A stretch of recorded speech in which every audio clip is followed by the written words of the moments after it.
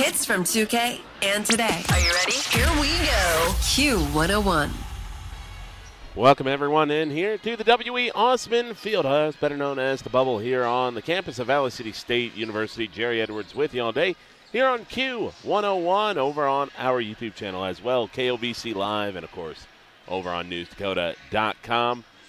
Well, we have ourselves our first game in the book. It was a convincing victory for the Mayport CG Patriots over the Richland Colts, and Mayport coming in as the number one team in this tournament, so their success not really going to come as a surprise. Mayport, a very, very good team this year.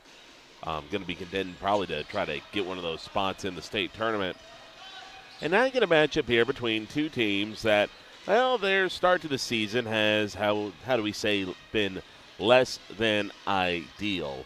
LaMoure starting out with a 1-4 record. That one win did come over Richland. And then you move over here to the other side of Region 1. And you see Maple River starting out 1-4 as well. Their one win over Griggs-Midcoda. This Maple River team last year was definitely a team that was a scrappy bunch. Maybe didn't have the consistent outside shooting that you need to be able to consistently win a high-scoring game, but they're able to drag. But last year they were really able to drag teams down to their level. LaMoure always a team that seemingly has great athletes to it. That's why their start maybe a little bit more surprising than what Maple River's is. You take it the results for both teams. Both have, I believe, a loss to Lisbon on their schedule. And Lisbon going to be a team that I think could find a way to maybe get themselves to that state playing round if enough things go right for them in Region 1. Medina Pingree Buchanan for Maple River. They have been a very, very good team to start this year. Mayport CG, we all know about them, number one seed in this tournament. And EKM, that was a 14-point loss. Moving over to the LaMoure side of things, at Sargent County, that was a 2-point loss, but it was a low-scoring loss, 38-36. They get the 15-point win over Richland. Lisbon, as we all know, talked about them. Bowman County and Hankinson, two teams that are going to be contending to not only make the state tournament, but could be contending to go on big runs in that state tournament. So there's no shame in losing those teams, but you'd like them to probably be a bit more competitive than they were. So this is a Lobos team that's trying to look to shake off a slow start, and this could be the launching pad to do so. Even getting out of this tournament with a 2-1 record could do wonders for their confidence. They have Strasburg, Zeeland, South Porter, Ellendale, EKM, and Medina Pingree Buchanan due up after the Barnes County tournament. Yeah, that Medina Pingree Buchanan team, that's been a pretty good team to start the year. Wins over Garrison, Maple River, White Shield. That White Shield team, that was a team that was here last year at this tournament. And that was a team that could put up a lot of points, like to get up and down the floor, could really shoot the threes. So that's still a really good team to get a win against. And then some wins against Griggs-Midcoda and Richelton Taylor at Bismarck State. So kind of be interesting to follow Medina Pingree Buchanan this year to kind of see how they're doing. Look around some of the other teams in this region. EKM, we all know they're always going to be in contention. One way or another, the Rebels are never going to really be out of it. They always seemingly have a group of kids that know how to play a certain style and know how to win. And that's kind of just what you need sometimes. Don't always have to have the most talent, but if you can have a roster that knows how to play a style and how to win playing that style, you always seemingly are where you need to supposed to be. Hankinson's a team that I think last year maybe you could consider underperformed slightly, but they are certainly a team that has a lot of talent, a lot of good guard depth, very, very fast-paced team that likes to get up and down. I really think Region 1 this year is going to be a really hotly contested region. Oaks last year was a team that for stretches looked like a really bona fide state tournament contender. Just didn't quite get enough things going their way at the end there to reach it. But I really do think you have a completely loaded region here with no real easy games. And we want to talk about a team that made teams come down and play their style. That was Barnes County North. Remember, Barnes County North made the final of this tournament last year. And, well, it might have not been a very pretty brand of basketball, but again, you can either play a pretty brand of basketball and lose by 20, or you can play the style you need to play and win by 5 in a low-scoring game, and that's kind of what Barnes County North did last year. BCN, who will be coming up here in a little bit, that game will be at 7:30 p.m. That'll be the nightcap. They'll be taking on Wyndmere-Lidgerwood. Next game after this is going to be Valley City taking on Enderlin. Valley City, of course, the only other Class A school in this next to Mayport CG. For Valley City, they're going to try to be shaking off a loss yesterday to Lisbon, in which they had the lead at the half and just did not play very good defensively in that third quarter. Almost had multiple opportunities to win that game at the foul stripe, missed enough foul shots, committed a timely lane violation, and just missed an in-close shot late to win that game. So they're going to be looking to try to shake off a disappointing loss yesterday, and they'll be getting the Eagles from Enderlin. But again, this should be a very, I would say, competitive tournament once we start, I believe, getting into kind of the second round. Mayport CG, obviously number 1 seed for a good reason. They have length, they have shooting, they have pretty much everything that you could ask for, on a team. Maybe not quite the biggest team out there, but certainly a team that doesn't really have a vulnerable weak spot. The rotation they have knows what they're doing. So they're going to probably be one of the favorites in this tournament, right up there with Valley City. And again, for LaMoure and Maple River, we saw last year that these Class B schools can go in and really drag you down to play their game. And it'll be very interesting to see kind of what tempo this game is played at, because I think Maple River will want to slow things down and try to make it a grind, force LaMoure into tough shots, and I think LaMoure is going to want to try to get things out to their good athletes in the Fieldjuses and try to make this maybe a bit more of a fast tempo game. So I think that we could be in for quite the stylistic matchup today. We'll take a quick break here on Q101, hear from some of our great sponsors, and when we come back, we'll have the continuation of our pregame show here on Q101 and over on our YouTube channel, KOBC Live.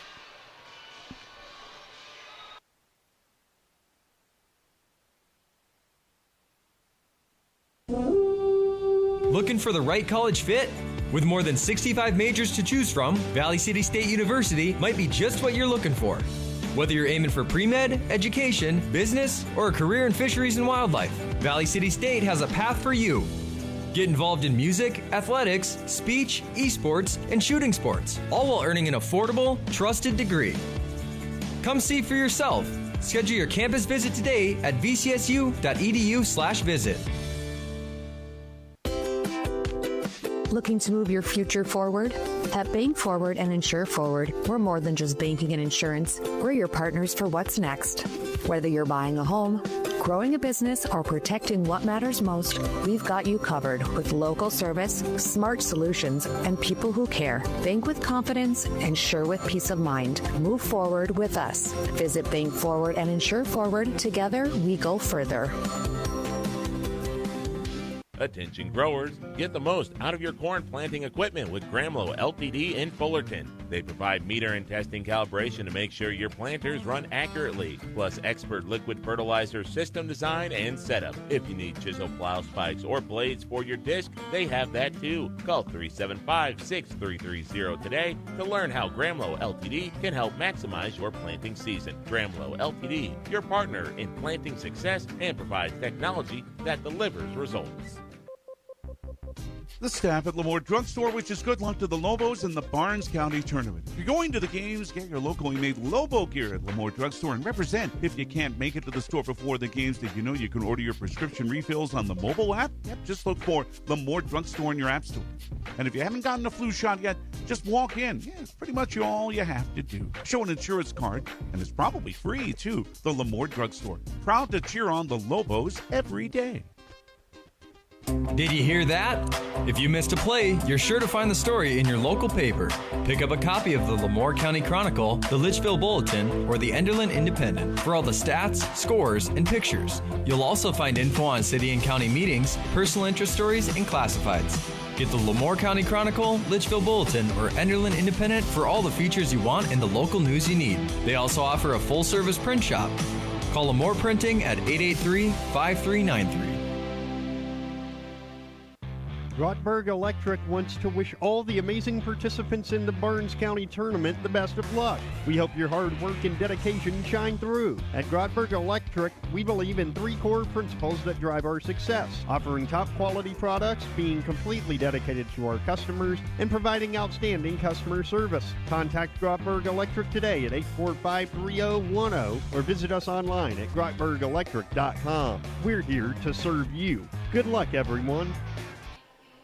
We're back here at the W.E. Osmond Fieldhouse on the campus of Valley City State University, taking a look at the starting lineups for both sides as we're getting set for our second game our second game of the tournament, I should say, and this one going to feature the LaMoure-Litchfield-Marion Lobos and the Maple River Raiders. Maple River going to be in the blue uniforms, the Lobos going to be in the simple uniforms of white and black. Starting for the Lobos today, it'll be Mason Workin, followed up by Gunnar Thielgis. It's also going to be Colby Thielgis out there as well for the Lobos. Preston Arndt going to be the center today, and Avery Kramer rounds out the starting lineup for the Lobos. Lobos, a team that have always been a solid unit in basketball. Maybe have come up short at getting the big prize a couple of times, but always a team that you know you're going to have to contend with when tournament time comes around. Preston Dow is going to be the starter today for the Maple River Raiders, followed up by Jonah Thompson. Thompson, 6'3" senior center. Damian Norrie, the 5'11" forward. Third man out for the Raiders. Colby Wisniewski, 6 foot forward. And Blake Theward, 5'11" guard. Not a big team for the Maple River Raiders. You consider a very flat lineup, though. Everyone pretty much coming in right around that 6 foot range, whether it be 5'11", 6 foot. One man in the middle, that's going to be Jonah Thompson. Not surprisingly, the tallest one out there at 6'3". So make it Mason Workin, junior forward at 6 foot, followed up by Avery Kramer, the 5'11" guard. Gunnar Thielgis, one of the many fantastic athletes from that family, 6'1" senior forward, followed up by Colby Thielgis, the 6 foot guard. And Preston Arndt, the 6'1" center, rounding things out. So again, not a big size advantage for either team, either way. You're going to see a lot of players right around that 6 foot range. Tallest player out there, that is going to be Jonah Thompson at 6'3", but again, 6'1" to 6'3", not going to be that big of a size mismatch. It's just going to all be about whether or not you can play your angles correctly. That's going to be the big thing today, is the angle play down low. Can you create the avenues to attack, and can you create easy shots? So the referee moves to the center, and we are underway here in Valley City. It'll be the Lobos starting out with the ball. Kramer to hand this ball off around the outside here to Gunnar Thielgis. Now back to Kramer. Going to be a flat zone being employed here. Looks like a 3-2 zone being employed here early on by the Raiders. Throwing in down low to Arndt. Arndt sizes up his man, creates a good angle, and puts it up and in. Arndt did a good job shielding his man off and giving him just a wide open avenue to be able to put that one up and in. Shielding the man off with the body well. So the Raiders looking to answer right back. We'll have our first foul call of the day. Man got bumped down low. So Dow's got bumped down low, and that'll be the first foul assessed here to the Lobos. That one going on Arndt.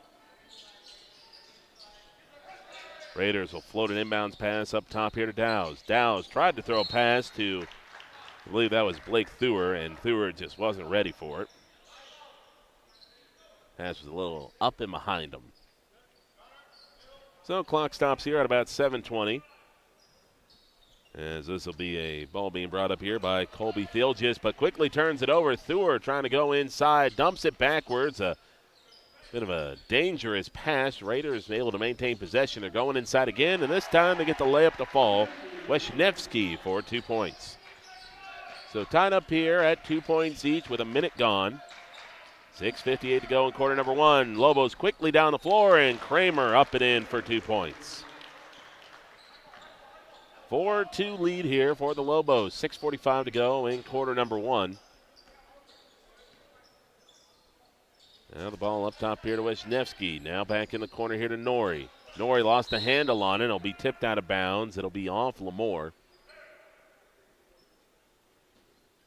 Raiders have to try to create some kind of more cutting action going on right now. It's a lot of movement around the perimeter. The Lobos doing a good job staying disciplined on defense. Down to 16 seconds on the shot clock as Dow's trying to size up his man in Theelgis, but it's getting cut off. Now down to 10 seconds. Ball handed back off around the outside. Good idea on the pass inside, but it went off a Lobos shoe tops. It's a nice-looking idea by Thur, just couldn't quite lead his man all the way there. So the Raiders have to dial up something quickly. 6 seconds on the shot clock as they inbound it. Down to 2, down to 1. They don't see it, and that's going to be a shot clock violation. Lost track of the shot clock, and that is going to be a rushed-up shot that they didn't get off. So the clock stops here at 6:15. Still a 4-2 ball game. Mason Workin set to inbound this ball, and he'll do so as now a bit of a high press being implemented here by the Raiders, but LaMoure able to get through it. Colby Theelgis now swings this over to Avery Kramer. Kramer back to Theelgis. Back around the horn for the Lobos. Gunner going inside. Back out here to Colby for a three. Leaves it short. Rebound by Gunner Theelgis. Ball kicked back out here to Avery Kramer. Kramer to Colby Theelgis. Now back in the corner here to Workin. Workin trying to size his man up. Might be looking to pass inside. Instead he'll kick it back out to Kramer. Colby Theelgis gets a good look in the corner for a three. Can't get it to go. Rebound by Workin. Workin nearly stepped out of bounds. Manages to save it to Colby Theelgis. So a third chance opportunity coming up here for the Lobos as we get down to 5:30 to go in quarter number one. 23 seconds on the shot clock. Colby Theelgis, couple looks from deep, hasn't gotten any of them to go. Working for deep. Shoots that one too long. Ball on the deck. This time the Raiders come up with it. Quickly down the floor they go. Damian Norrie passes it out. Now back around the horn as it looks like a 2-3 zone being implemented here by the Lobos. Trying to go inside with a running hook shot. No good. Ball being scrapped forward. Thompson can't come up with it. Wyndmere applying pressure from behind but couldn't come up with the steal. Under 5 minutes to go here. Still a 2-point ball game here in quarter number one. Kramer with the ball. And that'll be a foul inside, as I don't think Thur is necessarily very pleased with the call. Thought he was in position. Kramer kind of dipped his shoulder down low and kind of took a jump backwards. Maybe trying to sell that he was taking a shot, but referees are going to say that it's on the deck. Gunner Theelgis gets the ball. Now we'll pass this back out to Workin. Lobos kick this thing inside. Kramer got hit on the way in. Finds Arndt. Preston Arndt's shot nearly hit the shot clock on the way up, but Raiders able to come down with it. Raiders now slowing things down here. 2-3 zone getting reestablished here for the Lobos. And that'll be a pass that just cannot be controlled there by Preston Dow's. A little behind him, lost it, went off the side of his shoe, went out of bounds. And a timeout called here by Maple River. So we'll take a quick pause here for some of our great sponsors here on Q101. Dakota Bank in Valley City is proud to sponsor the community gift tree this holiday season. We invite you to bring wrapped gifts for children of all ages to Dakota Bank. Simply label the gift with appropriate age and indicate if it's for a boy or girl, then drop it off by December 16th.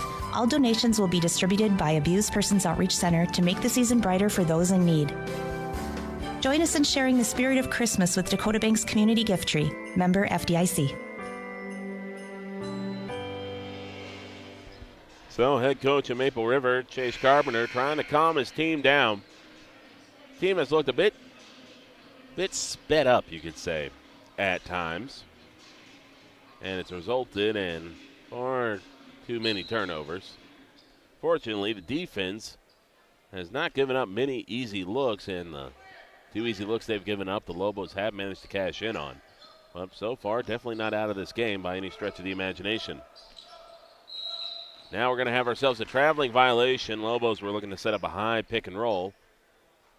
And Kramer just drops it in the basket and has that basket wiped off. So Blake Theuer bringing the ball up here. Different ball handlers being used by the Raiders. Not really relying on one individual point guard.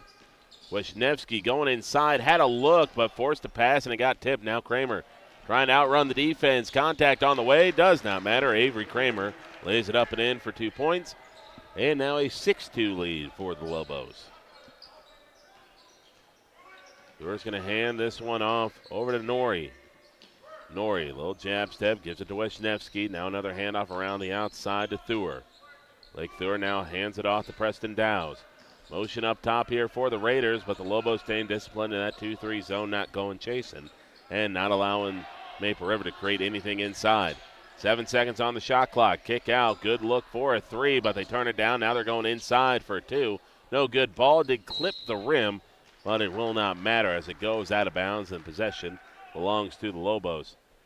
Had a decent look at a 3, turned it down, stepped in for a 2, but almost went a little too far in and allowed the Lobos to be able to get there on defense to force a tougher shot. 4-point advantage here early on for LaMoure in what has been a defensive-centric first quarter. Kramer hits another difficult shot. So Kramer's been the catalyst early on for the Lobos, 6 of their 8 points. Raiders looking to get a response here on the wrong side of a 6-0 run. Oh, now back here on the wing over to Wisniewski. Floated up top here to Thompson. Now over to Preston Dowes. The motion offense right now just not creating anything against this 2-3 zone. Trying to go inside, run into more bodies. Good crossover move to get inside. Float up an in-tight shot for Damian Norrie and gets it to drop. So finally, the Raiders get back on the board. The thing with the 2-3 zone is that, not like a lot of zone defense, if you can get it to move around, you have a chance of breaking it up. Good defense by the Raiders to poke a ball that was intended to go inside away. Now trying to create some offense, but a forced pass gets tipped, but they get it right back.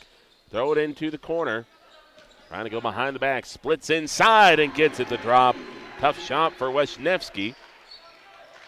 Just like that, we're back down to a 2-point game. So now it's the Raiders with a little bit of momentum. But with a lot of zone defense, if you can get them moving around side to side and create kind of a loaded front and hit a cross-court pass, you can start getting them to drop. Speaking of getting it to drop, that's going to be a bucket for Colby Thiel. Just a little mid-range jump shot makes it 10-6. Minute 30 to go here in quarter number 1. That's inside here. And a lot of contact, and that'll be 2 shots for Colby Wisniewski. So second foul called on the Lobos. Been a rather clean quarter so far, but unfortunately that's going to be the second foul on Preston Arndt. So looks like the Lobos getting set to make a substitution. Only 2 fouls on the Lobos, 1 on the Raiders. Foul shot up and in. So back down to a 1-possession game. Checking in for the Lobos, that's going to be Owen Delabar, 6'2" freshman center.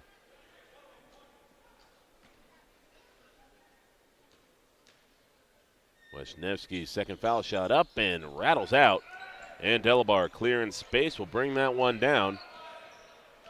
So the Lobos in front by 3 as we get down to a minute 10 to go here in quarter number 1 in our second opening round game of this Barnes County tournament. Colby Thielgis working one-on-one up top here against Preston Dowes. Picks up his dribble. Will kick this over to Workin. Now back to Gunnar Thielgis. Right into Delabar. Delabar hangs and hits. The freshman gets it to rattle home. And LaMoure up by 5. Good turnaround move there by Delabar to create some space. And getting that one to rattle in with the soft touch. Now Wisniewski goes in for a layup, but just completely undersells it and leaves it short. But Raiders do get the miss, but the shot clock does not reset due to the lack of the ball hitting the rim. So 12 seconds on the shot clock here. Preston Dow's with the ball. 14-second differential between shot and game clock. Shot clock down to 5. They turn down a good-looking 3. They're dribbling in tight. Step back jump shot. Hits the rim. Shot clock gets turned off, and the Raiders get the rebound. So now they can hold for the final shot if they want to. Now Preston Dow's jab step trying to slice inside. Good-looking move and gets it to drop. Lobos might think about a half-court chuck. They get it off, and it'll be a little short and off to the left. And after one quarter play, it's 12-9 in favor of the LaMoure-Litchfield-Marion Lobos. Back after the break here on Q101 and on KQDJ-FM.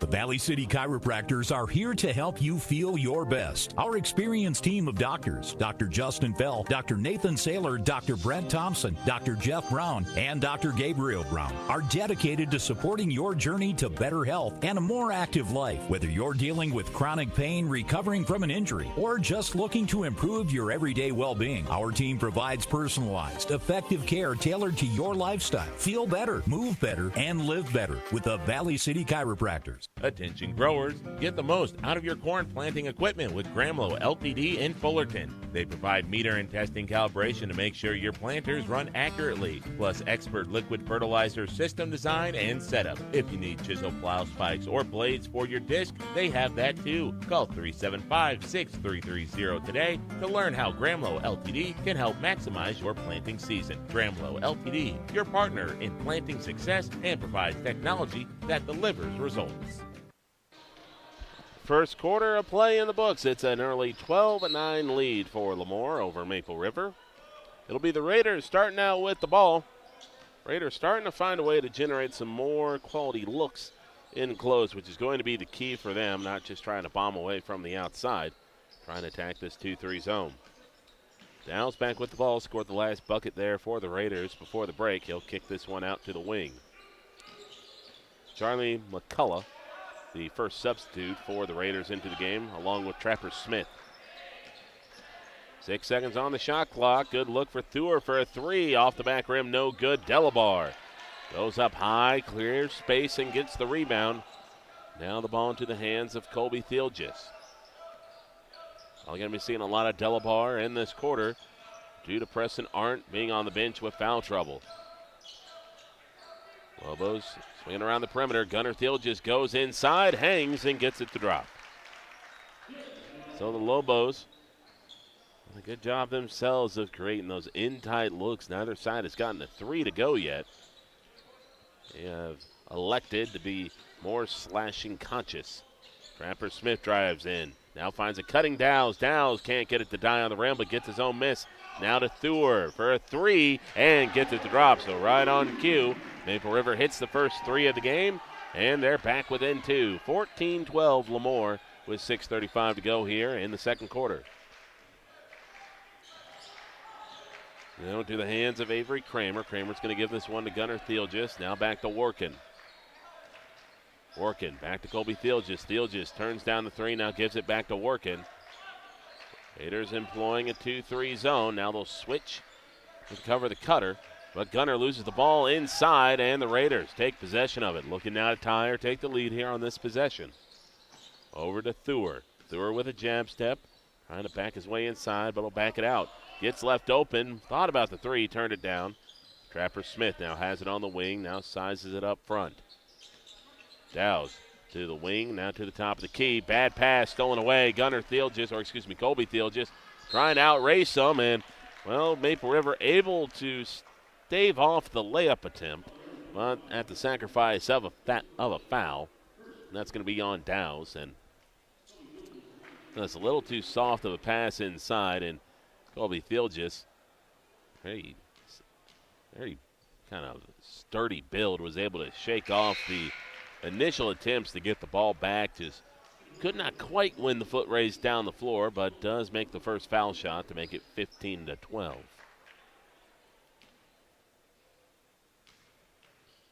Thielgis bounces the ball on his feet now and put it up. Long free throw is off the mark, and Delabar just couldn't quite corral it. Now, the freshman has impressed me so far today, Owen Delabar has. Just got up for the rebound just off the fingertips and could not quite get it to stick, but he's been very active in this game so far. Blake Thur bringing up the ball now over to Preston Dowes. Dowes kicks this one to Trapper Smith. Wisniewski cutting inside through a pass that his teammate wasn't ready for, but the deflection goes the way of Maple River. Contested 2 for Thur, no good. Dowes gets the rebound. Wisniewski going inside, has a look, and that'll be a charge on Maple River. One of those bang-bang 50-50 calls, and, well, usually sometimes you don't want to take that foul, but you're willing to tolerate it if the shot doesn't go down, and that time the floater just rattled out. LaMoure back down the floor, and Colby Thiel just wastes no time in drawing another foul. So Thiel just staying in attack mode and going inside. 5:09 to go here in the second quarter. 3-point lead for the Lobos. Thiel just 1 of 2 at the stripe so far. Foul shot is up, and that's long. Hits the top of the backboard and rattles out. So that one kind of had the trajectory when it hit off the top of the rim and then hit, or the back of the rim and off the top of the backboard, that almost looked like that it was going to go straight down, but fortunately for him, just got a little too much of a side. He'll rattle that one home, make it a 4-point game. 16-12 with 5:05 left to go here in the second quarter. LaMoure 7-12 from the field so far. They've done a good job of creating high-quality looks and finishing them off when they've gotten them. This has been a very, I would say, low possession game so far. Not a lot of shots have been taken by either side. Dowes with the ball. We'll hand this one off to Trapper Smith. 8 seconds on the shot clock. We'll float it over to Thur for a 3 and knocks it down again. So Blake Thur with a couple of big threes has kept this team in this quarter. Now only down by 1. 16-15. About a little under 4.5 minutes to go here in quarter number 2. Avery Kramer with the ball. Made some big shots in that first quarter. Silent so far. I'll hand this off. Cutting action inside for LaMoure's Cody Briggs. Briggs could not get the drop, and now it's Maple River going down the other way. Could take the lead here with a basket. Dowes gets the ball on the handoff. Pass inside, low on the deck, being fought for. Jump ball called. Arrow favors LaMoure. A couple of times Maple River has come cutting inside, and they've had a good idea with their passes. The passes generally are, you would say, on target. Like they're going towards a blue jersey, but they're a bit too low. So the thought process of what they're doing with all this cutting action is right. The passes, though, have to be of a higher quality. Delabar going to hand this off to Kramer. Kramer might have got away with a bit of a shuffle. Doesn't make the layup, and might have caught an arm on the reach in there, and that will be a foul on Kramer. So that'll be the first team foul on the Lobos in this quarter. Also the first foul on Kramer. Raiders with 3 fouls so far. We get down to 3:35 to go. Thur feeling it. Will take a mid-range 2. High off the back rim. No good. Ball getting tipped around. Wisniewski pulls it down for a second chance opportunity. Now the Raiders resetting things at the top of the three-point arc. Preston Dowes rotates this over to Thur. That was a dangerous pass, but Wisniewski manages to get his hands to it. Wisniewski floats it inside. High off the backboard and in. So for the first time today, the Raiders have the lead. 17-16 with 3 minutes to go here in the second quarter. Avery Kramer bringing the ball up. Will now give it over to Cody Briggs. Now it's going to be Colby Thiel just for a 3. Can't get it to go. Was kind of almost baited into that one. Kind of pumped on it once, pumped on it twice, and then decided to go up for it on the third. And now Thur looking for his third 3 of the quarter. Can't get it to drop, and Colby Thiel just pulls it down. Low scoring game so far between these two teams, 17-16 in favor of the Raiders. Thiel just with the jab step, goes inside Owen Delabar. Delabar spins away again and banks it in. I know he's a freshman, and I know he's coming off the bench, but Owen Delabar's got a nice looking fadeaway. I have to start drawing up some more plays for the freshman. He's had a good impact off the bench. Inside for Wisniewski. Wisniewski can't get the drop. Maple River pulls down the rebound and can't finish the underneath the basket layup. It was up and under for Damian Norrie, but it was up and out on the rim. 1 point lead for LaMoure as we get inside a minute 50 to go here in the second quarter. Colby Theelges pushes it into the corner to Gunner. Gunner takes one dribble, now will size things up, kicks it over to Kramer. Kramer cutting inside, floater on the way, no good. Wisniewski pulls down the board, and we'll kick it over to Thur. Thur has kind of been given the responsibility of primary ball handler now for the Raiders as they get into their rhythm. Wisniewski working against Colby Theelges, hands it off to Thur. 20 seconds on the shot clock. Dowse had the avenue to cut in, and he just lost the handle on the ball. Briggs with the steal. Colby Theelges now sensing pressure from behind, will slow things down. Gunner Theelges kicks it in the corner. Kramer for a three. That looks long, and it is. Trapper Smith pulls down the board. Now Preston Dowse might be thinking about going inside again, and we'll have a foul. Stops the clock here at 1:01. Dowse maybe a little bit frustrated with that turnover the last time down. Had a great angle to cut into, just kind of lost the handle on it. Foot might have went out from underneath of him, but it's fouled on the way in there, and now it'll be an inbounds for Maple River. Norrie will kick this one up to Thur. Take inside, a minute to go here. 25-second differential between the shot and game clock. Now inside, close look, no good. Ball gets tipped right into the hands of Gunner Theelges. Lobos might be looking to push the pace. Could set up a 2-for-1 if they work quickly. And Colby Theelges takes a fadeaway and gets it to go. High degree of difficulty on the shot. Shot clock is turned off. Got to imagine the Raiders would be willing to hold for the final shot. Question is whether or not the Lobos are going to put pressure on them to try to force that turnover. So Colby Theelges applying the pressure. Another bad pass and a turnover. Lobos get a chance here to make it a two-possession game going into the break. 20-17 lead. 6 seconds. Down to 5. Colby Theelges trying to size this man up. Fadeaway jump shot at the horn off to the side and no good. And that'll bring it into our first half of play. It is LaMoure 20, Maple River 17. We'll be back here in a little bit after this quick break with our halftime show here on KQDJ and over on our YouTube channel, KOVC Live. Looking for the right college fit? With more than 65 majors to choose from, Valley City State University might be just what you're looking for. Whether you're aiming for pre-med, education, business, or a career in fisheries and wildlife, Valley City State has a path for you. Get involved in music, athletics, speech, esports, and shooting sports, all while earning an affordable, trusted degree. Come see for yourself. Schedule your campus visit today at vcsu.edu/visit. Looking to move your future forward? At Bank Forward and Insure Forward, we're more than just banking and insurance. We're your partners for what's next. Whether you're buying a home, growing a business, or protecting what matters most, we've got you covered with local service, smart solutions, and people who care. Bank with confidence, insure with peace of mind. Move forward with us. Visit Bank Forward and Insure Forward. Together, we go further. The staff at LaMoure Drugstore wishes good luck to the Lobos in the Barnes County Tournament. If you're going to the games, get your locally made Lobo gear at LaMoure Drugstore and represent. If you can't make it to the store before the games, did you know you can order your prescription refills on the mobile app? Yep, just look for LaMoure Drugstore in your app store. And if you haven't gotten a flu shot yet, just walk in. Yeah, it's pretty much all you have to do. Show an insurance card, and it's probably free, too. The LaMoure Drugstore. Proud to cheer on the Lobos every day. Did you hear that? If you missed a play, you're sure to find the story in your local paper.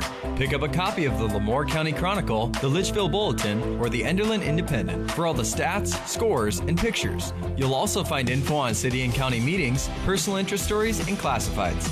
Get the LaMoure County Chronicle, Litchfield Bulletin, or Enderlin Independent for all the features you want and the local news you need. They also offer a full-service print shop.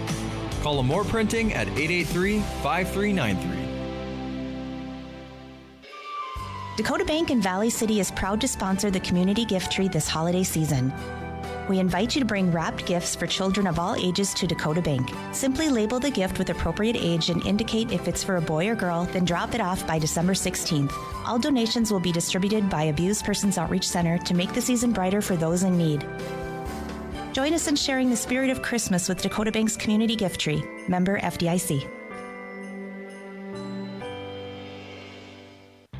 Grottberg Electric wants to wish all the amazing participants in the Barnes County Tournament the best of luck. We hope your hard work and dedication shine through. At Grottberg Electric, we believe in 3 core principles that drive our success: offering top quality products, being completely dedicated to our customers, and providing outstanding customer service. Contact Grottberg Electric today at 845-3010 or visit us online at grottbergelectric.com. We're here to serve you. Good luck, everyone.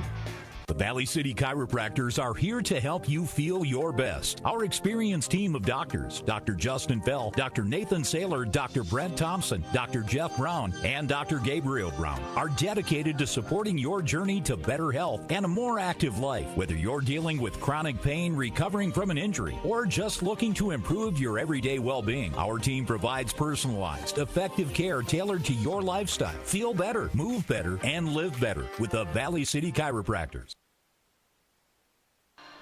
We're back here at the W.E. Osmond Fieldhouse on the campus of Valley City State University. It is a 20-17 lead for the LaMoure-Litchfield Marion Lobos over the Maple River Raiders.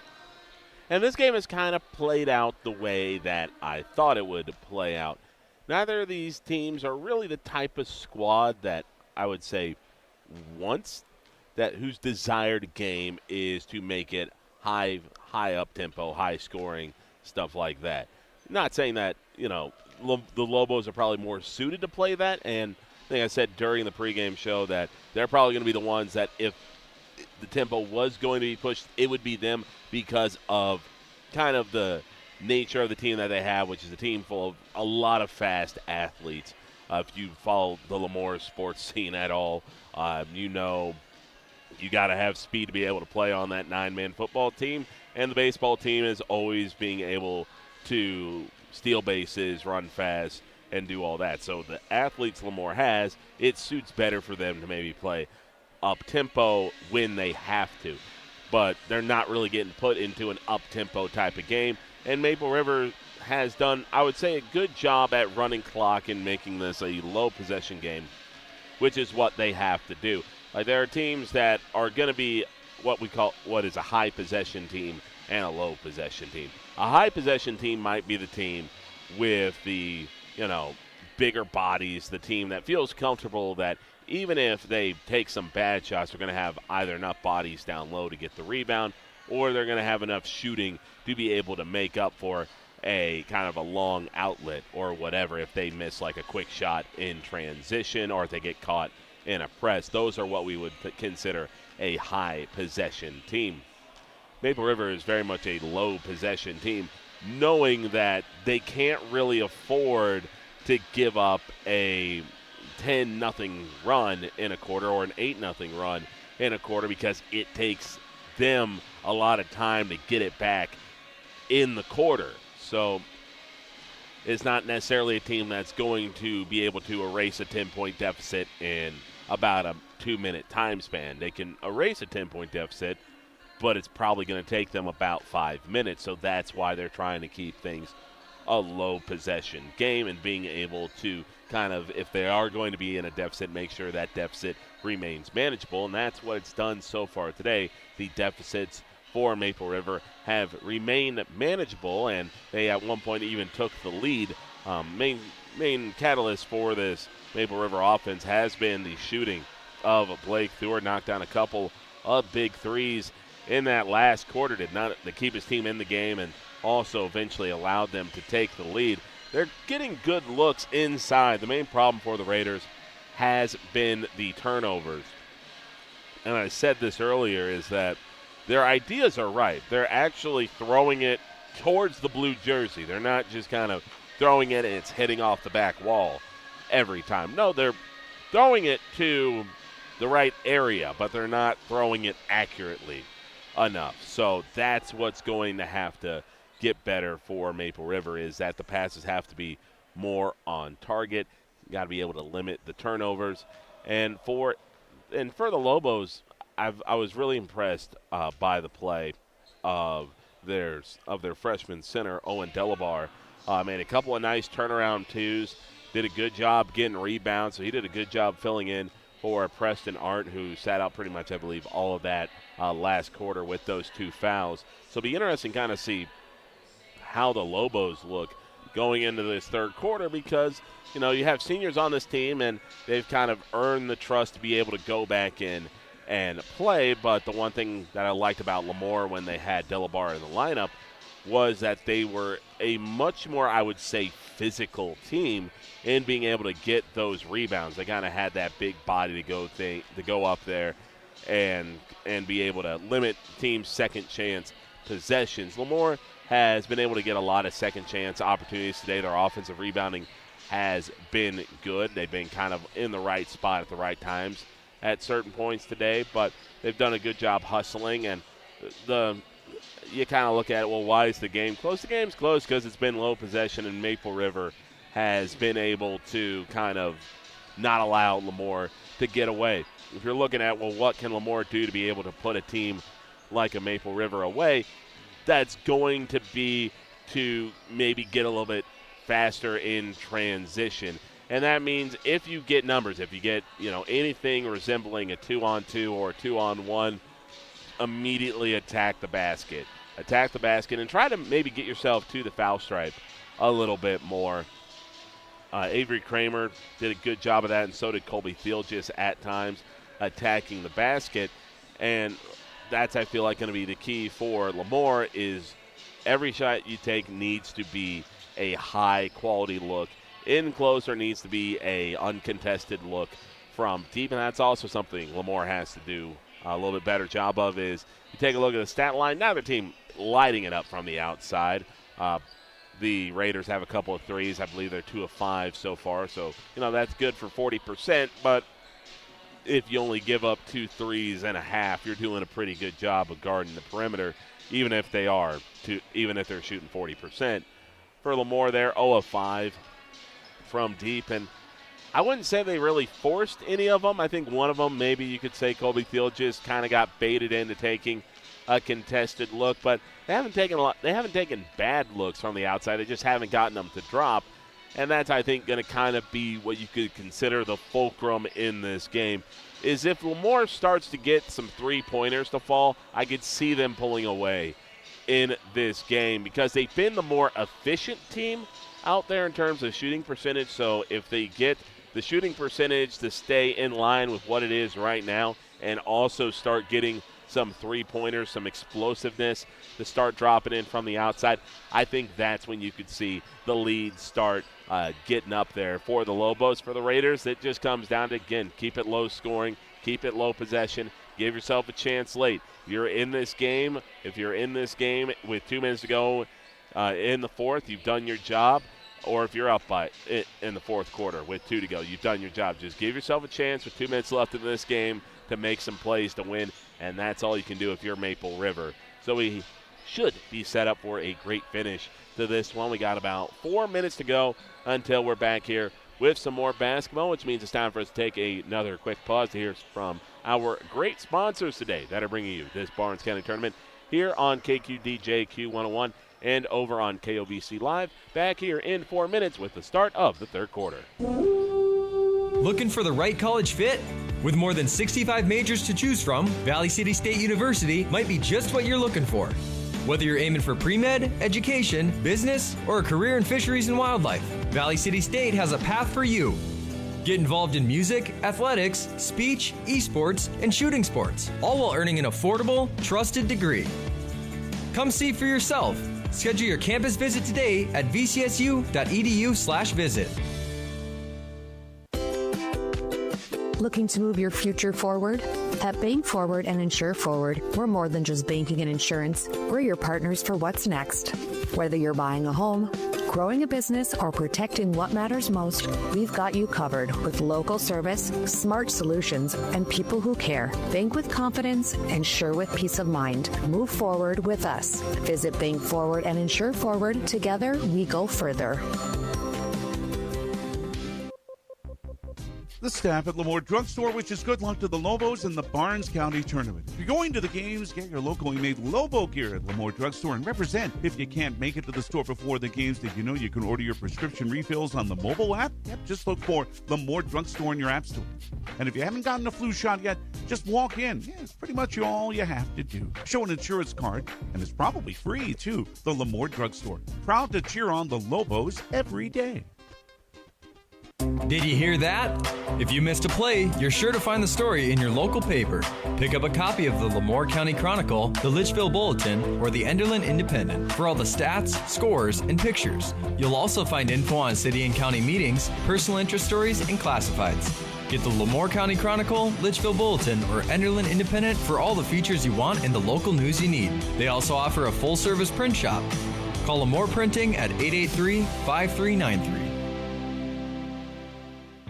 Grottberg Electric wants to wish all the amazing participants in the Barnes County Tournament the best of luck. We hope your hard work and dedication shine through. At Grottberg Electric, we believe in 3 core principles that drive our success: offering top quality products, being completely dedicated to our customers, and providing outstanding customer service. Contact Grottberg Electric today at 845-3010 or visit us online at grottbergelectric.com. We're here to serve you. Good luck, everyone.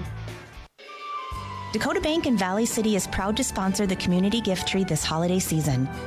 We invite you to bring wrapped gifts for children of all ages to Dakota Bank. Simply label the gift with appropriate age and indicate if it's for a boy or girl, then drop it off by December 16th. All donations will be distributed by Abused Persons Outreach Center to make the season brighter for those in need. Join us in sharing the spirit of Christmas with Dakota Bank's community gift tree. Member FDIC. The Valley City Chiropractors are here to help you feel your best. Our experienced team of doctors, Dr. Justin Fell, Dr. Nathan Saylor, Dr. Brent Thompson, Dr. Jeff Brown, and Dr. Gabriel Brown, are dedicated to supporting your journey to better health and a more active life. Whether you're dealing with chronic pain, recovering from an injury, or just looking to improve your everyday well-being, our team provides personalized, effective care tailored to your lifestyle. Feel better, move better, and live better with the Valley City Chiropractors. Attention growers, get the most out of your corn planting equipment with Gramlow Ltd in Fullerton. They provide meter and testing calibration to make sure your planters run accurately, plus expert liquid fertilizer system design and setup. If you need chisel plow spikes or blades for your disc, they have that too. Call 375-6330 today to learn how Gramlow Ltd can help maximize your planting season. Gramlow Ltd, your partner in planting success and provides technology that delivers results.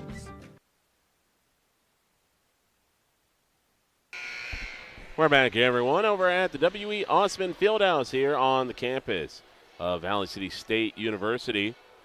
It is a 20-17 lead for the Lobos of LaMoure-Litchfield-Marion over the Maple River Raiders. It'll be Maple River starting out with the ball as we get set to begin our third quarter of play. And they'll inbound this one to Blake Thur as we are back underway here in Valley City. Maple River moving this one over here to Preston Downs. Now back over to Blake Thur. Downs trying to cut inside at the free throw line. Good looking pass, and that'll set up an easy 2 inside for Damian Norrie. So Damian Norrie with our first points of this third quarter, and that is right on the money with how Maple River needs to go about this game. Creating a high quality look inside, and like I said, they're passing. They had the right idea behind it. They just weren't executing properly on getting it to a catchable area. Gunnar Thielges with the ball. We'll give it back over to Avery Kramer. 13 seconds on the shot clock. This one gets kicked to the outside for Colby Thielges for a 3. Ball gets pulled down by Workin. Workin gets fouled and one. So Workin gets that second chance opportunity and puts it up and in. That'll make it a 3-point lead opportunity to push it to 4 with this foul shot. Maple River's only taken 2 foul shots. This will be the 5th foul shot for LaMoure. They're 2 of 4 at the stripe. Foul shot is up and rattles home. So the Lobos with a 4-point advantage here. Their largest lead of the game, I believe, was 6 points when it was 8-2. Downs calling for a screen. He'll get it. Stops right in front of the 3-point line. Pass gets deflected into the corner for Thur. Thur's line drive 3 off the mark. Workin pulls down the board. Now back down the floor we go here with Colby Thielges. Theelgis backs this one out, resets the offense at the top of the key. Arndt moving the side to side to set the screen. Now back at the top here on the wing. Back over to Gunnar Theelgis to Colby in the corner now. Mason working for a three. That's off the mark. Rebound pulled down by the Raiders. So not a bad look there created by the Lobos. I said that I don't know what the Lobos need to take are those high-quality looks, whether they're enclosed baskets or wide-open threes. They got the wide-open three, just couldn't hit. Now the Raiders trying to find a way to cut this back down to a one-score game, and they do so. Nice slicing effort put in there by, I believe that was Damian Norrie. Either Norrie or Wisniewski. Either way, it's 23-21. 5:55 to go here in quarter number 3. Lobos and the Raiders have been locked in a tight battle all game. Now the Lobos going to kick this one out to Workin for a mid-range jump shot. Oh, that was halfway down, routed all the way out. And they're going to say, is it on the deck? I believe they're saying it's on the deck. Preston Arndt looked like he might have had an and-one opportunity, just did not quite get the benefit of the doubt on the continuation, I think is the rulebook terminology for it. He kind of caught the rebound, got fouled, and sometimes referees will say he was in the continuation of going up. Some are more strict about it than others. Either way, I do think it was correct to rule it on the floor. Oh, they left Colby Theelgis all by himself, but he turned down a look inside. Now kicked out to Kramer in the corner. Workin turns down a three. Now back over to Kramer. Theelgis now to Preston Arndt. Arndt gets double teamed. Raiders doing a good job trying to force a jump ball. Arndt trying to clear space, and we got a timeout here by the Lobos. So 5:18 to go here in quarter number 3. 23-21 is our score. Back here after this break. Looking for the right college fit? With more than 65 majors to choose from, Valley City State University might be just what you're looking for. Whether you're aiming for pre-med, education, business, or a career in fisheries and wildlife, Valley City State has a path for you. Get involved in music, athletics, speech, esports, and shooting sports, all while earning an affordable, trusted degree. Come see for yourself. Schedule your campus visit today at vcsu.edu/visit. LaMoure calls timeout. 16 seconds on the shot clock, so still plenty of time for them to get a shot up. That timeout pretty much was caused by, I believe you saw the coaching staff and Rod Kramer get a little concerned that his team was maybe getting a bit too erratic with their movements. So calling the timeout there to try to get his team together. Inbound this one over to Workin. Workin now motors it out to the outside. Colby Theelgis catch, shoot three. That's off the mark. Rebound tipped right to Avery Kramer. Kramer gets hit on the way up, and he gets 2 shots. That's one thing that the Lobos have done really well is that offensive rebounding. Really gobbling up those second chance opportunities. Owen Tichy, the 6'3" center, in for the first time today. Foul shot is up and short. So the best the Lobos can do is push this to a 3-point game. Now spins the ball in his hand, dips down low, puts it up, and rattles that one home. So the Lobos, maybe not shooting the percentage they want from the stripe. I think they're 4-7 right now, 57%. But they're not leaving empty-handed very often. Now a little bit of full court man-to-man being implied here by the Lobos. Might also be trying to set up a trap. Are they going to get across the timeline? They do. Now Wisniewski going inside. Thought about slicing in, but he'll kick it out here to Norrie. Damian Norrie has it poked away. Colby Theelgis with the steal. Trying to go all the way. Layup no good. And that'll be an over-the-back foul on Gunnar Theelgis. Rebound was pulled down by Tichy. So stopping the clock here at 4:46. That's going to be Trapper Smith coming in, the 5'10" guard off the bench. Now more full court man-to-man here by the Lobos. Pass inside to Norrie, able to get it through that trap.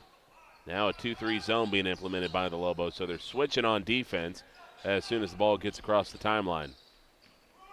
Pass back here to Trapper Smith. Smith, good looking pass inside. Oh, but they bungle the layup. They get their own miss and put it back in. Maybe not the prettiest looks there for Jonah Thompson. Kind of bobbled the ball on the first look, got his miss and put it back up and in for 2 points.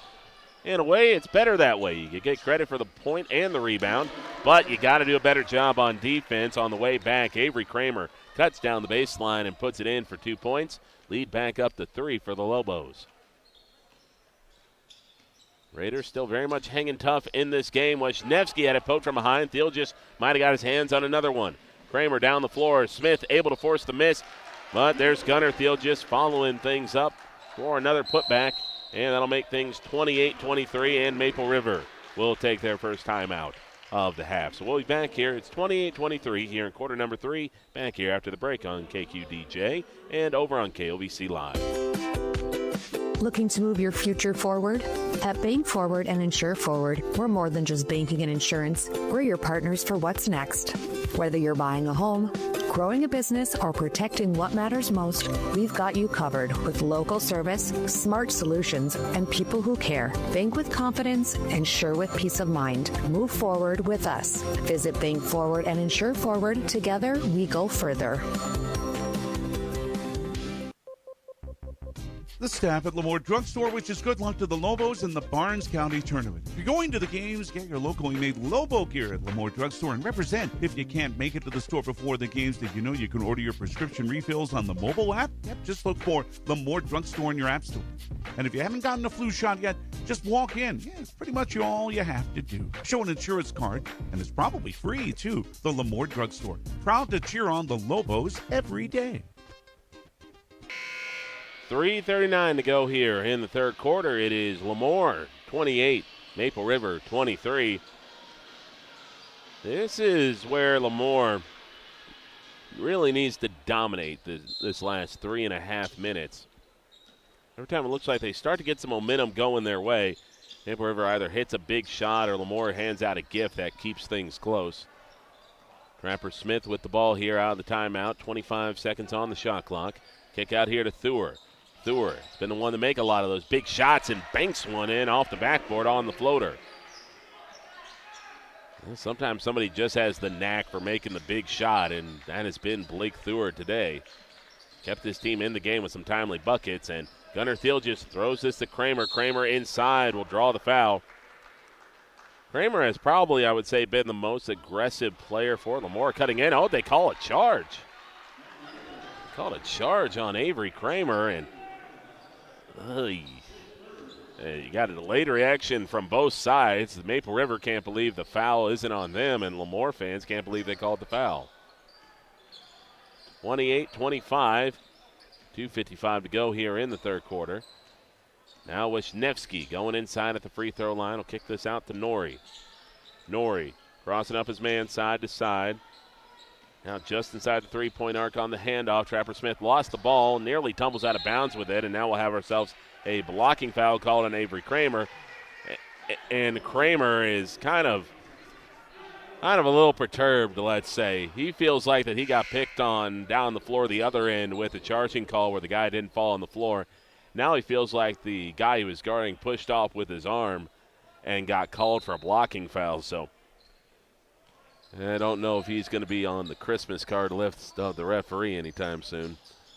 28-25, 2.5 to go here. Ball gets put over to Norrie. He lost the handle on it momentarily. Got it back. Hands this one off to Thur. Now to Trapper Smith. Smith handles the ball. Now back to Norrie. Wisniewski inside, going right at the big man and finishes in close. 28-27, and right back at you go the Raiders. It is a 1-point ball game. 2:05 left to go here in quarter number 3. Gunnar Thielges gets double teamed. Will pass it out over to Workin. Now back to Gunnar. Gunnar Thielges rocks it to Colby. Now back over to Workin. Raiders moving it. Their defense around the horn, but they leave open a man inside in Preston Arndt. Preston Arndt for 2. Now makes it a 3-point lead once again, 30-27. Passing back and forth here are the Raiders. And have managed to keep this thing close, but have only held the lead for a fraction of total time in this game.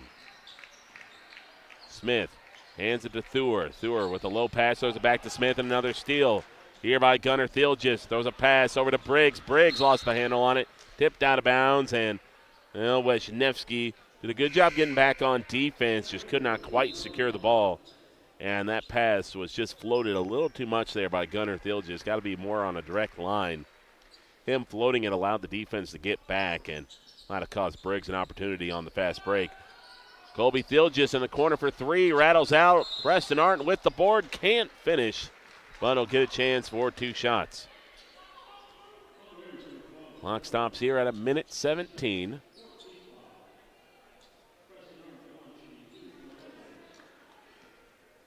Bounces the ball at his feet. Couple big foul shots here to make it a 2-score lead. But he leaves it short. I don't think the Lobos have gone 0 for 2 at the stripe. I believe it's always been about 1 for 2. So I don't think they've left empty-handed when they've had to shoot 2 free throws. Now, foul shot by Arndt. It's a line drive, bullet off the back rim, no good. So big time to miss 2 shots there. 1:10 to go in quarter number 3. 3-point lead here for the Lobos. Wisniewski holding on to the ball, thought about handing it off, but again, the Lobos get in the passing lane, was trying to get it off to McCulloch. Now Briggs running the floor and will lay it up and in. Yeah, those passes much better from the Lobos that time. Not floating it, allowing the defense to get back. Nice firm passes, and they just daisy-chained it down the floor for the fast break bucket. And another steal here for the Lobos, but a late foul. Oh, no, they're going to call it on LaMoure, or not LaMoure, they're going to call it on Maple River. I'm going to say that there's a bit of a yank there, perhaps, from Thur trying to get to the ball, kind of yanked the Lobos' hand back on that one. So 45.2 seconds to go, and that's going to be 5 fouls on the Raiders, so 2 shots coming up here for the Lobos. This will be Colby Thilgis. Foul shot for Thilgis is up and rattles home.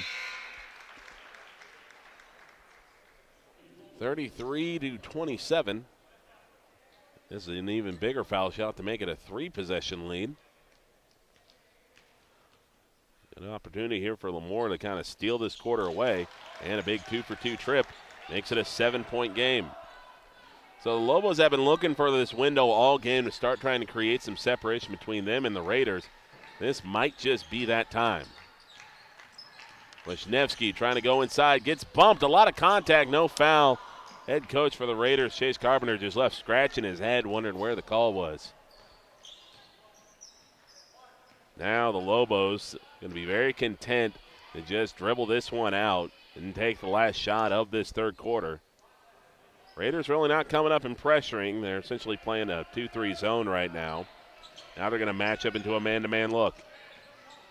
Colby Thilgis going right at his man, hangs, can't hit, ball gets pulled down there by the Raiders. They get it off maybe, but either way, it was just a desperation heave, and either way, Lobos take a 34-27 lead into the break as we get set for quarter number 4. Back here in a little bit here on KQDJ FM and over on KOBC Live.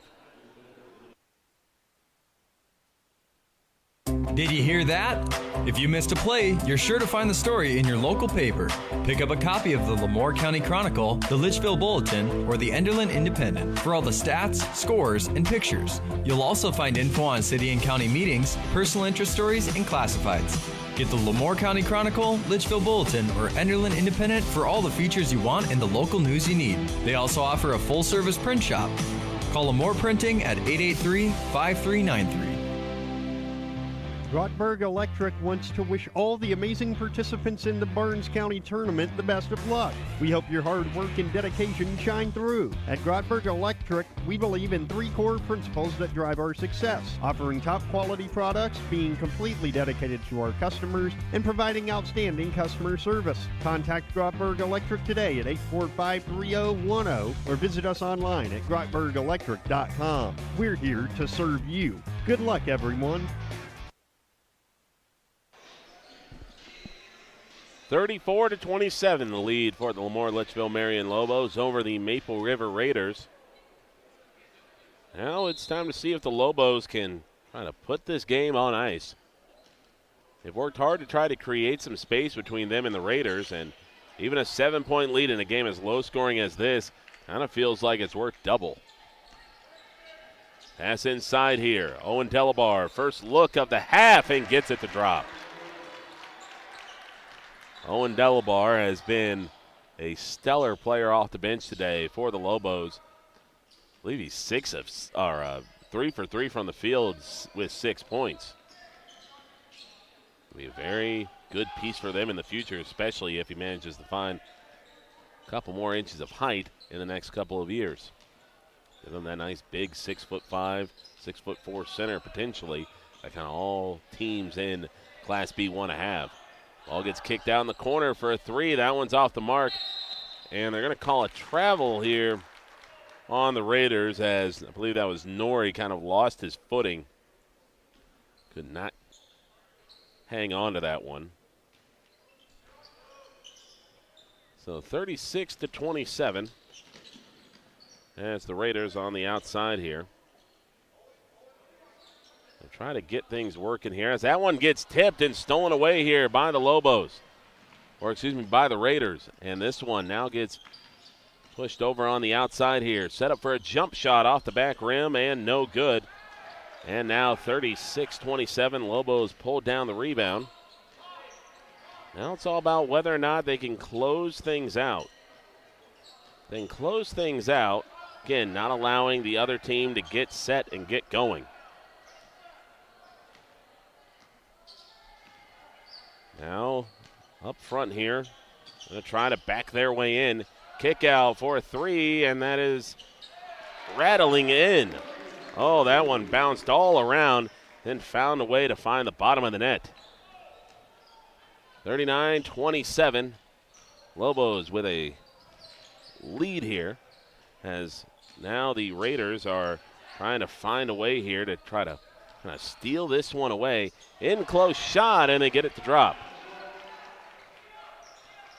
So the Raiders down by 10, but they got to be able to kind of find a way to get things back into their favor. Got to be able to kind of create some extra possessions, type of possessions that they just really have not been able to create. Outside look here going to be off the mark, as the Lobos don't necessarily want to play a fast-paced game, and the Raiders trying to play a fast-paced game just commit an offensive foul on a charge. So foul off the charge. Now the Raiders with one team foul.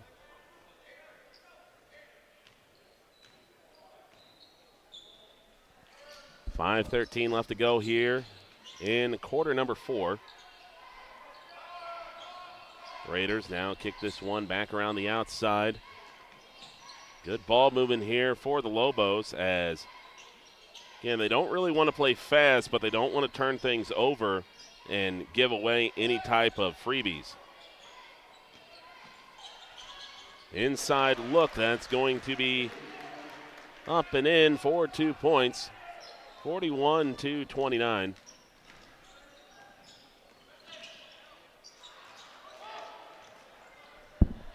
Now down the floor goes Colby Thiel just after a miss by Maple River, and that'll be a foul. So that'll stop the clock here at 4:31. 41-29. LaMoure in front.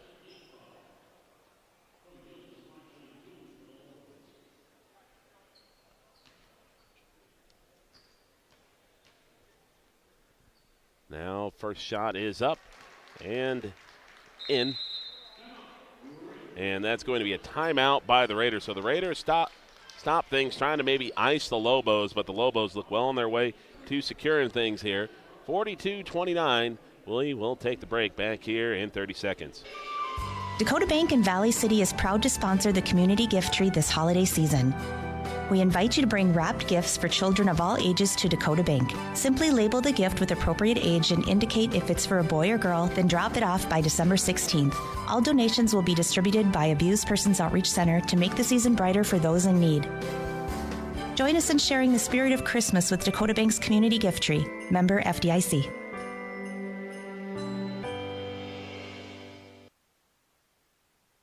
The Valley City Chiropractors are here to help you feel your best. Our experienced team of doctors, Dr. Justin Fell, Dr. Nathan Saylor, Dr. Brent Thompson, Dr. Jeff Brown, and Dr. Gabriel Brown, are dedicated to supporting your journey to better health and a more active life. Whether you're dealing with chronic pain, recovering from an injury, or just looking to improve your everyday well-being, our team provides personalized, effective care tailored to your lifestyle. Feel better, move better, and live better with the Valley City Chiropractors.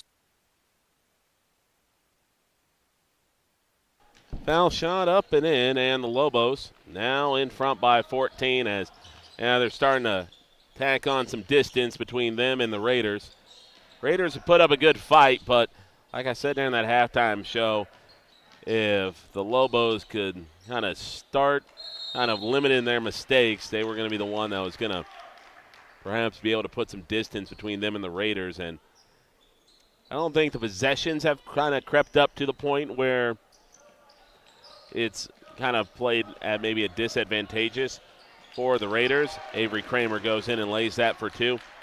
I just don't think the Lobos were missing the shots they were, and the Raiders haven't fixed their turnover problem.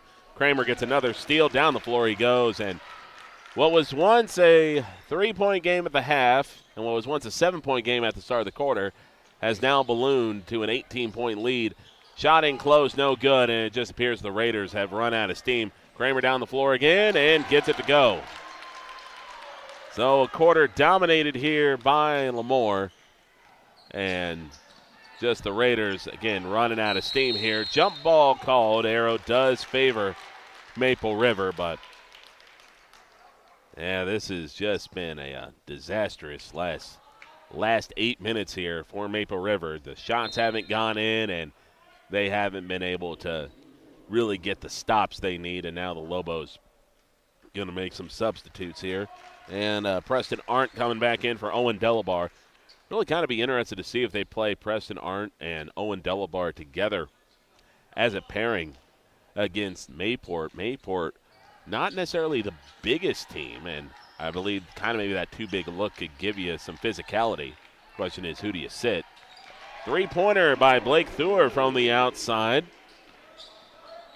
Makes it now a 17-point game. Thur's done a good job with that outside shot. 3 in this game. I don't think he's really taken any bad looks. Well, for the Lobos, game well in hand. Just time to start sitting on this lead. The only way the Raiders can get back into it is if you speed yourself up. Kramer for 2, overshoots it, ball on the deck. Ball did not hit the rim. And now we have a foul called on the deck, and looks like they're going to get that one on Maple River. Or no, they called it on LaMoure's. My bad.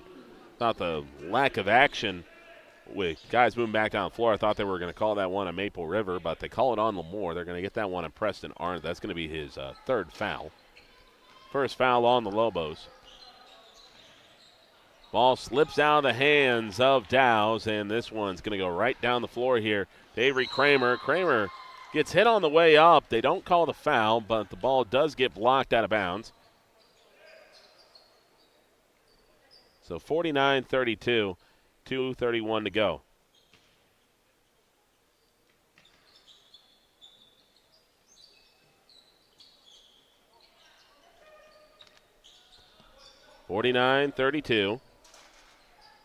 As the Lobos now back around the outside here. Again, just trying to kill the rest of this clock off. Inside here to Preston Arndt. Arndt does a nifty move, slips underneath the defense, and drops it in for a pair of points. Lobos have created a ton of high-quality looks, even if those outside shots haven't fallen at the rate they want. Haven't let that frustrate them. Trapper Smith chucks up a 3, and you're about at that time. As soon as you get any space to shoot from deep, down by 19 with 2 minutes to go, you just got to pretty much take it. Doesn't get it to drop. So it looks like the Lobos, unless a collapse of epic proportions, are going to be moving on to face Mayport CG in the first semifinal tomorrow. Preston Arndt clears space, can't finish underneath, and with 1:30 to go, Raiders going to move this ball down the floor. Thur, catch, shoot on the three. Might have got hit on the way up. Trapper Smith pulls down the rebound, avoids going out of bounds. Wisniewski for a three. He buries it. And a timeout taken here. Down 16. You take one timeout. You see if you're Maple River, you can draw up a defensive strategy to get you a couple of steals and then try to make things interesting. But, again, you're still very much behind the 8-ball here. So we'll be back here after this break here on KQDJ and over on KOVC Live. Looking for the right college fit? With more than 65 majors to choose from, Valley City State University might be just what you're looking for. Whether you're aiming for pre-med, education, business, or a career in fisheries and wildlife, Valley City State has a path for you. Get involved in music, athletics, speech, esports, and shooting sports, all while earning an affordable, trusted degree. Come see for yourself. Schedule your campus visit today at vcsu.edu/visit.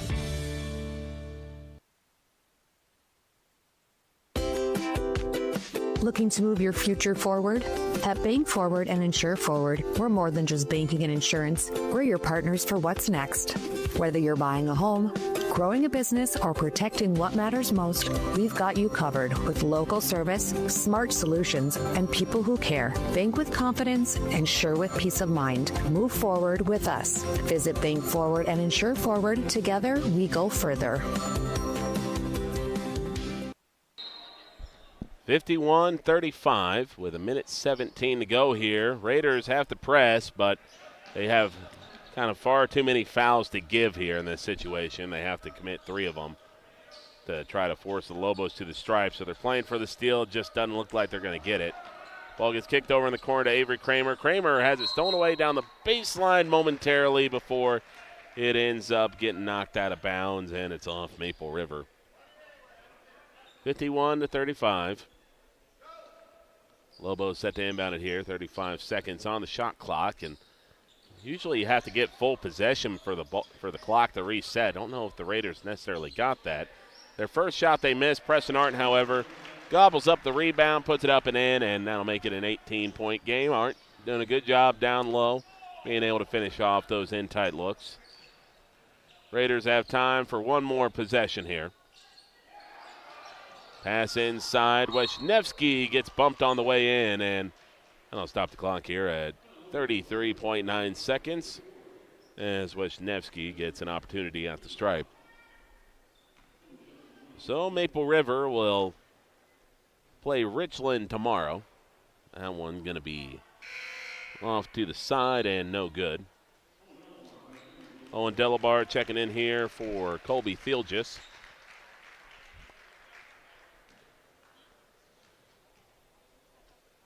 Foul shot is up and long, but true nonetheless. So 17-point lead. Raiders are pressing. Ball goes through the hands of Delabar. Now Nori gets bumped a little bit. Rockets it down the baseline. Catch, shoot for Thur. No good. Ball still being fought for, and now the Lobos have it. And Maple River calls off the Dogs. Lobos should be able to dribble this one out. It looks like that's what they're going to be able to do. So a 53-36 win here for LaMoure over Maple River in round number 1. Lobos will move on to the semifinals, take on Mayport CG. That game will be at 6 o'clock tomorrow. Richland will take on Maple River in the first consolation semifinal at 3 p.m. tomorrow. We'll be back here in a little bit with the start of Valley City taking on the Eagles from Enderlin. The opening tip of that game set for 6 o'clock, so that's when we will plan to be back. So make sure you keep it right here on KQDJ and over on KOVC Live. And we'll be back here at, let's say, about 6 o'clock here with our pregame show.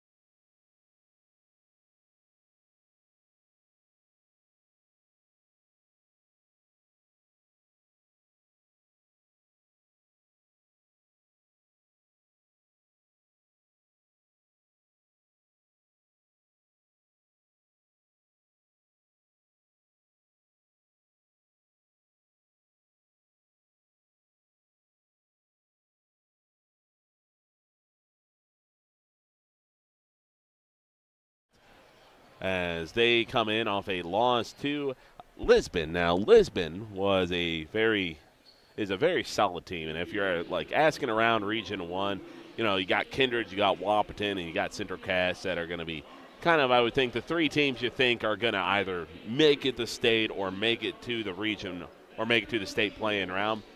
If you're looking for, I would say, a disruptor in that group, I would say it would be Lisbon.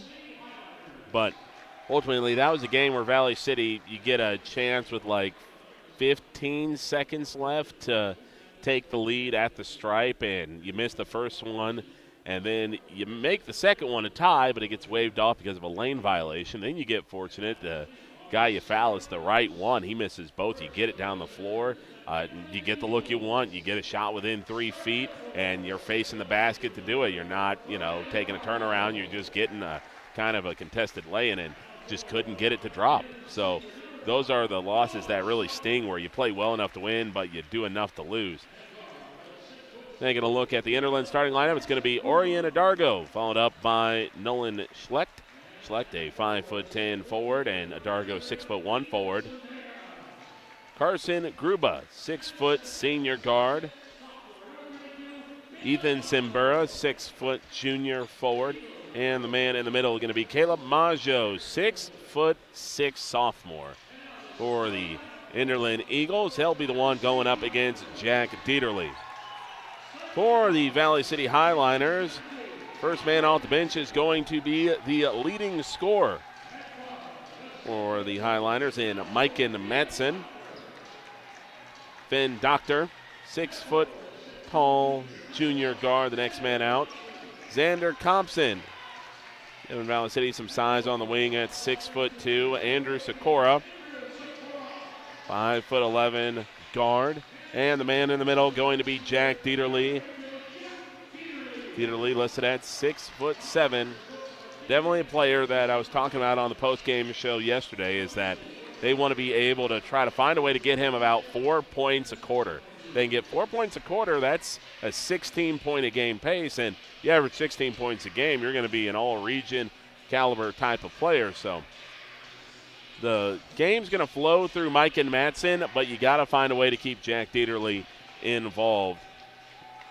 Strangely enough, it's not going to be big Caleb Maggio jumping. That's going to be Orion Adargo. So Adargo jumps, but Dieterle gets the better of it, and we're underway here in Valley City. Ball swung over here to Doctor. Doctor working here against what looks to be a 2-3 zone. Inside to Dieterle. Dieterle kicks it out to Mike and Madsen for 3, and he knocks it down. 2-3 zone. The drawback to it is that it can be slow shifting over and give up looks on the outside, and Mike and Madsen's never met a three-pointer that he didn't want to take, and just knocks down the wide open shot. Enderlin trying to respond back here. They're rotating around the perimeter over to Simbura. Simbura is going to step in. That looks long, but he banks it in. Simbura hit that high off the window, but got it to drop. So we're tied up here, 3-3 in quarter number 1. Inside to Dieterle, now floats it over to Doctor. Doctor thought about the 3 momentarily, but it'll be back into the hands of Mike and Madsen. Madsen with a little jab step, goes through everyone, gets fouled on the way in, and they're going to call it on the deck. So first foul of the game, tacked on to the Eagles. I believe they're going to get that one on Simbura. Doctor set to inbound it. Doctor finds Dieterle. Dieterle high off the glass, misses, and that was a golden opportunity to take the lead, but just missed it. Now the Eagles race down the floor with Gruba, and Gruba will put it up and in for 2 points, and the Eagles have their first lead of the day. Madsen turns down a 3, now gets it to Sikora down the baseline, faces up, gets hit. Now the question will be, will it be 2 shots or on the deck? They're going to say 2 shots. Kind of hard to tell whether or not Sikora was looking to pass out of that or whether or not he did get fouled going up for the shot. He was fouled either way, but referees are going to rule that he was fouled in the process of shooting. Valley City struggled at the stripe yesterday against Lisbon, but Sikora able to knock that one home, make it a 1-point deficit. Sikora taking a deep breath here. Dips down low and puts it up, and that'll be a 2-for-2 trip. So Valley City, after struggling yesterday at the stripe versus Lisbon, now starts out 2 for 2. 5-5 tie here with 6:35 to go in quarter number 1. Oh, lost a handle on the dribble. Finn Doctor going for it, and it'll be a foul on Enderlin. Might be Schlecht getting tapped for that foul. So it is Schlecht, so that's now 3 fouls on Enderlin. Doctor got a little push from behind, so Enderlin very quickly in possible foul trouble. Doctor going down low, little running hook shot, no good. Ball tipped into the air. Now Valley City trying to save it, and Xander Thompson couldn't get to it. Dieterle looked like he had a crack at it, but just kind of out of his kind of wide arm span there and could not corral it. Thompson diving for it, went into the Enderlin bench. Took a bit of a hard tumble, but it looks like he's okay. 6:15 to go here in quarter number 1. Matson went to jump the passing lane, didn't get the ball, but Gruba took his eye off of it, and that'll be another turnover here for the Eagles. Valley City very quickly inbounds the ball, tied up here at 5-5 with 2 minutes gone here in the first quarter. Dieterle gives it to Sikora. Sikora thought about going inside, will kick it out to Doctor. Doctor for a 3, straight on. No good, and the rebound pulled down by Maggio. Down the floor go the Eagles into the hands of Gruba.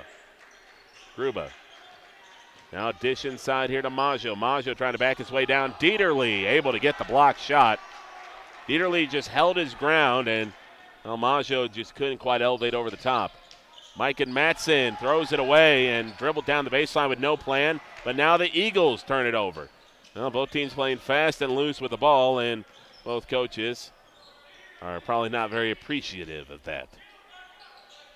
Sikora on the wing with the ball, cross-courts it over to Mike and Matson. Matson with a little pump fake, now kicks it back to Sikora. 3 in the corner, knocks it down. That's Andrew Sikora's game right there, and that's how he can be effective for this team, is that if Mike gets double-teamed and Andrew can just be in the corner to shoot, that's what he needs to be. He needs to be a guy that just kind of strictly operates on the baseline and in the corner. Corner 3 for the Eagles off the mark, and Mike gets whacked from behind by Schlecht. That'll be his second, and that'll be 4 fouls on the Eagles. So 4:54 to go here in the first quarter. Valley City up by 3. Subbing in will be Carson Brash, and I believe that's Tegan Adargo.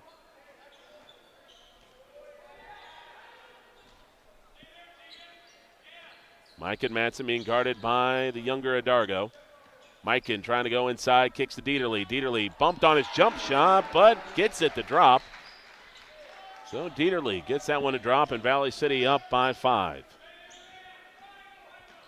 Carson Gruba being matched up early on by Finn Doctor. Enderlin trying to back their way inside, and Tegan Adargo finds a loose ball, puts it up, can't get it to drop. Pass was initially intended for Ethan Simbura. Now Finn Doctor back down the other way for the Highliners. Tries to pass it inside to Dieterle. Dieterle scrapping for it, still scrapping for it. Ball on the deck. Enderlin comes up with it. Now they're working it quickly inside. Now they'll back it out, trying to perhaps slow things down. Pump fake by Orion Adargo. Jump shot on Dieterle. Dieterle might have got a piece of it. Yeah, this game being played at a very breakneck speed. Mike and Matson throws a pass inside to Sikora. Sikora gets the layup to go. 12-5 in favor of Valley City with 3:40 to go in quarter number 1. Andrew Sikora been very active so far in this game, nearly matching his point total from yesterday in quarter number 1. And that's going to be the second three-pointer for Ethan Simbura. Simbura's been left open twice, and he's made both of his threes. Now it's a 4-point game. Xander Thompson for a 3. That's left short. Ball tipped up into the air. Finn Doctor volleyballs it over to Thompson. Thompson down the baseline. Spins out. Finds Doctor. Wide open in the corner for a 3. Left short. Thompson gets another rebound. He'll take a fadeaway 2. No good. And they're going to say over the back on Dieterle. And I don't think Jack's necessarily pleased with that one. Substitute coming in here. That's going to be Jackson Hoy.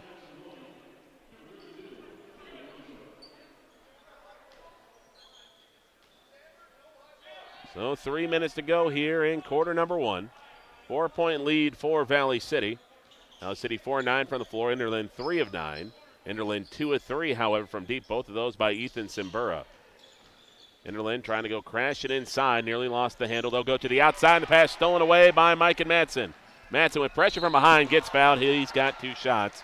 It was a wrap-up foul by Carson Brash.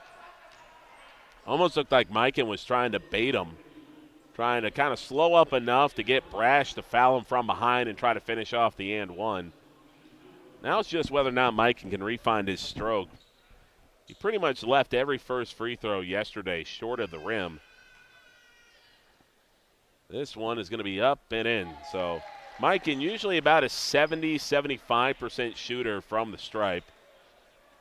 If he starts finding his rhythm at the stripe, that's going to make things a lot easier for Valley City. Now he's trying to see if he can go 2 for 2. Foul shot is up. That's long, and Dieterle not able to come up with the board. So it's a 1 for 2 trip. Valley City starting off 3 of 4 at the stripe. 5-point lead for Valley City, stolen away by Finn Doctor. Doctor lost the handle on it. Goes back to Doctor. So a bit of a scramble drill breaking out. Valley City got the better end of it. Xander Thompson in close for a floater and gets it to drop. 15-8 in favor of Valley City with 2:13 left to go here in the first quarter. Gruba bringing up the ball, got cut off. Enderlin's had a hard time breaking through the high kind of press of Valley City. 3-pointer on the way, and the Eagles make another one. 3 3-pointers in the first quarter for the Eagles, and that's keeping them hanging around. Now Mike and Madsen backs things out after bringing the ball down the floor. Back to Mike and Madsen. He'll try to answer with a 3 of his own and knocks it down. 18-11 as the 3-pointers are flying here in Valley City. 6 combined. As combined, both these teams are 6 of 10 from beyond the arc. Orion Adargo with the ball, picked up his dribble a little too soon. He's going to kick this one out to Maggio for a 3, and he can't bank that one in. Dieterle able to run down the rebound. Eagles are at 5 fouls, so Valley City is in the 2-shot bonus. Dieterle back with the ball. We'll kick this one over to Sikora. Sikora dumps it in to Compson. Compson from the mid-range gets it to drop. Compson's got a very unique jump shot. It's not what you would say textbook, but at the moment it's finding the bottom of the net.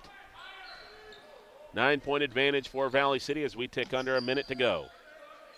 Maggio backs this out over to Gruba. Gruba in amongst the trees, doesn't matter, gets it to drop. 20-13, Valley City in front. Not pushing the ball down the floor here.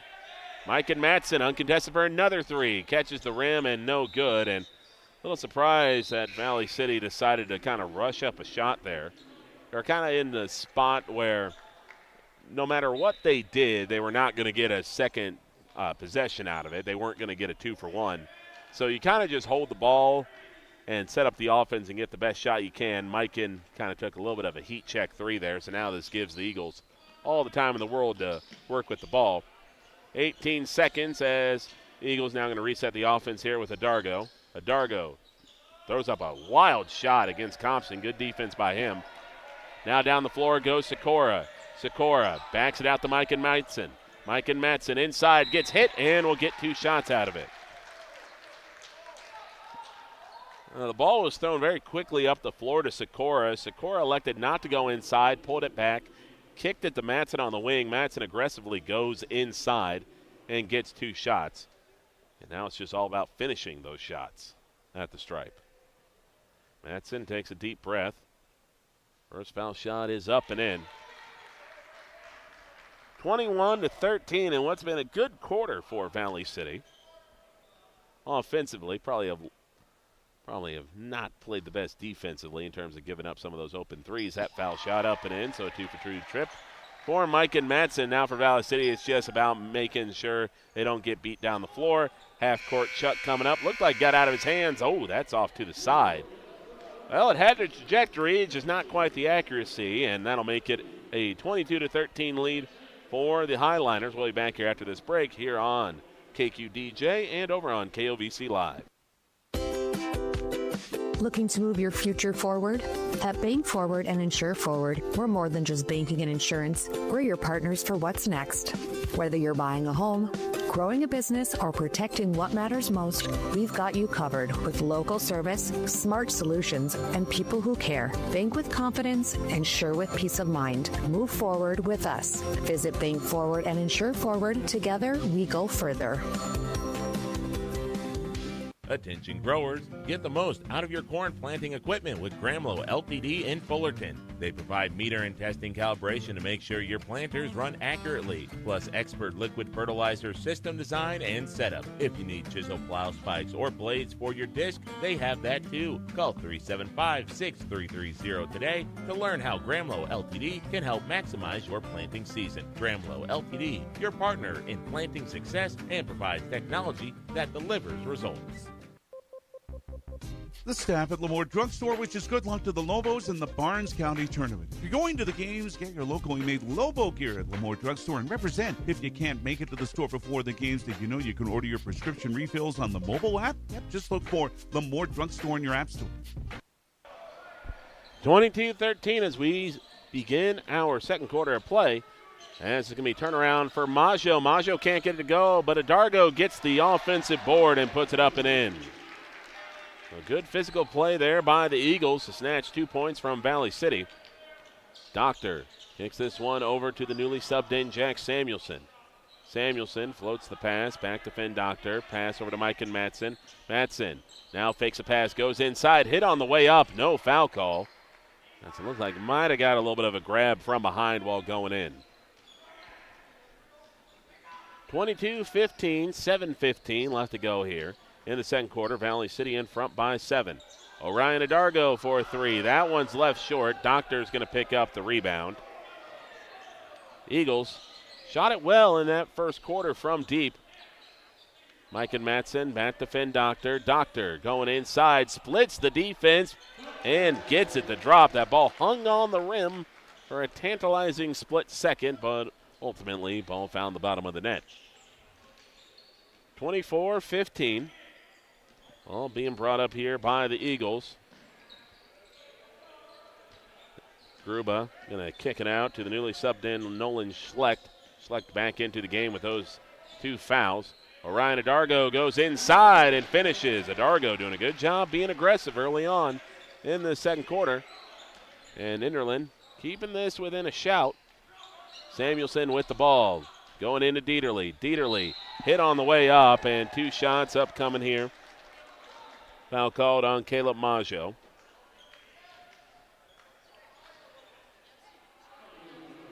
So Dieterle at the stripe. He's going to toe the line here. Dieterle, on his best day, is about a 55% foul shooter. Dieterle pops that one up and rattles it home. I said this yesterday. Big men who struggle with free throws, usually there's something like a hitch in the giddy up of the shot. Dieterle shoots free throws rather normal. It's just can't quite seem to get it dialed in. That one's up and rattles that one home. So it's a 2-for-2 trip for Jack Dieterle. Valley City in front here by 8.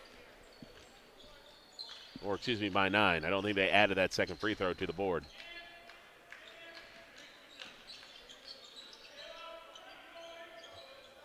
Now this one pushed to the outside. Now it's going to be Maggio pushing that one back here. Now back over to Gruba. Gruba fires in the corner to Schlecht. Schlecht can't get it to go. Jack Samuelson with the board. So the scoreboard here at the Bubble says 25-17. I currently have it as 25-17.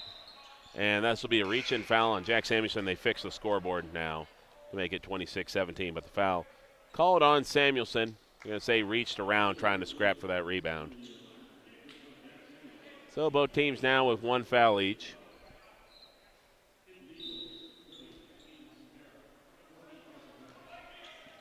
So 9-point advantage for Valley City. Carson Gruba, then the primary ball handler today for the Eagles. Now kicks this one over to Adargo. Adargo been very aggressive going inside. Now he'll take very aggressive looking 3. Can't get it to go. Rebound being tipped up, and the Eagles managed to come down with it, and we'll have ourselves a reach-in foul on Valley City as for the Highliners. I had Colin Thompson there, the 6'2" forward, trying to get it, but just could not secure the board. Well, Ethan Simbura set to inbound this. Simbura being guarded by Thompson, goes inside. Dieterle plays good defense, forces the miss. Doctor had the rebound in his hand, but it slipped free. Eagles back with the board, and they will get a break as Simbura couldn't handle the hot pass. Valley City has to be better at getting those offensive boards secured. Just too many times they've had the hand on the ball, and it just winds up going to the Eagles, who are crashing the boards. You got to give them credit. They're sending multiple black jerseys at that ball. Valley City's got to be able to either match the intensity the Eagles are rebounding with or be able to secure it when it gets into their hands. Mike and Madsen working against a 2-3 zone will kick the Finn Doctor. Doctor inside, now to Samuelson. Samuelson turns down the three, goes inside, and finishes with the tough shot. And Samuelson's not a three-point shooter. He kind of gives a wry grin to Finn Doctor jogging back down the floor because he got a man to bite on his pump fake. And well, that's what Samuelson wants to do. He wants to play downhill and cut in.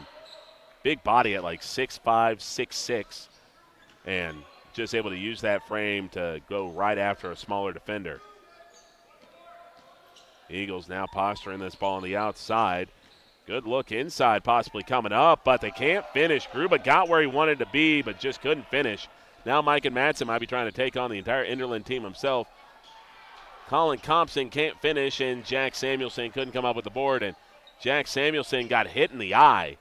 Jack Samuelson is down at the other end of the floor near the snack bar, and I think he got hit on the eye scrapping for the ball. And the thing with Samuelson is that he's had issues with his shoulder, and that's the good news for Samuelson is that he didn't get tangled up in the shoulder. Sikora and as well as Xander Thompson are coming into the game for Dieterle.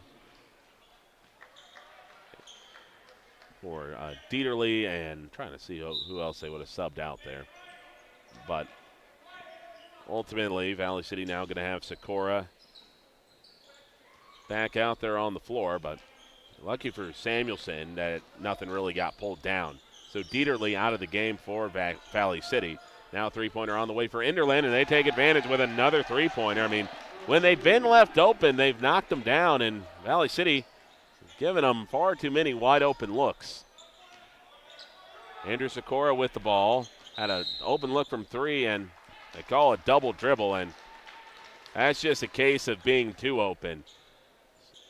And that's where you kind of want Andrew Sikora to just be a little bit more confident. He knows that he's going to not be the primary scorer on this team. He's not going to even really probably most nights be the second option. But he's a good enough shooter to be able to have enough confidence in himself to let a shot like that go. Now Ethan Simbura inside, lowers the shoulder, gets it to drop, and just like that, Enderlin pulls themselves back within 6 on the strength of a 5-0 run. Then Doctor with the ball. Doctor trying to go inside. He'll draw a foul. Clock stops at 3:03. Dieterle checking back into this game. He'll check in for Colin Thompson.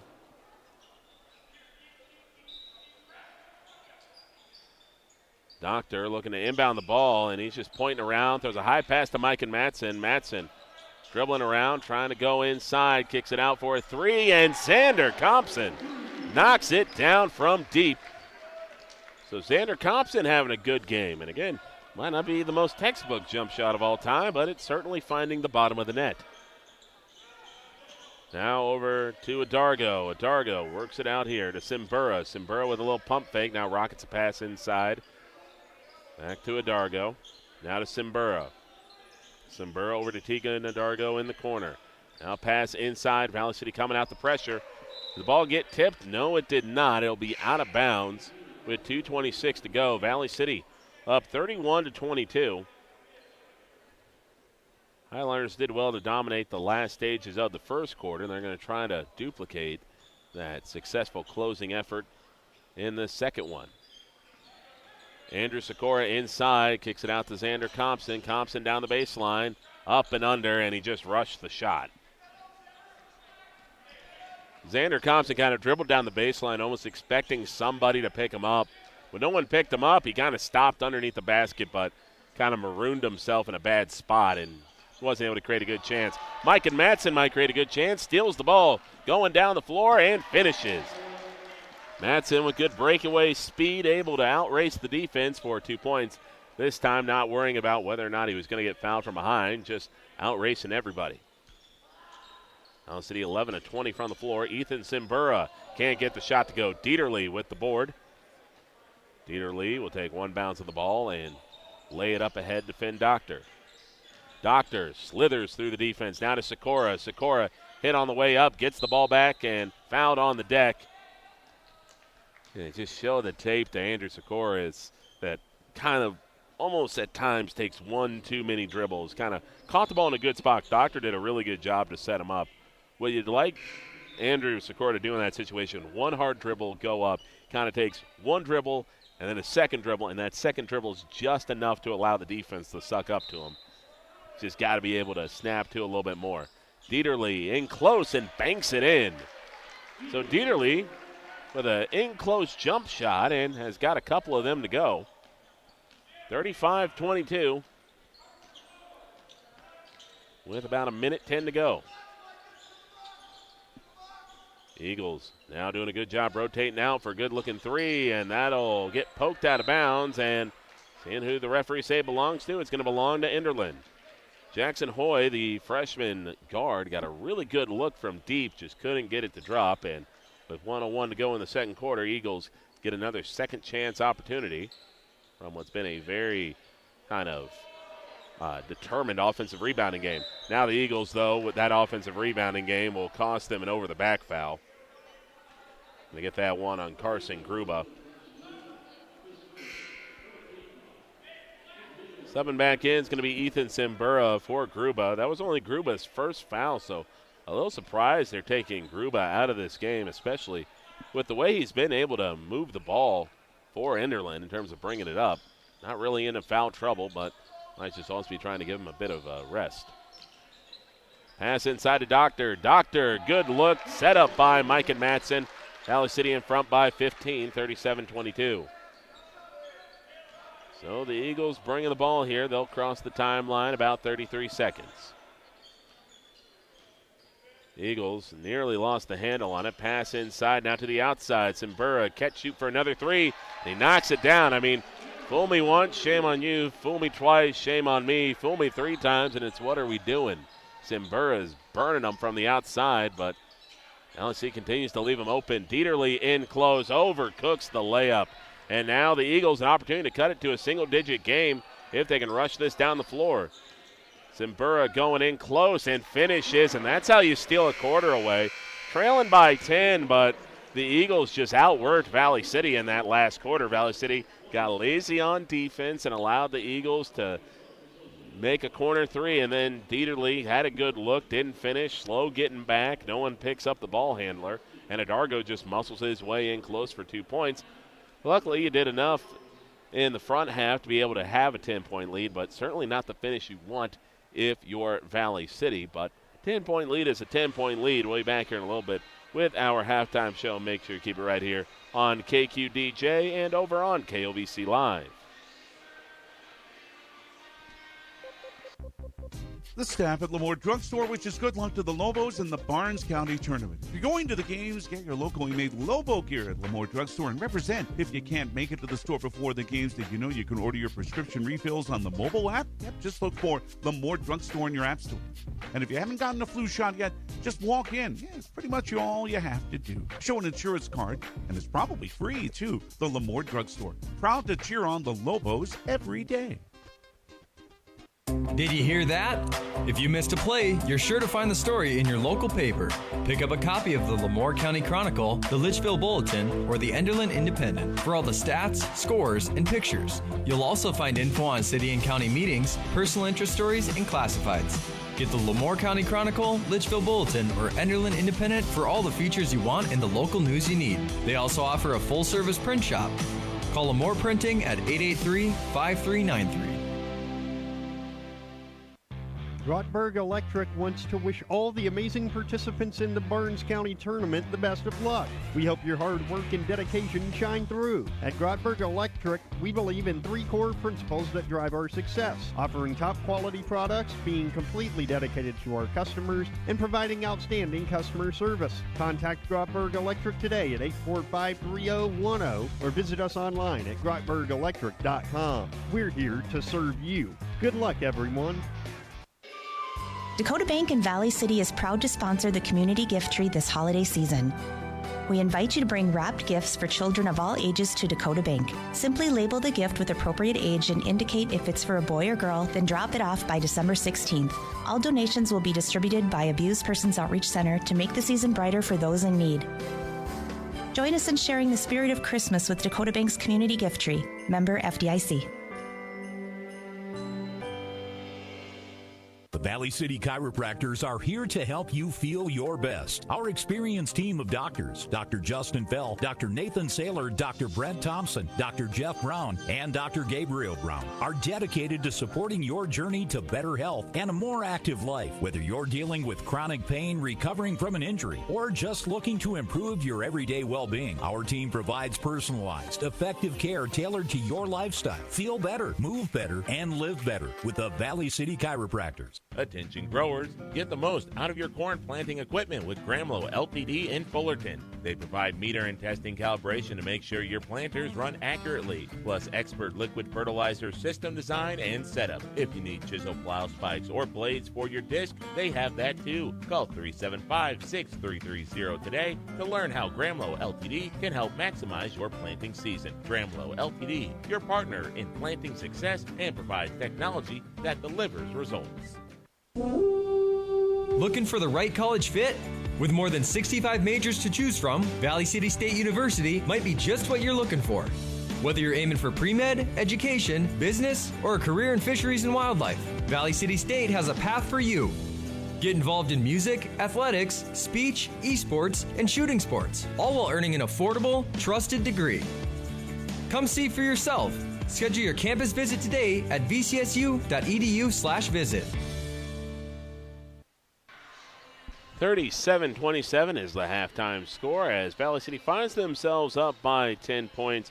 Again, maybe not the way Valley City would have liked to have closed it, as Ethan Simber, I mean, he's got 9 points all from deep and pretty much all off the exact same look, where Valley City just abandons them from the three-point arc.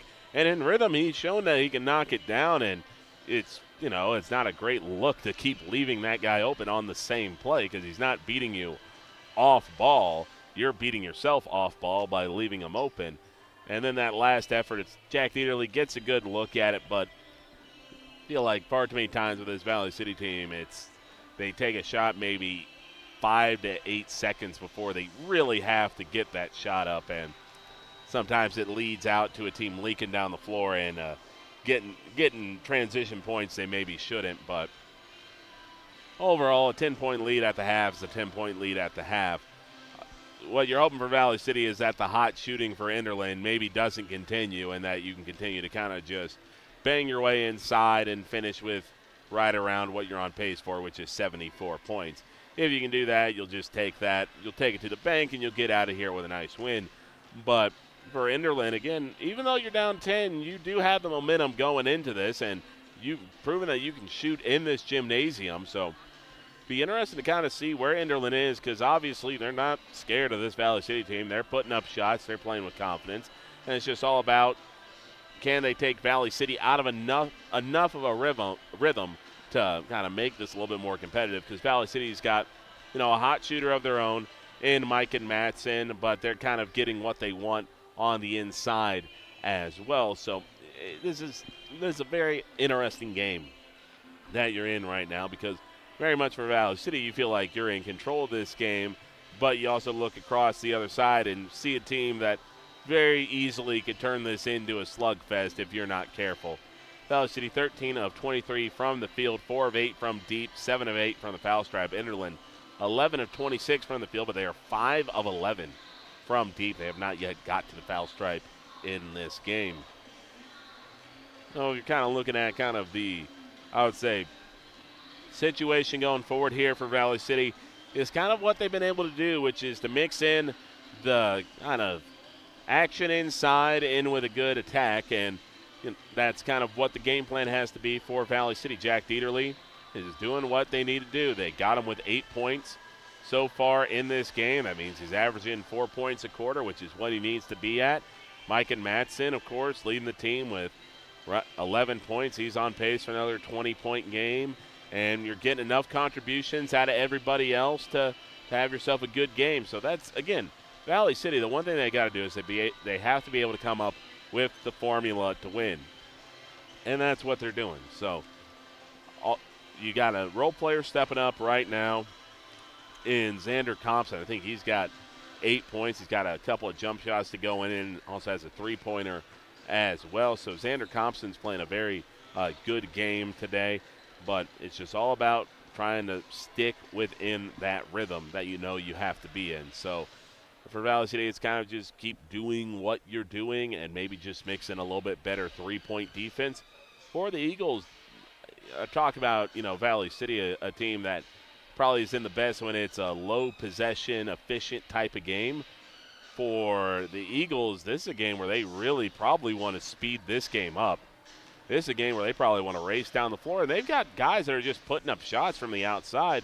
And when you got 5 players on the floor that can all shoot, and the way they're getting offensive rebounds, they probably want to make this about as high of a possession a game as they possibly can. So I would look for this game to get very interesting if this happens. If Enderlin speeds up this game and Valley City obliges them and speeds up the game, I think that could work very well into Enderlin's hand. Now, again, a 10-point deficit isn't monumental to come back from. All it takes to really make this a game is a three-pointer, a stop, and another three-pointer, and you have a game. So, again, within 2 possessions, this could be a 4-point game. And Valley City and Enderlin both know this. But Enderlin, again, I think this is a team that wants to make this a high possession game in terms of maybe not high scoring because they might not be winning the efficiency battle, but the more possessions they get, the more opportunities they're going to have to be able to hit what's been their bread and butter so far, which has been those three-pointers. So for Valley City, kind of the keys that they got to have is they got to keep mixing in a strong inside game with timely outside shooting, and they've got to be able to take away the offensive rebounding game for Enderlin because those offensive rebounds have been very troublesome so far. And for Enderlin, try to make it about as high of a possession game as you can. If you can make Valley City work, if you can make them have to guard you multiple times over and over, try to wear them down, because Valley City, a team that doesn't sub in a lot of bodies, so that could be what plays well here for the Eagles, is if they start speeding this game up and try to almost shock and awe their way to a comeback. So we got about 5.5 minutes to go way back here when it's time for the resumption of our game today between Valley City and Enderlin. Third quarter coming up right after this break here on KOVC Live and on KQDJ Q101. Looking to move your future forward? At Bank Forward and Insure Forward, we're more than just banking and insurance. We're your partners for what's next. Whether you're buying a home, growing a business, or protecting what matters most, we've got you covered with local service, smart solutions, and people who care. Bank with confidence, insure with peace of mind. Move forward with us. Visit Bank Forward and Insure Forward. Together, we go further. The staff at LaMoure Drugstore wishes good luck to the Lobos in the Barnes County Tournament. If you're going to the games, get your locally made Lobo gear at LaMoure Drugstore and represent. If you can't make it to the store before the games, did you know you can order your prescription refills on the mobile app? Yep, just look for LaMoure Drugstore in your app store. And if you haven't gotten a flu shot yet, just walk in. Yeah, it's pretty much all you have to do. Show an insurance card, and it's probably free, too. The LaMoure Drugstore. Proud to cheer on the Lobos every day. Did you hear that? If you missed a play, you're sure to find the story in your local paper. Pick up a copy of the LaMoure County Chronicle, the Litchfield Bulletin, or the Enderlin Independent for all the stats, scores, and pictures. You'll also find info on city and county meetings, personal interest stories, and classifieds. Get the LaMoure County Chronicle, Litchfield Bulletin, or Enderlin Independent for all the features you want and the local news you need. They also offer a full-service print shop. Call LaMoure Printing at 883-5393. Grottberg Electric wants to wish all the amazing participants in the Barnes County Tournament the best of luck. We hope your hard work and dedication shine through. At Grottberg Electric, we believe in 3 core principles that drive our success: offering top quality products, being completely dedicated to our customers, and providing outstanding customer service. Contact Grottberg Electric today at 845-3010 or visit us online at grottbergelectric.com. We're here to serve you. Good luck, everyone. Dakota Bank in Valley City is proud to sponsor the community gift tree this holiday season.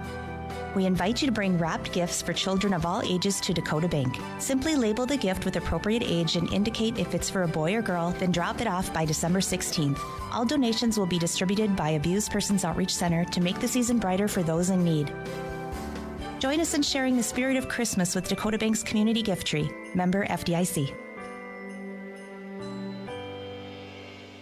The Valley City Chiropractors are here to help you feel your best. Our experienced team of doctors, Dr. Justin Fell, Dr. Nathan Saylor, Dr. Brent Thompson, Dr. Jeff Brown, and Dr. Gabriel Brown, are dedicated to supporting your journey to better health and a more active life. Whether you're dealing with chronic pain, recovering from an injury, or just looking to improve your everyday well-being, our team provides personalized, effective care tailored to your lifestyle. Feel better, move better, and live better with the Valley City Chiropractors. Looking for the right college fit? With more than 65 majors to choose from, Valley City State University might be just what you're looking for. Whether you're aiming for pre-med, education, business, or a career in fisheries and wildlife, Valley City State has a path for you. Get involved in music, athletics, speech, esports, and shooting sports, all while earning an affordable, trusted degree. Come see for yourself.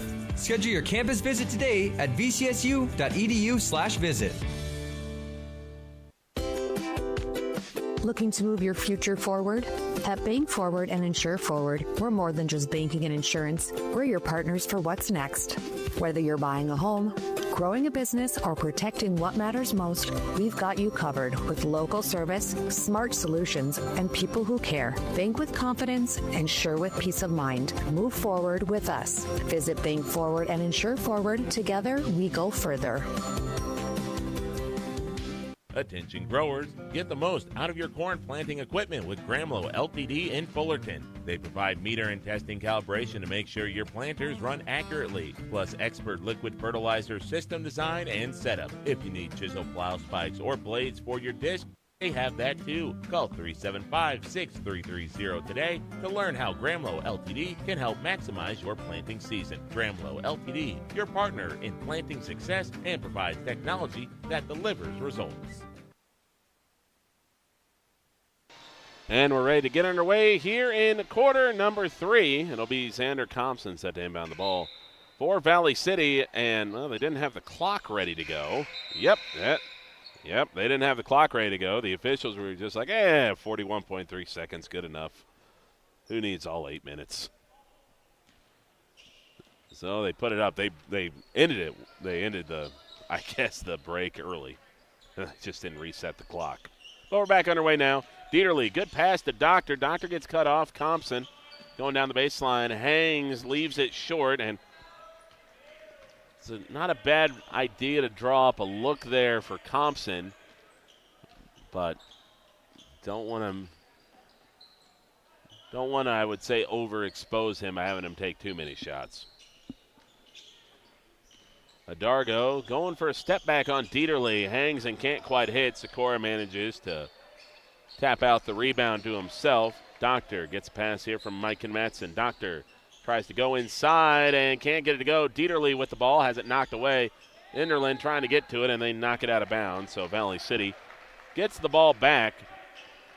7:12 left to go here in quarter number 3.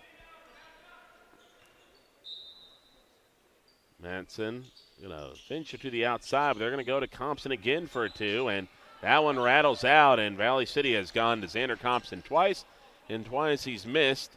They're not bad looks, but Thompson doing a good job there to get a steal. Now might try to go all the way himself, and that's going to be a reach-in foul. Lost the ball going inside.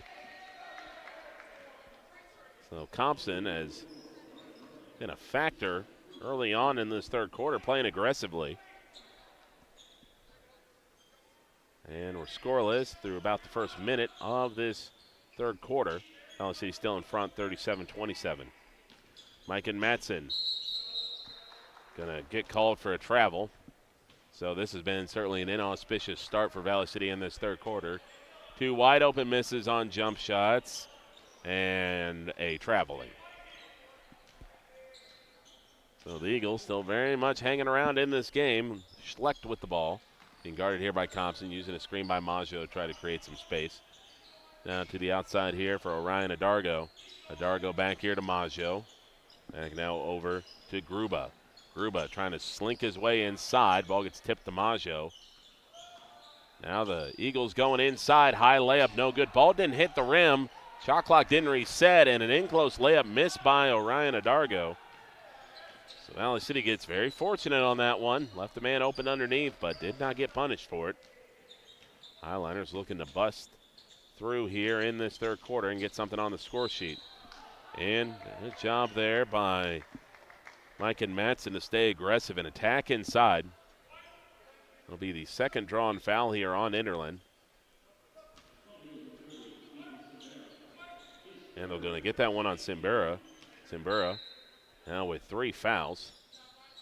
Doctor gives it in to Sikora. Sikora able to shield the man off and lay it up and in. Valley City finally on the scoreboard here in the third quarter, 39-27. Out to the outside here for Carson Gruba. Gruba kicks this one over to Schlecht, now over to Simbura in the corner. Ball getting whipped around the perimeter here to Gruba. Gruba now to Simbura. Simbura for a corner 3. Overshoots it. Rebound pulled down here by Xander Thompson. Doctor slowly bringing the ball down here for Valley City. Doctor looking for someone to pass to. Will give it over to Thompson. Thompson just going to dish it off here to Sikora. Valley City resets things up top. Samuelson moving to set a screen here for Doctor. Doctor going inside. Hit on the way up. Should be 2 shots, and it will be. Samuelson does a good job there setting a screen, and Doctor does a good job of attacking and kind of as spaced out as Enderlin is defensively right now. If you can just attack inside, you know you're going to get at least a decent look at the basket, and Enderlin been a little foul happy in terms of sticking their arms in. And Simbura now with 4 fouls, and that's huge as Carson Brash is subbing into the game. Brash, 6'2" sophomore. But that takes out the leading shooter for the Eagles. Doctor now trying to make this a 14-point advantage. It's up and in.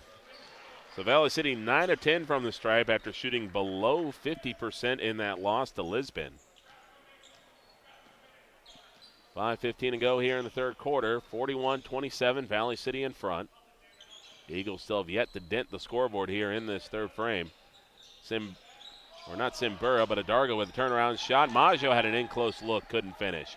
Now Doctor gets a pass floated up ahead to him by Samuelson. Doctor now back here to Thompson. Thompson going inside through the contact and gets it to go. Xander Thompson, don't know if you want him taking that shot all the time, but it does go in. Just dribbled in haphazardly, ran himself into a situation. Now Valley City gets a steal. Mike and Matson outraces the defense again. It's 45-27, and Enderlin's going to take a timeout. 4:29 to go. Highliners in front by 18, their largest lead of the game. Back here after the break.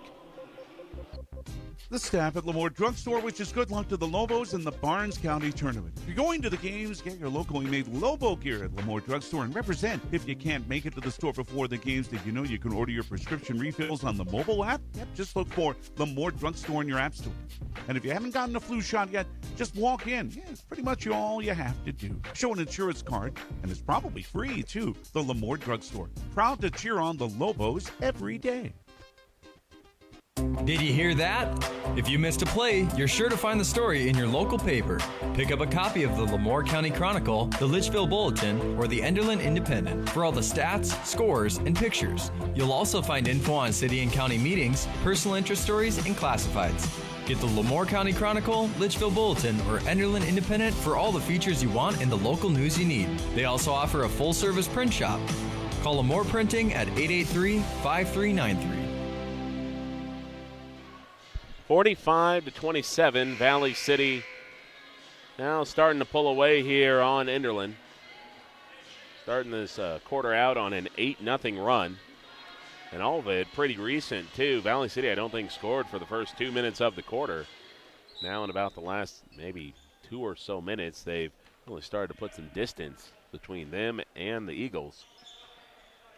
Now the Eagles trying to find a way to get their offense going. They were helped out a lot by a hot start from the three-point arc, but since the second half's begun, they haven't gotten anything to go. They'll line up for a three. That'll be off the mark. Gruba pulls down the rebound. Shot partially blocked by Sikora. Sikora fighting his way out of the baseline. He'll give it over to Mike and Matson.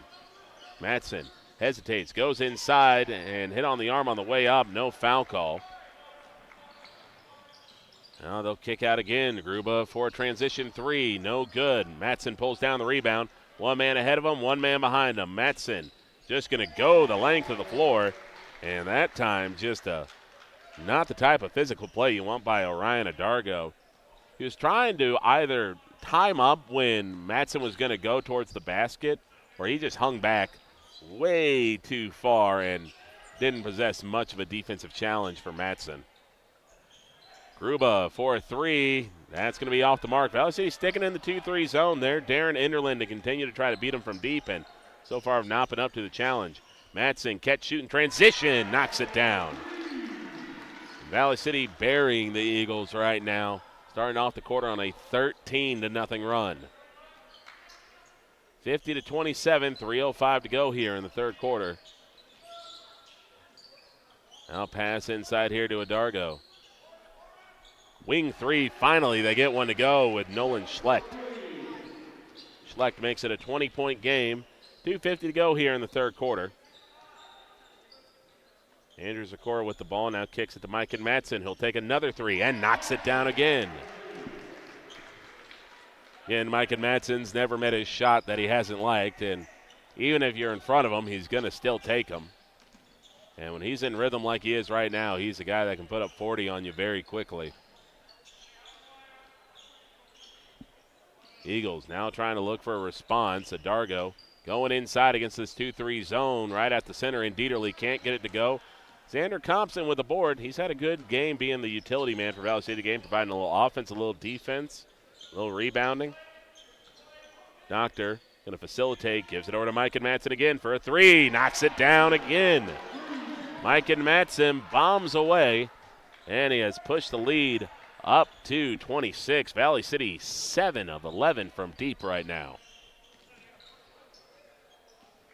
That's in here to Adargo. Now kicked out to Schlecht for another three. It's short. Long rebound. Doctor couldn't get to it. Adargo runs it down. Dieterle swats it away. Dieterle held his ground and just swatted it away. And now the big man across the half-court logo kicks it to Finn Doctor.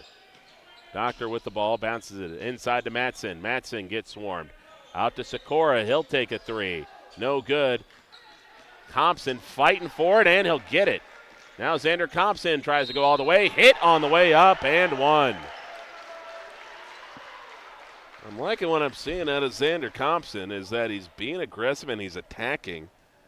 And you know, I said, I think earlier, that I didn't want to overexpose him maybe by having him shoot too much.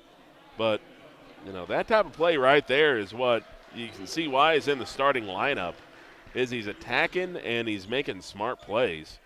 And goes, fights for the ball, and then realizes the Eagles are just completely spaced out and attacks inside. So done a good job being that kind of utility energy guy. And Valley City now up 59-30. 59-30 as the Highliners have just opened up. Nearly outscoring the Eagles by 20 in this quarter. Now this one gets floated out to Carson Gruba. Gruba now puts it over here to Hoy. Straight on three. That one rattles out. Rebound picked up here by Jack Samuelson. Take under 55 seconds to go. Now pass out here to Compson. Compson with a two. No good. Samuelson pulls it down. Fades away awkwardly. Dieterle gets it. He'll put it up and in and one. So Dieterle now makes it a 30-point game.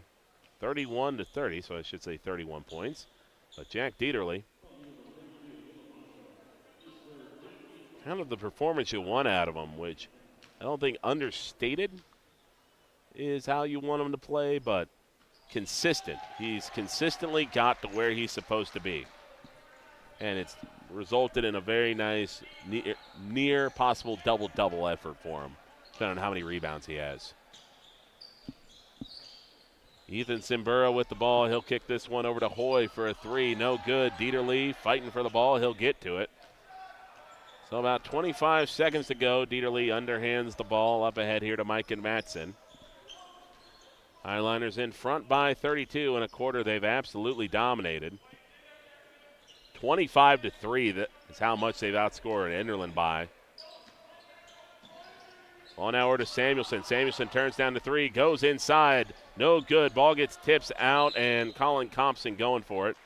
And runs into the referee trying to get to it, and the clock will stop here at 0.9 seconds.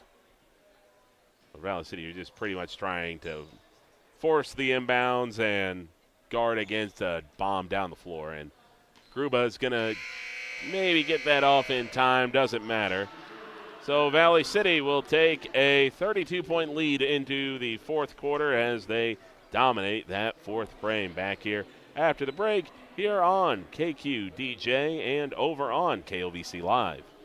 Grottberg Electric wants to wish all the amazing participants in the Barnes County Tournament the best of luck. We hope your hard work and dedication shine through. At Grottberg Electric, we believe in three core principles that drive our success: offering top quality products, being completely dedicated to our customers, and providing outstanding customer service. Contact Grottberg Electric today at 845-3010 or visit us online at grottbergelectric.com. We're here to serve you. Good luck, everyone.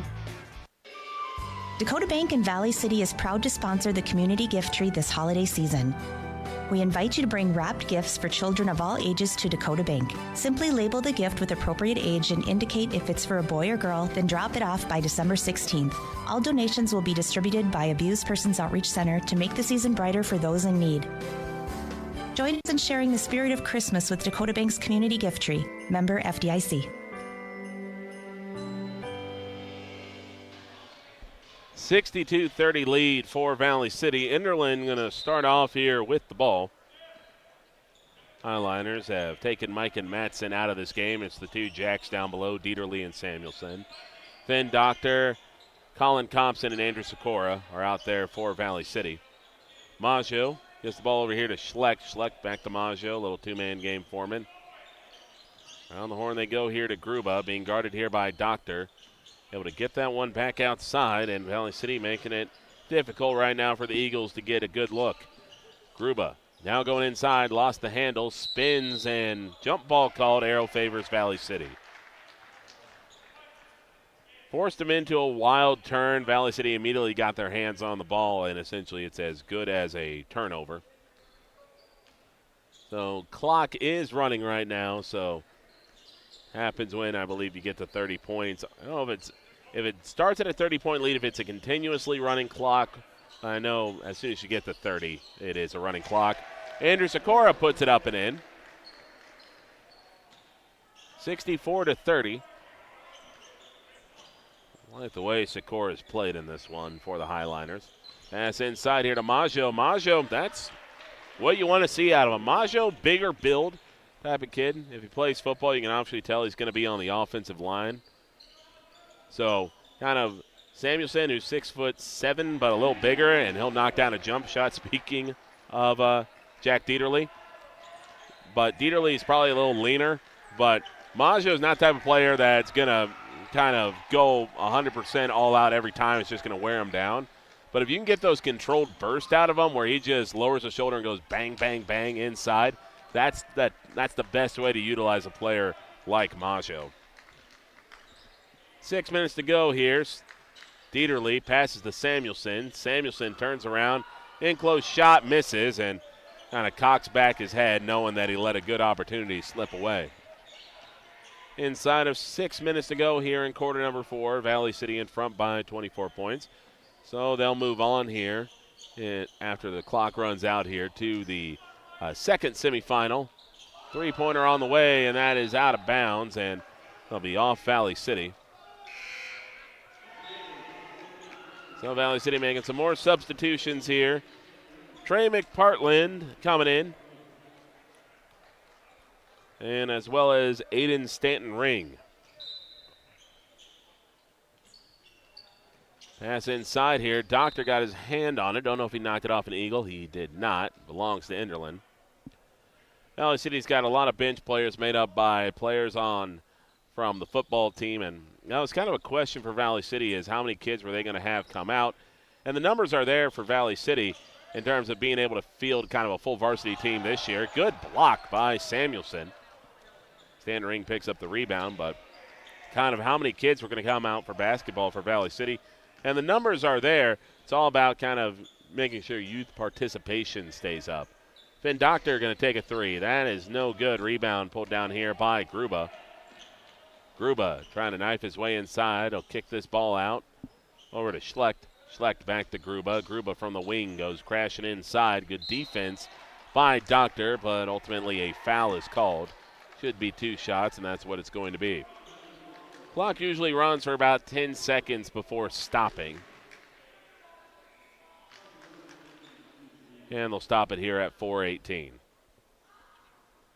Foul shot for Gruba is up off the back rim and no good. So 66-32, and Zach Geisler comes in now. So the bench starting to be emptied out here for Valley City. And a reward for these kids that have committed to being a part of this team for this year. And McPartland got a rebound, had it knocked out of his hands. McPartland, I think, is a kid that needs to be credited for joining this team. Valley City, the main rotation big is going to be Jack Samuelson.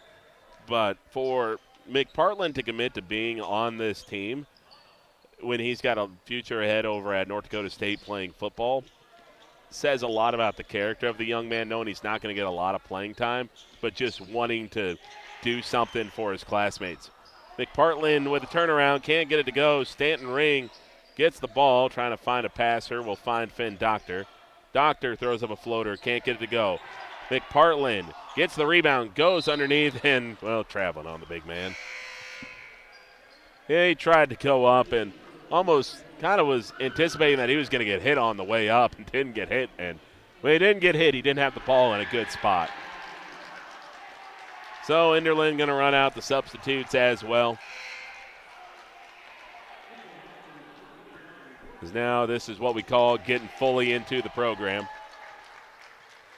Corbin Powell coming out for Valley City. I believe that's also Caleb McLaughlin. So, again, a lot of guys that are on the football team that didn't play basketball last year coming out to be a part of this team. Again, got to applaud them for doing so, because even players like, Trey McPartland, who's, of course, going to North Dakota State to play football. Corbin Powell's got a future in baseball at the collegiate level. He came out to play. And Corbin's going to line up for a three, and that's off the back rim. And the ball being fought for here by McLaughlin. He's got it, and that'll be tipped out of bounds. So the Valley City student section applauding the reserves getting in.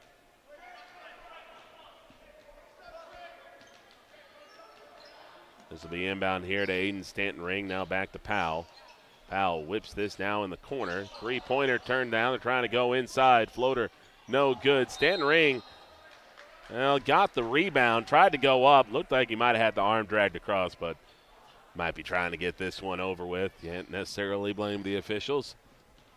34-point game.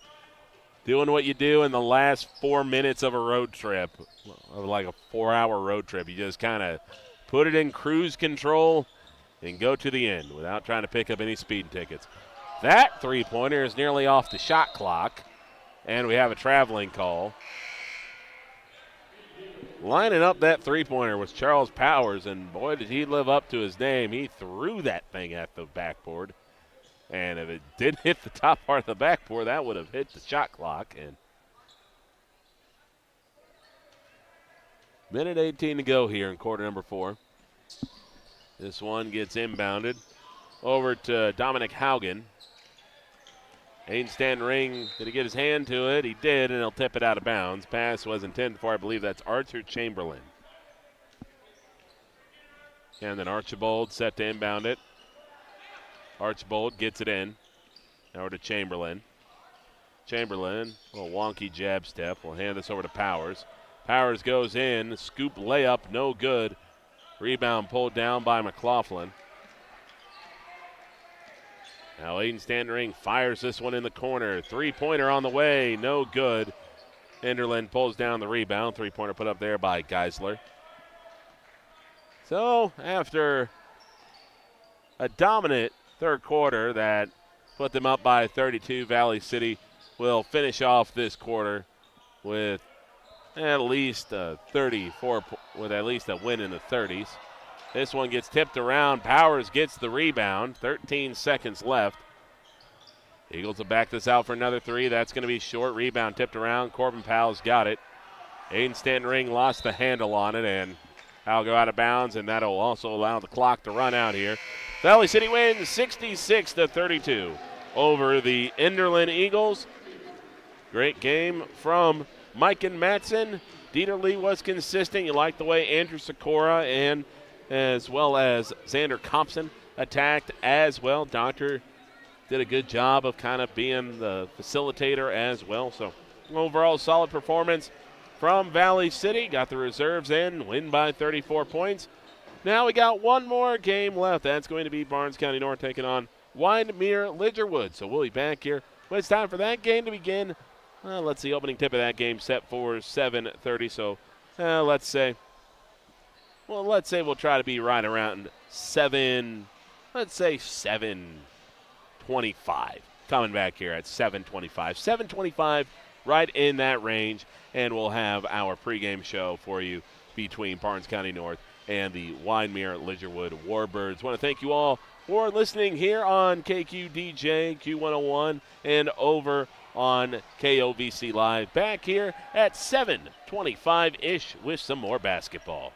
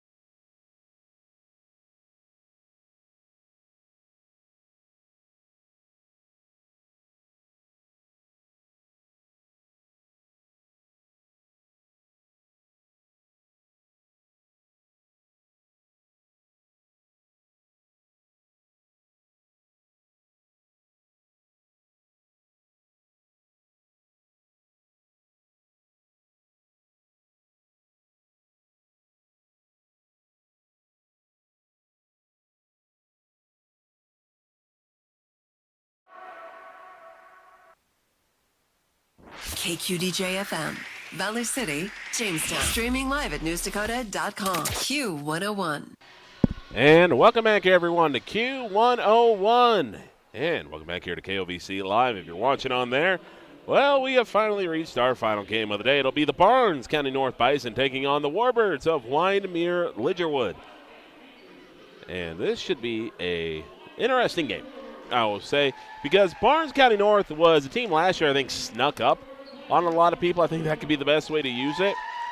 They didn't play what you would consider a high-octane brand of basketball. They really made everything a grind, and they slowed almost everything down to a crawl, and they could because they had some big bodies inside. Well, now all those big bodies are graduated, and now it's kind of a different look this year for old BCN. Wyndmere-Lidgerwood's been a team that's kind of been in limbo the last few years as well. As we take a look here at the starters, we'll start off here with Wyndmere-Lidgerwood. Starting off, it'll be Jackson Creer, 5'11", junior guard. Next one will be Blaze Froelich. Froelich, 5'8", senior. Jay Stinson, another senior on this team at 6 foot. Riley Springer, next man off the bench for the Warbirds. And rounding out the starters today will be Sebastian Kackman, the 6'5" center. And that could be something to watch. Barnes County North doesn't have a single player on its team over 6'2". Ethan Hansen listed at 6'3".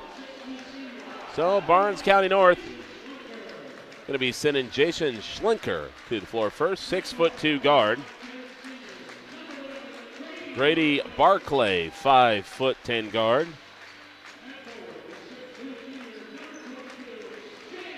James Schwer, 6'2" forward. Zayden Ramich, 5'10" guard, the fourth player off the bench for the BCN Bison. And rounding out the lineup is number 34, Brody Mueller. So very flat lineup for BCN, kind of all around 5'10" of someone like a Brody Mueller to 6'2" James Schwer. Meanwhile, you got that big body down low for Wyndmere-Lidgerwood in Kackman. Be interested to see if they go to him early. So Barnes County North trying to do what they did last year, and that is make the finals of this Barnes County tournament. For those watching at home, I'm sorry about the impeded view. People here in Barnes County like to stand up for the until the first basket for Barnes County is converted on. So we got ourselves a bit of an obstructed view. Wyndmere-Lidgerwood wins the tip, and we're underway. Riley Springer with the ball, and that'll be a reach-in foul called on the Bison. Gonna get that one on. It might be Ramich. So Ramich commits the first foul of the day. Inbounds coming up here. Warbird's going to throw this one into the corner. Now back to the wing. Up top for Wyndmere-Lidgerwood. Springer floats it into the corner. Now bringing that out is going to be Froelich. Pump fake and a traveling violation called. Creer trying to cut down inside off the wing, but shuffled his feet. So 7:32 left to play here in quarter number one, and it'll be the Bison getting their first points. And if you're watching at home, hopefully they score so that we can finally see what's going on. Barnes kind of going to float this to the corner. Now this one going to go over to James Schwer for a three, and no good. Rebound pulled down by the tall center, Kackman. So scoreless game here so far as we get down to the 7:05 mark in quarter number one. Oh, nearly a travel there by Froelich. Just keeps that anchor foot planted. Springer now wraps it around here to Stinson. Pass to Kackman. Knocked away. Did Barnes County North keep it alive? Schwer on the deck. Able to put it out. So a hustle play by Schwer. Gets the Bison rolling the other way. Schlenker with the ball. Now over to James Schwer. Schwer now over to Brody Mueller. Now back to Ramich. Now Schlenker trying to go inside. Thought about the step back. Now steps in and gets fouled, and we got two shots. 6:32 left to go here in quarter number one. Scoreless ball game as Jason Schlenker, the 6'2" guard, looking to change that. with a foul shot. First foul shot is up and in. And let there be points and let there be visibility on the stream. 1-0 lead here for the Bison. Now Schlinker dribbles the ball, puts it up and in. So 2-0 lead for the Bison, a 2-for-2 trip. Now the Warbirds looking to respond. If Barnes County North wins this game, it'll be a rematch of last year's final between them and the Valley City Highlanders. If they lose, they would move on to take on Enderlin in the 4:30 game tomorrow, or Thursday, excuse me. Warbirds now jabbing outside here with Stinson. Stinson down the baseline, barges his way in, can't get it to go. Jump ball called. Kackman couldn't quite pull the rebound free, and maybe fortunate that he didn't pick up an over-the-back foul. Either way, ball belongs to Barnes County North. Rumich, the one bringing it up here. Working against what looks to be a flat 3-2 zone, and the Warbirds immediately take advantage and get the steal. Stinson trying to back his way in, thought about a spin, will kick it out here over to Froelich. Froelich now kicks it to Creer. Creer barges his way in, step back three. Oh, knockdown shot there for Jay Stinson. Jay Stinson puts Wyndmere-Lidgerwood in front for the first time today. 3-2 lead for the Warbirds. Pass inside here, now to the corner. Good look from the Bison, no good. Shot brought in by Kackman. Bison are not a team that's going to put up a lot of numbers for efficiency. They're going to be a team that kind of likes to make things a grind and kind of win in the, well, you would say the gray areas of the game. Win the 50-50 balls, win the turnover battle, win the fast break points. That's when they're going to be at their best. But if they can start getting shots to fall at an efficient rate, they are going to be a pesky team to go up against. And they created a good look that time, just couldn't get the drop. So Creer nearly commits traveling, but he's able to keep that foot planted. Now we're to Froelich. Froelich passes behind them. Ball is lost. Now the Bison running in transition, trying to go coast to coast. They missed the layup. They're going up now again. High off the backboard, no good. 2 chances within a foot of the basket. And 2 chances that go by the wayside. Creer going inside, nearly turns it over, gets it out to Froelich. Now Kackman, mid-range 2, no good. Rebound goes right to the waiting arms of Grady Barclay. 4:35 to go here in the first quarter. 1-point ball game between the Warbirds and the Bisons, with Wyndmere-Lidgerwood holding the slim advantage. Barclay kicks it out to Schwer. Now over to Ramich. Back to Schwer. Pass got tipped, intended for Schwer, and it'll belong to the Bison. Inbounding it on the sideline here, and they'll get that one in without much problem. Now they'll float this one to the corner for Barclay. Barclay turns down the look. Will give it back to Ramich up top. 8 seconds on the shot clock. Ramich wasn't ready for it. Gets it back. 5 seconds. Step back 3. Oh, halfway down, but all the way out. That was a desperation chuck, and it nearly worked out, but just could not get it to roll in. Good look for the Warbirds in transition. No good, and the rebound goes out of bounds. You had Riley Springer crash it in for the rebound, but it went behind him and couldn't get to it. And Jay Stinson knows that he had a good opportunity to go by the wayside there. Schlinker bringing the ball up here for the Bison. Low-scoring game so far. 3-2 lead for Wyndmere-Lidgerwood.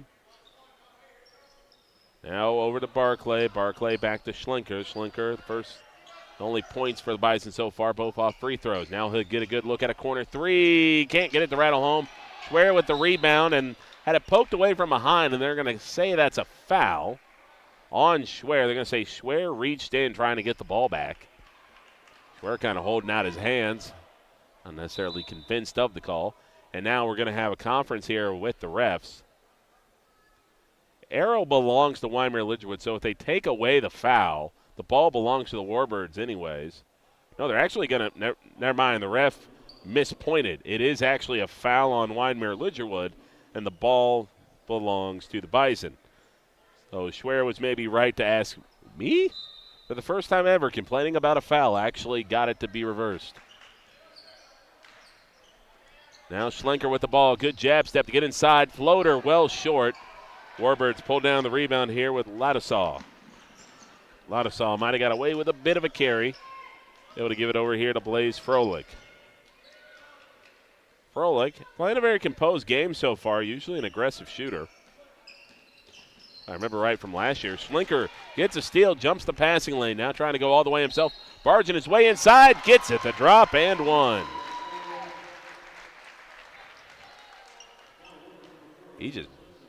He just jumped the passing lane, ripped the ball free, and then just kind of gave one little push, two little push, and then that third push, able to create enough space and draw the foul for the and one opportunity. Foul shot on the way, and it rattles home. So a 3-for-3 start for him at the stripe, and the Bison now up 5-3. Going down the floor, good defense in transition by Brody Mueller.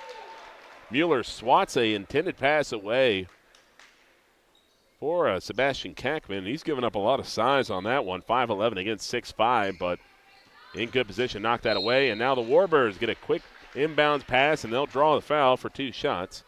Jackson Creer going to the line. Both teams with, I believe, 3 fouls. That, however, will be the second foul on Zayden Ramich. Foul shot for the Warbirds is up and off to the side, no good. Clock stopped here at 2:58.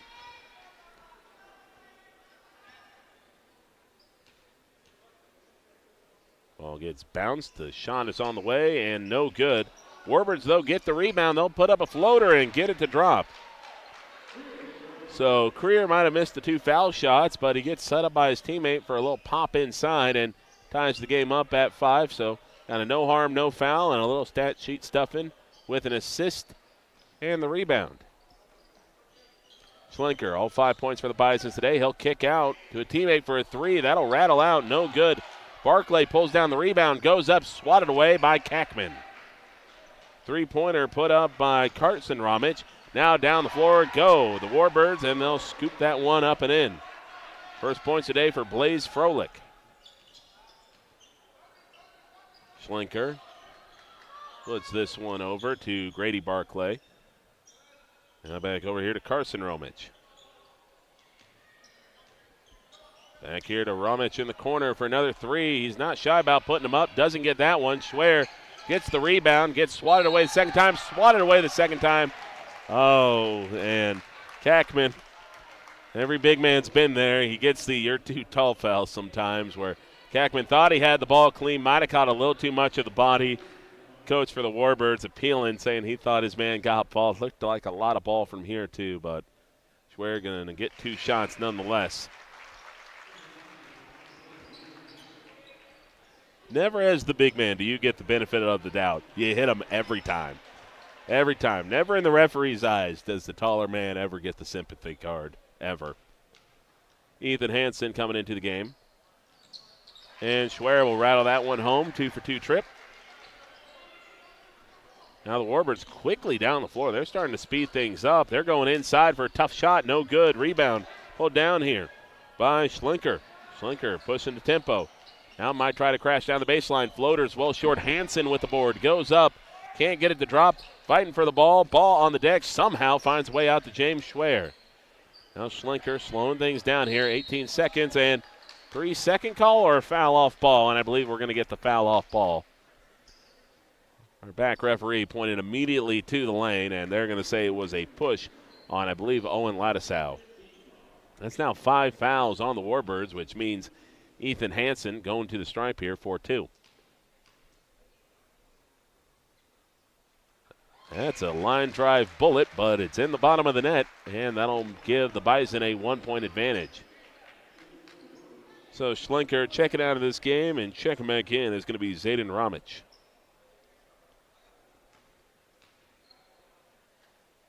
Next foul shot for Hansen is up and in. So Hansen puts his team in front by 2, 9-7 here. Scoring has picked up a little bit here in the last couple or so minutes. Froelich forces this one in the corner to Stinson. Stinson in the corner will pass up top here. Over to Kackman. Kackman holding on to the ball, looking to dish. Ball being tipped around. Did the Bison force a turnover? Yes, they did.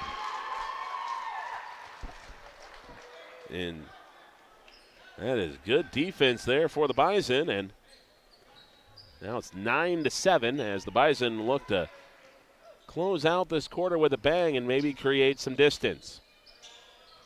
Schwer with the ball will kick this one over to Ramich. Ramich forces it inside to Hansen. Hansen forces up, can't get it.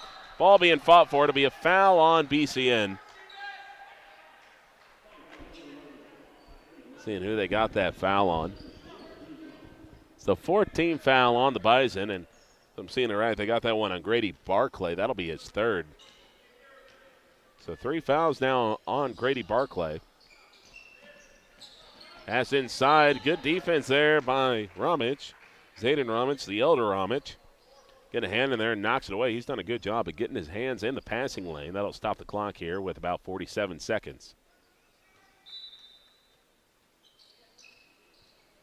Kackman gets the ball. Now will float it over to Kaczynski. And Schwer gets his hands on the pass. Now trying to run the fast break himself. And the big man puts it up and in. 11-7 here with James Schwer running. I don't know if we can call it the fast break, but that's a fast break nonetheless, and he gets it to go. Good burst there from Schwer. Of course, see a lot of them on the baseball diamond and routinely got kidded by his teammates for being the slowest one on the team, but it looked good running the floor there and looks good pulling down that rebound. Now the Warbirds have to get back on defense with BCN having 10 seconds to get a shot up here. 7 seconds to 6 to 5. Ramich going by himself inside of Dipsy-Doo and a scoop shot at the horn. That was one of those no. Oh, yes, good shot, son. Ramich just kind of dribbled side to side, wasn't doing much, and then just charged in and got it to drop. So 13-7 at the end of quarter number 1. BCN in front back here. After the break here on KQDJ and over on KLVC Live. Looking for the right college fit? With more than 65 majors to choose from, Valley City State University might be just what you're looking for. Whether you're aiming for pre-med, education, business, or a career in fisheries and wildlife, Valley City State has a path for you. Get involved in music, athletics, speech, esports, and shooting sports, all while earning an affordable, trusted degree. Come see for yourself. Schedule your campus visit today at vcsu.edu/visit. Looking to move your future forward? At Bank Forward and Insure Forward, we're more than just banking and insurance. We're your partners for what's next. Whether you're buying a home, growing a business, or protecting what matters most, we've got you covered with local service, smart solutions, and people who care. Bank with confidence, insure with peace of mind. Move forward with us. Visit Bank Forward and Insure Forward. Together, we go further. Set 13-7 lead here for the Bison as we begin our second quarter. Bison 3 of 16 from the field, but they're 7 of 7 from the stripe, and we're going to have ourselves a hand-checking foul called here on Jason Schlinker.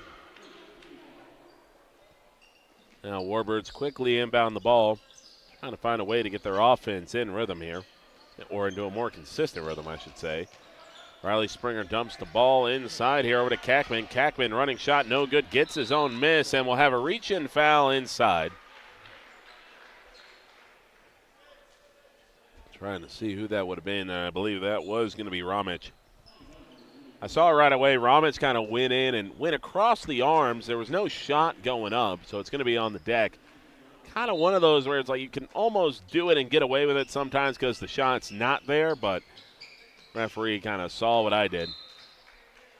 And Warbirds try to force in a pass that gets tipped away by the Bison, so we'll have ourselves a take 2 here on this inbounds play. Trying to set up Kackman underneath. Now they get a good look inside, but can't finish. Ethan Hansen with the board. Ethan Hansen brings some size and some toughness off the bench here for the Bison. About 2 inches shorter than Kackman, but looks like he might have a couple pounds on him, so he's going to be a force inside to do battle with. Three-pointer for Schlinker, no good. Rebound was had by Barclay, but it looked like Hansen might have actually knocked it out of his hands. Now Barclay getting back on defense. Setting up a 3 here for the Warbirds. No good. Barclay goes up and gets the rebound. No mistake about securing it that time. 1 minute gone here in quarter number 2. 13-7 lead here for Barnes County North. Barclay with the ball. Kicks it off into the corner for a 3. That is overshot. BCN gets the ball back. That was Chase Albrecht with the 3. That missed. Ball kick back here to Albrecht. Albrecht looking to pass out. Finds a man in Barclay. Barclay, 8 seconds. Free throw line. Jump shot. Gets it to go. Barclay hits a high degree of difficulty shot. And now the Warbirds back down the floor and will have a foul on the deck. Wave off the shot. Barnes County North fans appealing for a travel, and Creer might have got away with an extra step there.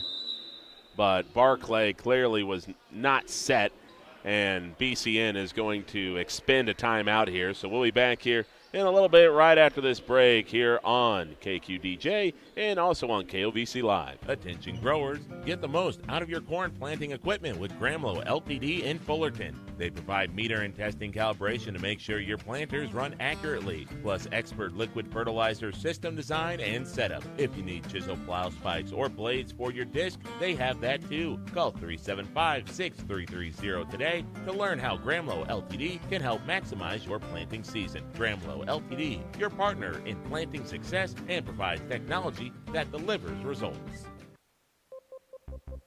The staff at LaMoure Drugstore wishes good luck to the Lobos in the Barnes County Tournament. If you're going to the games, get your locally made Lobo gear at LaMoure Drugstore and represent. If you can't make it to the store before the games, did you know you can order your prescription refills on the mobile app? Yep, just look for LaMoure Drugstore in your app store. And if you haven't gotten a flu shot yet, just walk in. Yeah, it's pretty much all you have to do. Show an insurance card, and it's probably free, too. The LaMoure Drugstore. Proud to cheer on the Lobos every day. 6:29 to go here in the second quarter. It is a 15-7 lead for Barnes County North over the Wyndmere-Lidgerwood Warbirds. Inbounding the ball here for Wyndmere-Lidgerwood. That is going to be Jay Stinson. Stinson looking for a target, finds Creer. Creer going to line up for a 3, leaves it short. And an over-the-back foul called on Riley Springer. To say that he extended over the top. If you can pluck it, you're fine, but it's when your kind of body leans in to go over the top that you get that foul called.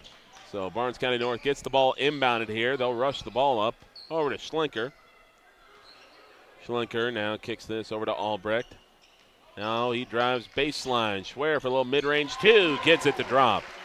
So James Schwer has knocked down a couple of shots. Bison now in front by 10, their largest lead of the game. Froelich now will work this one out here to Springer. Springer now over to Stinson.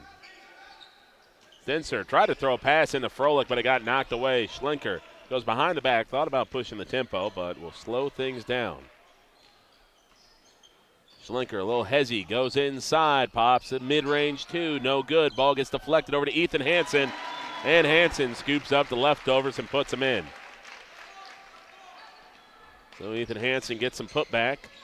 And now Froelich going all the way, and he got ravaged in amongst the trees, and he'll go to the line for 2 shots.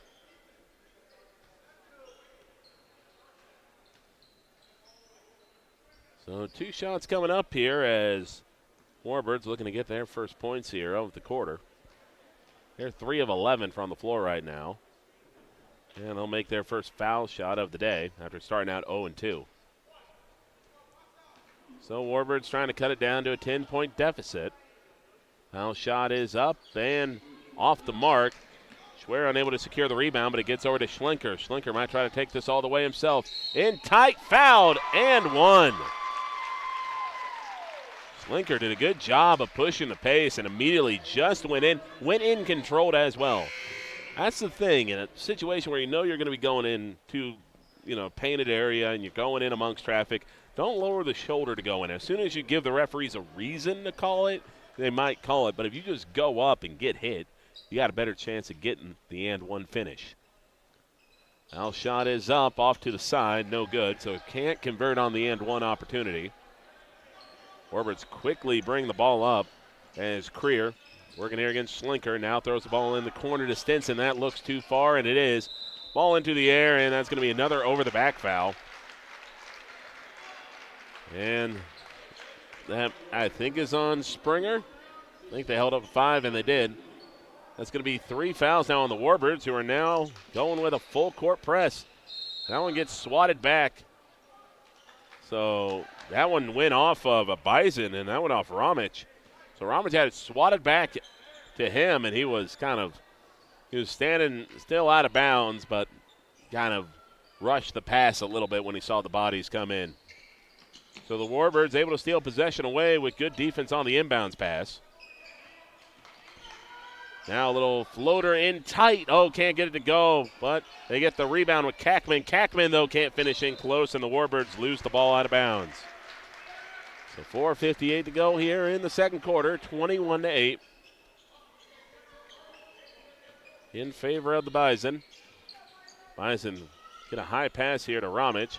Carson Ramich now get to Schlenker. Schlenker trying to fight through the traffic. He lost the handle on the ball, and I mean, this is breaking down to a bit of a scrap here. And the Bison call a timeout, so stop the clock at 4:51. Way back here after this 30-second pause. Did you hear that? If you missed a play, you're sure to find the story in your local paper. Pick up a copy of the LaMoure County Chronicle, the Litchfield Bulletin, or the Enderlin Independent for all the stats, scores, and pictures. You'll also find info on city and county meetings, personal interest stories, and classifieds. Get the LaMoure County Chronicle, Litchfield Bulletin, or Enderlin Independent for all the features you want and the local news you need. They also offer a full-service print shop. Call LaMoure Printing at 883-5393.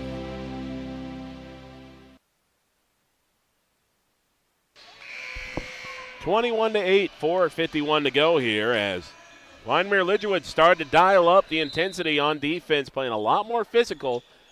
Got a couple fouls to give before they put BCN in the bonus.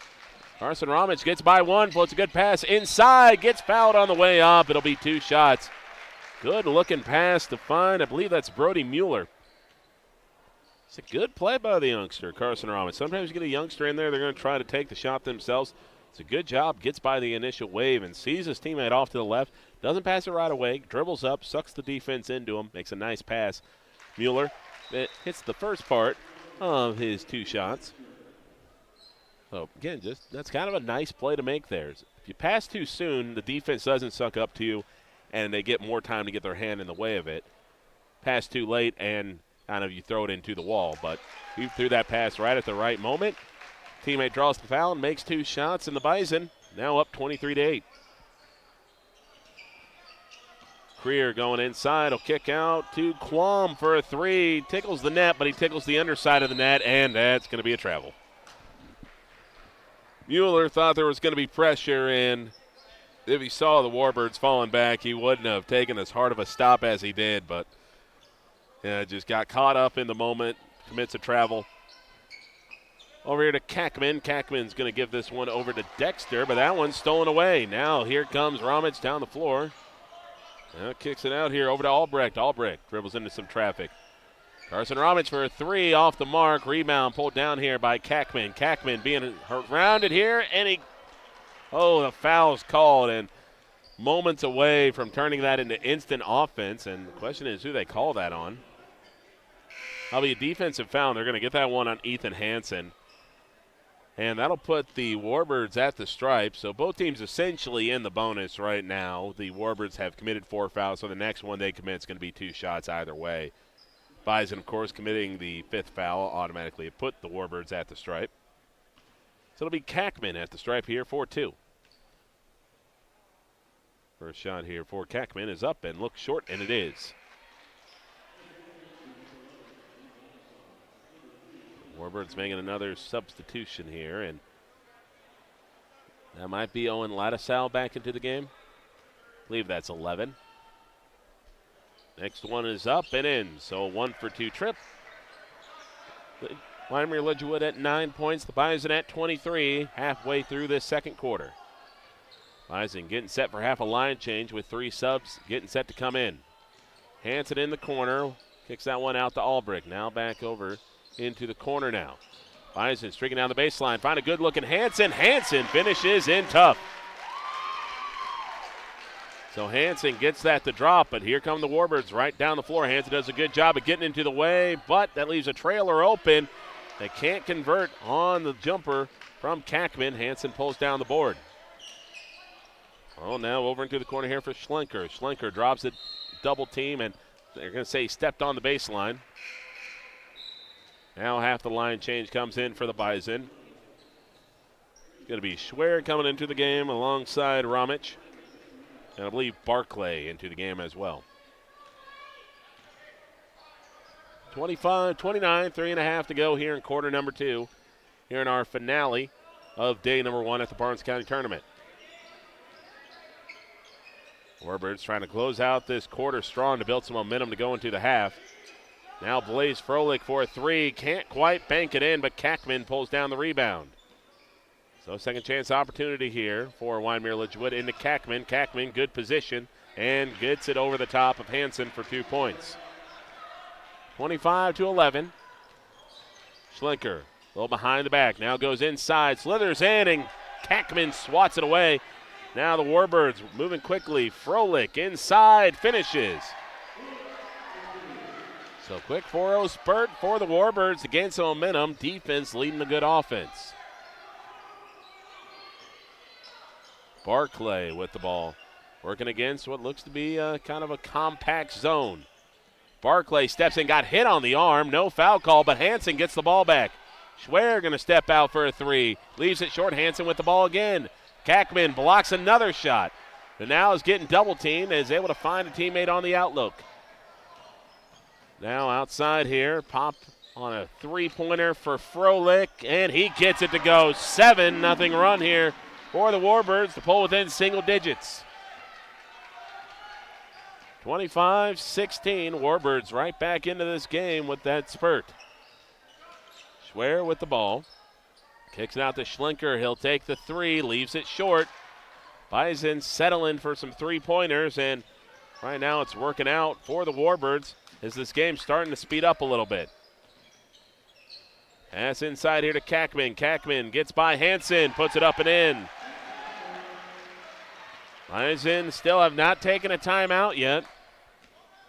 They have 3 timeouts left. They've spent a couple early on here, and they're trying to get to the break with 3 still intact. Warbirds with 5. Bison turned down a 3 down the baseline. Shot in close. No foul called, and now in transition for the Warbirds. And they'll lay it up and in. And now the Bison wanting a timeout and wanting to plead their case, and they got a man down on the other end. Full minute timeout coming up, but it's the Warbirds right back into it, right back into this game. Now only trailing by 5. 25-20 back after the break.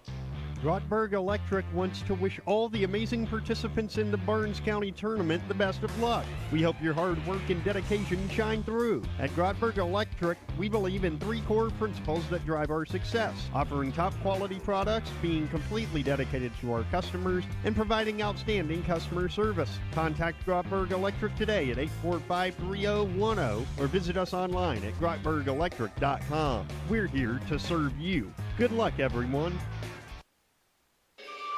Dakota Bank in Valley City is proud to sponsor the community gift tree this holiday season. We invite you to bring wrapped gifts for children of all ages to Dakota Bank. Simply label the gift with appropriate age and indicate if it's for a boy or girl, then drop it off by December 16th. All donations will be distributed by Abused Persons Outreach Center to make the season brighter for those in need. Join us in sharing the spirit of Christmas with Dakota Bank's community gift tree. Member FDIC. So Barnes County North on the wrong side of a run right now, and the Warbirds managed to chop the lead down to 5 points. I think at one point it was 25-9, and Warbirds right now about an 11-0 run. Now we get to about 1:05 to go. Barclay turns down a 3 and has the ball stripped away, and Bison just look uncomfortable on the floor right now. Warbirds going in for an in-tight shot, can't get it. Ball gets tipped around. Ball on the deck being scrapped for. Schwer comes out of the pile with the ball. Now the point forward brings the ball up here. Ball now over to Barclay as the Bison just try to nurse this lead into the break. Kick it back out to Schwer. 18 seconds on the shot clock. Now back inside they go. Kicking out into the corner for Barclay. Barclay turned down a 3. Now back over to Ramich, straight on 3, and the youngster knocks it down. Carson Ramich, the 5'9" sophomore, got left open and finally converts on a deep one. Bison now up by 8. Get down to 14 seconds to go. Warbirds on the outside, trying to go inside. Kickball violation called on James Schwer. So that'll stop the clock here at 10.3.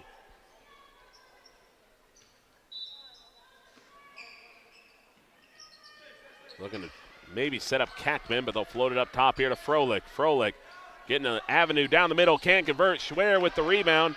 Now pushes it up head here to Ramich. Ramich, full head of steam, hit on the way up at the horn and can't get it to go. A lot of contact drawn. Could have made a case there for perhaps a shooting foul as the Warbirds were kind of moving into him on the shot. Usually if a player runs into somebody on a play like that, you don't call it, but if the other team kind of initiates the contact, you can make the argument. But overall, Bison and the Warbirds, tightly competitive game here through 2 quarters. 8-point lead for the Bison. We'll be back here in a little bit with our halftime show here on KQDJ and over on KOVC Live. The Valley City Chiropractors are here to help you feel your best. Our experienced team of doctors, Dr. Justin Fell, Dr. Nathan Saylor, Dr. Brent Thompson, Dr. Jeff Brown, and Dr. Gabriel Brown, are dedicated to supporting your journey to better health and a more active life. Whether you're dealing with chronic pain, recovering from an injury, or just looking to improve your everyday well-being, our team provides personalized, effective care tailored to your lifestyle. Feel better, move better, and live better with the Valley City Chiropractors. Attention growers, get the most out of your corn planting equipment with Gramlow Ltd. in Fullerton. They provide meter and testing calibration to make sure your planters run accurately, plus expert liquid fertilizer system design and setup. If you need chisel plow spikes or blades for your disc, they have that too. Call 375-6330 today to learn how Gramlow Ltd. can help maximize your planting season. Gramlow Ltd., your partner in planting success and provides technology that delivers results. Looking for the right college fit? With more than 65 majors to choose from, Valley City State University might be just what you're looking for. Whether you're aiming for pre-med, education, business, or a career in fisheries and wildlife, Valley City State has a path for you.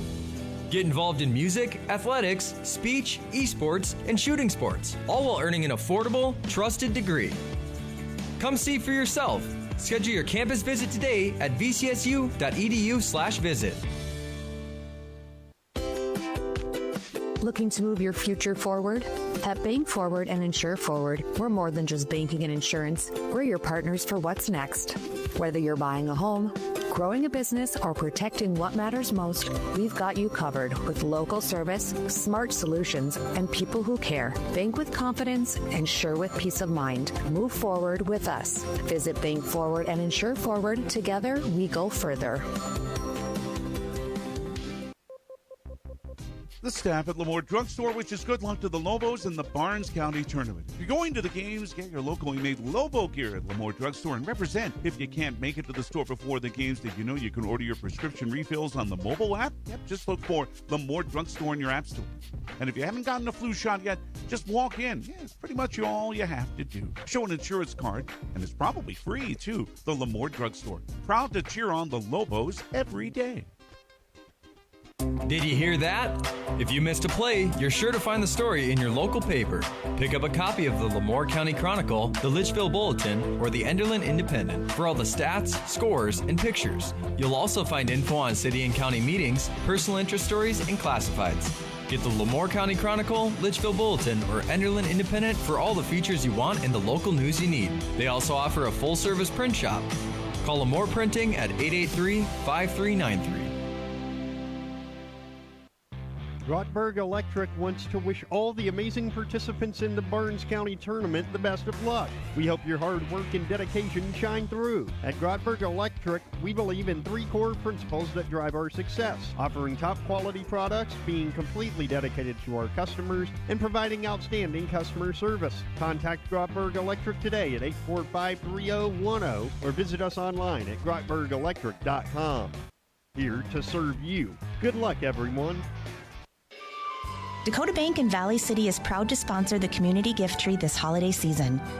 We invite you to bring wrapped gifts for children of all ages to Dakota Bank. Simply label the gift with appropriate age and indicate if it's for a boy or girl, then drop it off by December 16th. All donations will be distributed by Abused Persons Outreach Center to make the season brighter for those in need. Join us in sharing the spirit of Christmas with Dakota Bank's Community Gift Tree. Member FDIC. 28-20 the lead for Barnes County North at the half. And, well, this was a game that looked like Barnes County North might run away and hide with it. But then off the back of what I believe was an 11-0 run for the Warbirds, they were able to claw themselves back into the game. But Bison able to capture a bit of momentum back there with that Carson Ramage 3. For the Bison, I think it's really just going to come down to not falling in love with the outside shot. They have to go back to kind of playing that hard-nosed style, which is them getting to the stripe, as I said, winning in the gray area. Those of you that kind of wonder, well, what does that mean, winning in the gray area? That doesn't mean winning in the gray area of the rules, not playing it within the gray area of like trying to get away with something. It's playing within the gray area of what people would say you can't control and give yourself an opportunity to control the quote-unquote uncontrollable. Most people would say you can't control how often you get to the stripe, but you can control it in a way by being aggressive and going after it. They would say you can't control the 50-50 balls. Well, you can attempt to control it by diving, hustling, and making sure you limit any second chance opportunities. That's how, in my opinion, you would go about playing within the gray area or winning within the gray area. They've got to be able to kind of make this their type of game, and their type of game is not going to be making this a running match. This has to be a game where this isn't going to be a team that shoots very well from the floor, so every shot you take has to be a good look. They're 9 of 10 from the foul stripe right now. From the floor, they're 9 of 33. They're 1 of 13 from deep. So if you want to do the math right now, that's 8 of 20 from inside, which isn't a bad mark considering what they usually shoot, which tells you that probably need to focus on getting the ball in tight a little bit more, slash a little bit more as well, and not rely so much on those outside looks. For the Warbirds, I was about, I would say, halfway through the second. I was gearing up to make the point of I was surprised about how little they used their 6'5" center Kackman, and then all of a sudden they started to use them. So Sebastian Kackman, 6'5", he's the tallest player out there on the floor, didn't really get the ball very much, and then all of a sudden they started to work it in through him. He's got 13 rebounds so far, so he starts getting the ball more, which opens up the outside attack. Froelich gets looks, Creer gets some looks, and now it kind of makes it a little bit more of a balanced effort here for the Warbirds. And ultimately their pressure did affect the Bison. So if you're looking at kind of what would be the strategy for Wyndmere-Lidgerwood coming out of the break, they might ramp up the pressure. I would say that if you can get the full court kind of man-to-man pressure going, force Barnes County North into some mistakes, and get your team working in transition, that could be kind of something that the Warbirds could look to try to get themselves all the way back into this game. But ultimately, this is just going to be, I just think it's going to be a really kind of hotly contested game. But the question is whether or not this is going to be a hotly contested game or hotly contested quarters. Because I make this point all the time, is that you can have 4 hotly contested quarters and still win by double figures. You can outscore a team by 4 points in each quarter and still win by 12. So it's just a matter of the Warbirds are going to need to have one really good quarter. They're going to have to outscore the Bison here either by 8 in the next 2 quarters. They're going to have to outscore them by 8 in 1 quarter. Either way, they're going to have to erase this deficit, and it's just all about, how is it going to look for them? How quickly do they want to try to erase this deficit, or are they content with trying to take their time and kind of slowing this game down? For the Bison, I think, it's in their best interest to try to slash in a little bit more. When you get looks from the outside, take them. And I don't want to say they've taken a lot of bad shots from the outside, but 1 of 13 says all you need to know. So maybe maybe look inside a little bit more. I would actually look for maybe Ethan Hansen to get a little bit more playing time. To start off this second half, I felt like when he was in there, he brought a real physicality that I think this Bison team needs. So I wouldn't be shocked if Ethan Hansen maybe gets pressed into service a little bit sooner in this one. A big physical presence to go up against Kackman. Again, might be a little bit shorter, but a little bit more sturdily built, can knock him out of the way and essentially negate those 2 inches he's given up when he's on the floor with them. So I think we're going to have ourselves an interesting contest in this one all the way to the end. Got about 5.5 minutes to go till we're ready to begin our third quarter, so that's when we'll be back. Keep it right here on KQDJQ 101 and over on KOVC Live. Looking for the right college fit? With more than 65 majors to choose from, Valley City State University might be just what you're looking for. Whether you're aiming for pre-med, education, business, or a career in fisheries and wildlife, Valley City State has a path for you. Get involved in music, athletics, speech, esports, and shooting sports, all while earning an affordable, trusted degree. Come see for yourself. Schedule your campus visit today at vcsu.edu/visit. Looking to move your future forward? At Bank Forward and Insure Forward, we're more than just banking and insurance. We're your partners for what's next. Whether you're buying a home, growing a business, or protecting what matters most, we've got you covered with local service, smart solutions, and people who care. Bank with confidence, insure with peace of mind. Move forward with us. Visit Bank Forward and Insure Forward. Together, we go further. Attention growers, get the most out of your corn planting equipment with Gramlow Ltd. in Fullerton. They provide meter and testing calibration to make sure your planters run accurately, plus expert liquid fertilizer system design and setup. If you need chisel plow spikes or blades for your disc, they have that too. Call 375-6330 today to learn how Gramlow Ltd. can help maximize your planting season. Gramlow Ltd., your partner in planting success and provides technology that delivers results. The staff at LaMoure Drugstore wishes good luck to the Lobos in the Barnes County Tournament. If you're going to the games, get your locally made Lobo gear at LaMoure Drugstore and represent. If you can't make it to the store before the games, did you know you can order your prescription refills on the mobile app? Yep, just look for LaMoure Drugstore in your app store. And if you haven't gotten a flu shot yet, just walk in. Yeah, it's pretty much all you have to do. Show an insurance card, and it's probably free, too. The LaMoure Drugstore. Proud to cheer on the Lobos every day. Did you hear that? If you missed a play, you're sure to find the story in your local paper. Pick up a copy of the LaMoure County Chronicle, the Litchfield Bulletin, or the Enderlin Independent for all the stats, scores, and pictures. You'll also find info on city and county meetings, personal interest stories, and classifieds. Get the LaMoure County Chronicle, Litchfield Bulletin, or Enderlin Independent for all the features you want and the local news you need. They also offer a full-service print shop. Call LaMoure Printing at 883-5393.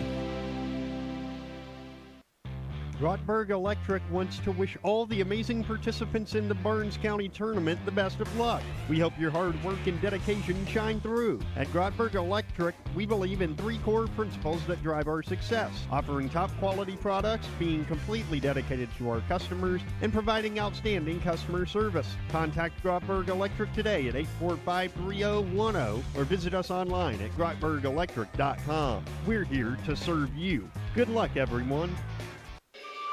Dakota Bank in Valley City is proud to sponsor the community gift tree this holiday season.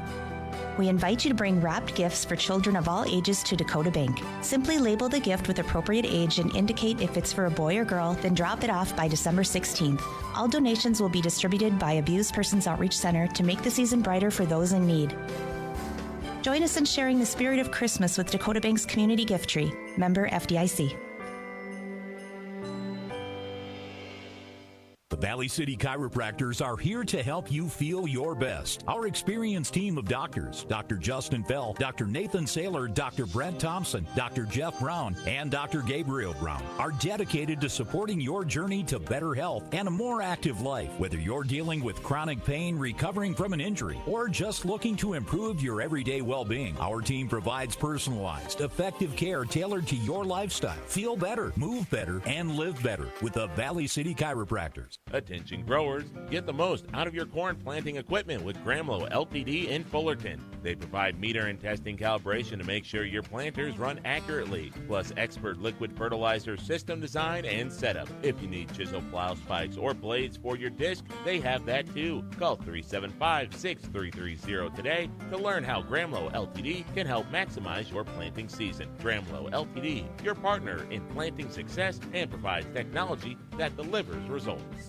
Looking for the right college fit? With more than 65 majors to choose from, Valley City State University might be just what you're looking for. Whether you're aiming for pre-med, education, business, or a career in fisheries and wildlife, Valley City State has a path for you. Get involved in music, athletics, speech, esports, and shooting sports, all while earning an affordable, trusted degree. Come see for yourself. Schedule your campus visit today at vcsu.edu/visit. We're back here at the Bubble, the W.E. Osmond Fieldhouse on the campus of Valley City State University. Getting set to begin our third quarter play between the Barnes County North Bison and the Wyndmere-Lidgerwood Warbirds. Well, the Bison have been able to spread out their scoring pretty much. Slinker with 7 points. Then you have Schwer with 6, and kind of been a piecemealed effort here for the Bison. Again, not shooting great from the floor at 9 of 33, but they are 9 of 10 from the foul stripe. And in tight, they're 8 of 20. Again, you'd like to shoot above 50% when you're in close. But ultimately, again, that's not a team that shoots high percentages from the floor. But that would kind of lead you to believe that they probably need to start trying to work the ball inside a little bit more and stop trying to settle at times for some threes. But overall, they did get that lead up to about as many as 16 points. So their methods have worked. It's just about, can you finish? And we are back underway here as it'll be the Bison starting out with the ball. Over here now to Zayden Romich.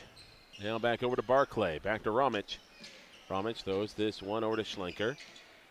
So a high pressing zone coming out here for the Warbirds. Back to Romich. Romich hits a fake pass. Now stepping in for a three. No good. Ball into the air. Schlenker picks up the board and puts it back in for 2 points. What?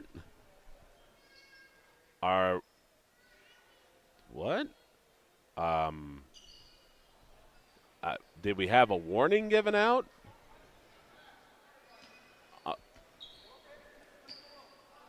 Okay. So, after that bit of awkwardness, we're back to basketball. It looked like a warning was being given. Was something said? I'm not sure. Using my intuition of watching sports for this many years, I would assume it was a warning, but could really be anything. Pass inside. Good defense by Schwer and able to force the miss. Giving up a lot of size there to Kackman, but did not give up position, which is the most important thing. Size means nothing if you're going to be out of position taking shots. Now barging inside is Schlenker, and Schlenker knocks out of the way Blaze Froelich. So quick 4 points here for the Bison to start out this third quarter, and they've got their lead up to 12, 32-20, 6:45 to go here in quarter number 3. Oh, good cut inside to set up Jay Stinson, and that'll put him on the board. 6:35 to go here in the third quarter. High pass, Romich able to run it down. Now down the baseline. Kicks it back over here to Barclay. Barclay back to Romich, over to Schwer. In the corner now to Romich for a three, no good. And Schwer can't get to the ball. Creer went up high to snatch the rebound, and he'll go coast to coast for the layup. So the Bison had a 4-0 run. It's been matched by a 4-0 run here by Wyndmere-Lidgerwood. Now for the Bison, they're going to load this over to Barclay. Barclay posturing around with it. Now we'll kick it over here to Mueller. Another high pass. Romich runs it down, but not a lot of progress being made here for the Bison and setting up a shot. Down to 13 seconds on the shot clock. Barclay to Schwer. James Schwer dribbles in, back to Barclay. Barclay turns down a three, goes inside for mid-range two and knocks it down. Tough shot there for Barclay. He's made a couple of those today. 10-point lead once more for BCN.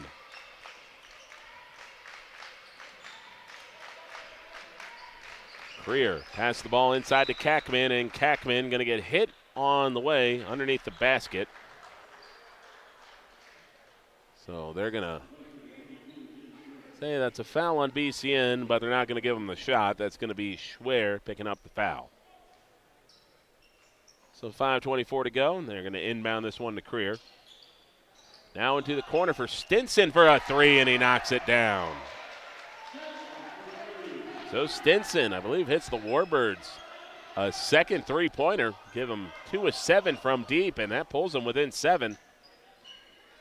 Now Ramich kicks this one over to Schlenker. Schlenker now back to Ramich, using a screen set by Barclay. He's going to take a three. That's straight on, no good. Schwer with the board. Kicks this one to Barclay. Barclay kicks it out to Schlenker. Schlenker down the inside, got hit on the way up. Nope, they're going to call it on the floor. Kind of got cross-chopped across the throat there by Blaze Froelich, reaching a hand in there. Froelich only 5'8". Schlenker being 6'2". Shorter guy trying to defend a bigger guy. Usually the hands wind up where the bigger guy usually don't want them. Carson Ramich, the sophomore, coming in. Make a substitute for his brother. Now float this one up top. Now over to Schlenker. Schlenker back to Ramich. Ramich, good pass inside. Bump from behind, and that's going to be 2 shots for Brody Mueller. 4:46 to go here. It is a 7-point lead for Barnes County North.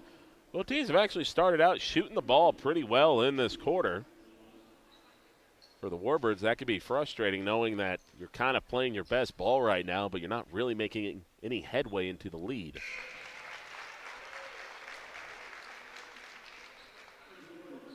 Substitute coming in here for the Warbirds. That's going to be Ladisau coming in. And some more size to this Warbirds front, as that's now 4 fouls on Riley Springer. Foul shot up and rattles it home. So now a 9-point lead here for Barnes County North. Now Creer trying to go all the way, can't finish. Ball on the deck, somehow goes out to Schlenker. Schlenker gets by one man. Might try to go all the way himself. Gets blocked from behind, and good defense by the Warbirds. And now it's Creer trying to lead the charge. Layup in tight, and they finish it off with Jay Stinson. Warbirds going to take a timeout, stop the clock at 4:25. We'll be back here in 30 seconds here on KQDJ and on KLBC Live. Looking to move your future forward? At Bank Forward and Insure Forward, we're more than just banking and insurance. We're your partners for what's next. Whether you're buying a home, growing a business, or protecting what matters most, we've got you covered with local service, smart solutions, and people who care. Bank with confidence, insure with peace of mind. Move forward with us. Visit Bank Forward and Insure Forward. Together, we go further.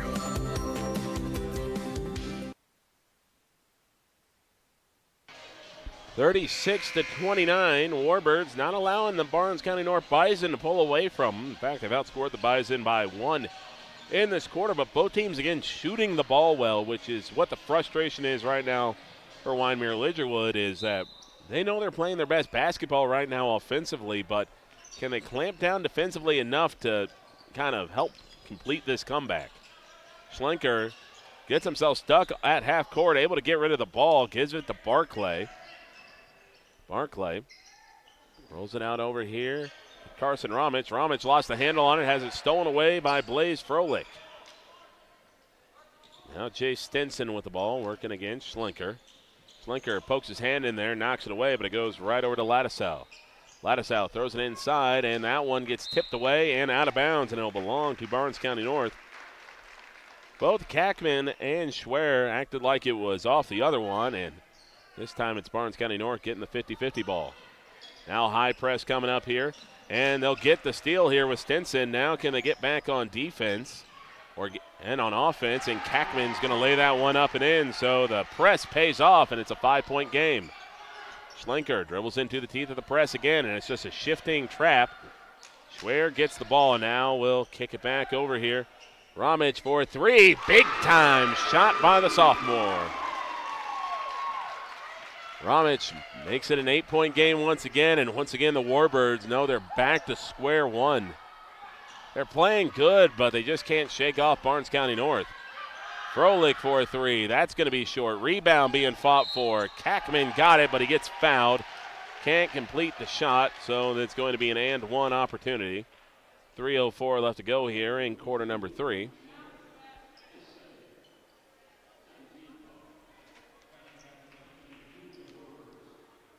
So Kackman has had a good day rebounding the ball. Foul shot on the way and rattles it home. Warbirds now 4 of 8 from the stripe, and Warbirds now also getting closer to shooting 50% from the floor. They've risen it by about 20% from the floor. They're now 13 of 31. That's off the back rim and no good, but they get their own miss. Wild shot on the way, no good. Rebound pulled down by the Bison. Ethan Hansen into the game, and Ramich, got bailed out, and Stinson knows it. Oh, Ramich dribbled right into the trap, but they're going to say there was a reach on his arm. And Stinson had lane open right in front of him, and he knew that if it wasn't for that foul, they probably had 2 points going the other way. Now Schlenker with the ball. Floats it up ahead, nearly into traffic. Bison might have got away with a walk, and now that'll be a foul on the outside. And Stinson, that might have been a bit of a frustration foul. Just out of position to take a smack of that one and just came across the arms right there. That's 4 fouls now on the Warbirds. Next foul puts the Bison in the 2-shot bonus. Pass inside, good look for Schlenker, has his shot blocked. And that's going to be a carry violation on Blaze Froelich. That last sequence there from Schlenker, he actually caught the ball in a really good spot underneath the basket. He just pops it up. He has time and space to get it off, but took a dribble, and like we talked about with Andrew Sikora, you kind of take that one extra dribble, and that allows the defense to be able to get to you to force that miss. 2:42 to go. Now out here over to Ramich, now over to Schlenker. Take down 2:35 to go. Good move here by Carson Ramich, but overshot it. But the Bison are going to catch a break as that one deflects out of bounds. Shot clock should not be reset. It's not right now. It's 27 seconds. Ball did not touch rim. And I think that's what they're discussing. There's no way the ball was possessed at all. That ball was not possessed enough to reset the shot clock, in my personal opinion, and it didn't hit rim either. So I think it's the correct call keeping the shot clock at 27 seconds. Bison float this one over to Schlenker.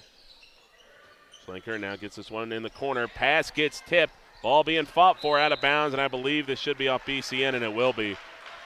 Just too many soft passes as Mueller and Schlenker just kind of get caught playing a little two-man game, and kind of been an issue at Barnes County North that time as they passed it in the same spot too many times, and that's given the Warbirds a chance to jump the lane. Stinson, turnaround, contested two, and gets it to drop. Another high degree of difficulty shot. Now to a 5-point game once again. Carson Ramich now gets it up ahead. Bison coming in, and they're going to say a travel. Take away 2 points. Barclay coming into the game. He'll be replacing Carson Ramich. That was Chase Albrecht getting whistled for the travel. Now for the Warbirds, this is probably the most important 2 minutes of this game so far. You're at 5 points. You've had it within 5 points a couple of times, but every time you've allowed the Bison to just kind of get it back to where it was before. Now it's can you hold the line. We're going to have ourselves a push foul called here on the Bison trying to get around a screen. Going to whistle that one on Jason Schlenker. His second foul, the Bison's third. Jay Stinson set to inbound the ball underneath. Now substitute coming in here is going to be Zayden Ramich. He'll be replacing Chase Albrecht.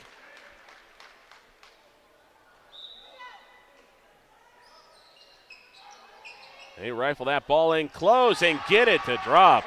Wyndmere-Lidgerwood finds John Dexter, and Dexter makes it a one-score game. 39-36. Bison under pressure. Trying to cut in close. Now to Barclay, to Schlenker, in tight. Hits a high degree of difficulty floater. Lead back to 5. Minute 23 to go here in quarter number 3. Blaze Froelich going inside. Can't finish. Ethan Hansen with the rebound. Schlenker, underhand pass to Barclay. Barclay turns down a 3. Now will take a tough 2. Seems the tougher the shot, the more likely it is Grady Barclay is to make it. He's hit some no, yes type of shots. Inside for Dexter again and finishes in tough. 50 seconds left to go. 43-38. Barnes County North in front. Ramich nearly lost the handle on it. Gives it to Hansen. Back to Ramich. Ramich backs it out. About a 16-second differential between the shot and game clock. Schlenker pass inside to Hansen. Hansen might have got away with a bit of a back foot scoot. Ball gets poked out of bounds by Stinson. So 33.3 seconds left to go in this third quarter. 17 seconds on the shot clock. An absolute deflating sequence right now for the Warbirds would be if the Bison hit a 3 here and make it an 8-point lead once again. Schlenker thought about the corner 3 off the inbounds. Now back around the perimeter, the Bison go. Back to Schlenker. Schlenker going inside. Tough shot. Can't get it to go. Blocking foul called, and he'll get 2 shots.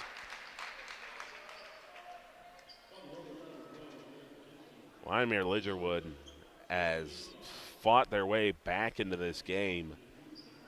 But if they exit this third quarter having only outscored BCN by 1, that is very deflating, potentially. Shot is up and in.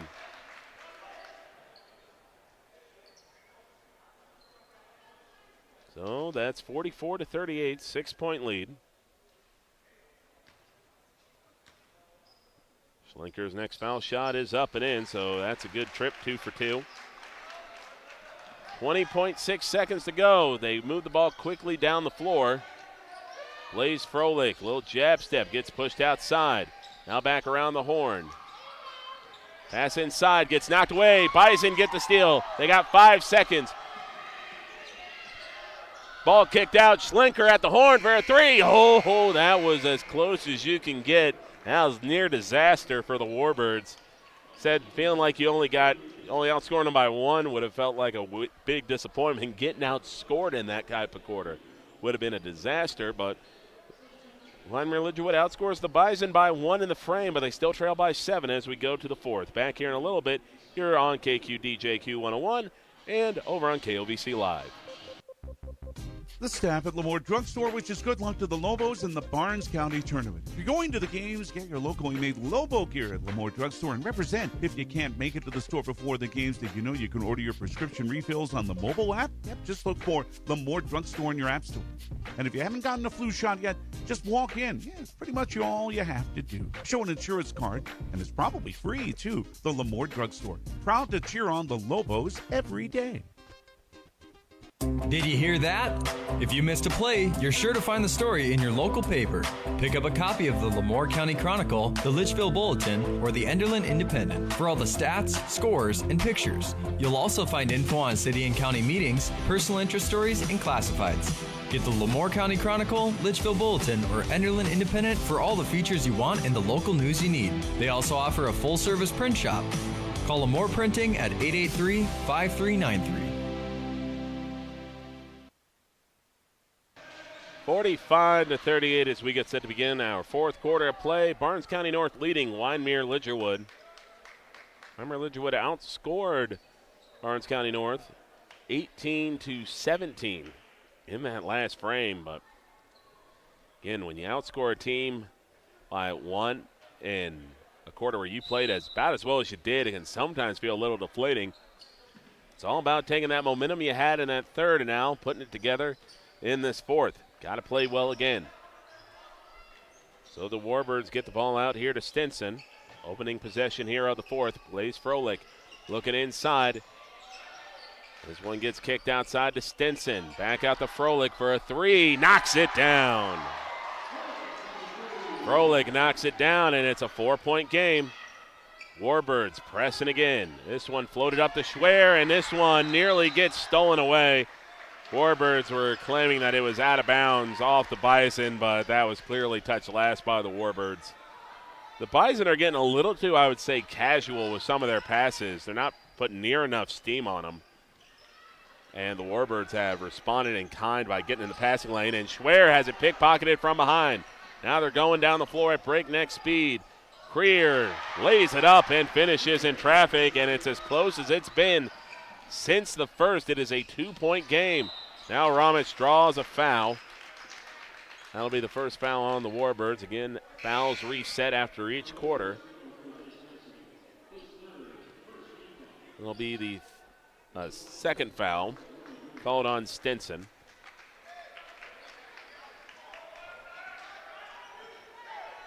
So the Bison inbound the ball here to Ramich. Ramich trying to slink his way through. We'll kick this one out in the corner over to Mueller. Back to Ramich. Now over to James Schwer. Schwer kicks it to Barclay. Barclay throws a bad pass, and that's going to be a foul called on the Warbirds, and they just ran through the marker. And Stinson picks up another foul. Be the second foul.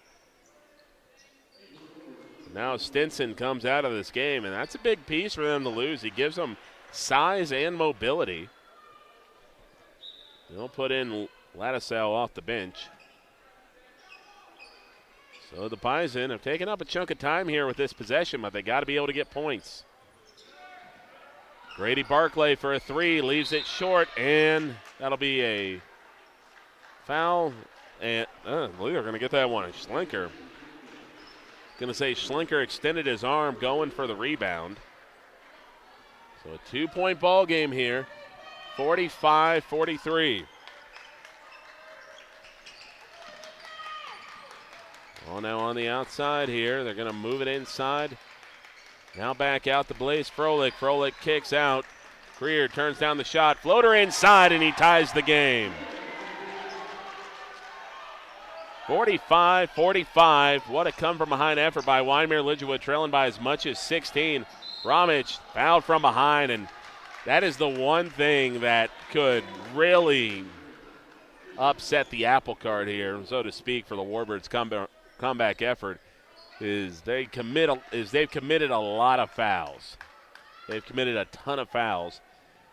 The Bison have been pretty much in the bonus, I think, 3 of the 4 quarters in this one, or 2 of the 3 existing quarters, and well on their way to being in the bonus again. Ramich going inside through the contact. Good shot block. Now they're going the other way. Oh, but the pass too tall. Stop the clock here at 5:50. 45-45 here in quarter number 4. I'm really surprised Ethan Hansen has not checked back into this game. I think right now you've got your most physical presence, which is what you need right now, because the Warbirds are actually going right after you on the inside. Yes, they've made a couple of threes, but they're getting really good looks inside. And I feel like just that physical presence down low helps create a little bit of diversity in what's a really small offense right now for BCN. So 5:30 to go, 15 seconds on the shot clock. Pass inside. They turn down the three. They'll kick out here for Grady Barclay. Barclay turns down a shot. Schlenker kicks it to Schwer. Schwer kicks it in to Ramich again. Ramich gets tripped up, loses the ball out of bounds. Who's it off of? And they're going to say belongs to the Warbirds. And the Barnes County North fans are getting a tad bit restless, thinking that Ramich got tripped up. And the problem is that they're driving without a purpose. No one seems to want to take a shot. Creer going inside, pops a floater, leaves it short. Schwer gets the board. Right now for Barnes County North, it's who wants to shoot. I've seen a lot of possessions with a lot of good shot opportunities, but no one's willing to pull the trigger. Grady Barclay on the outside here. Gives it over to Schlenker. Schlenker is going to take a three. Knocks it down. Well, if there's ever going to be a guy to shoot, it would be Jason Schlenker, and he knocks down a big one there to put his team up by 3. 4.5 to go. Timeout called here by the Warbirds, and that takes away a three-pointer from Blaze Froelich. And Froelich put that one up right as they called timeout, too. So That's not one of those they call timeout, you put it up, just see what happens. No, he's up taking the shot, and the coach calls timeout. So, yeah, that's a tough one to have right there. But it's 48-45. We got ourselves a exciting finish to this one. We'll be back here right after this break.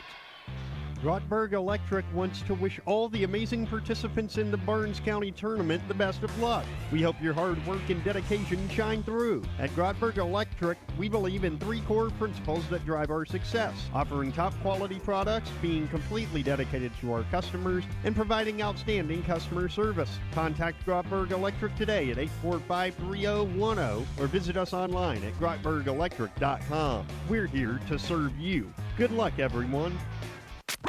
KQDJ-FM, Valley City, Jamestown. Streaming live at newsdakota.com. Q101.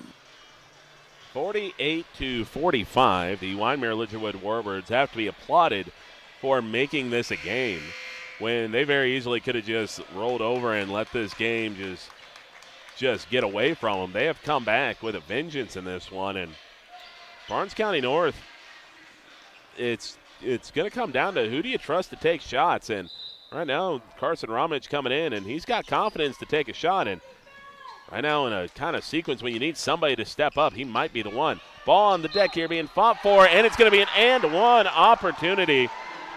That's why I'm saying you got to maybe consider putting Ethan Hansen back into this game, is that it went right into Sebastian Kackman, and Kackman, not only did he have good position, he just put it up and in, and, I mean, going right after Schlenker, who's your best player right now, and he's got 4 fouls. I mean, that's huge. And he rattles that one home to tie the game at 48. So seeing who's coming in here for the Bison, that's going to be Zayden Ramich, and he'll be coming in for Schlenker. If you're looking for the opportunity for the Warbirds to steal this game away, now would be the time. You'd figure that Ramich or Schlenker is going to be out of this game until about 2 minutes to go. Now it's just who's going to step up in his place.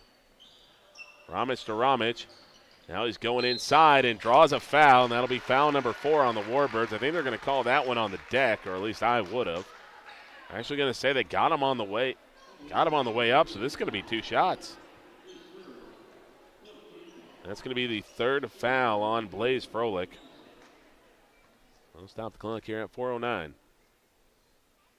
Foul shot is up and rattles out. So Zayden Ramich, the senior, trying to put his team back in front here. Froelich and Kackman sharing the lead in points with 11. And now Owen Lattisow coming in, and it's one of those kind of late substitution freezes that you're trying to do. The shooter's about to get the ball, and the coach from the other side rushes a player in so he can kind of get that freeze. Try to ice him.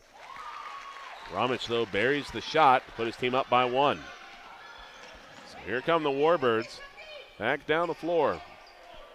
Get this one over to Creer. Creer now back to Stimson, into Kackman. Kackman spinning around, trying to find a place to go. Gets swarmed. Grady Barclay got a hand to it. It's out of bounds off BCN. 3:53 to go here in the 4th quarter.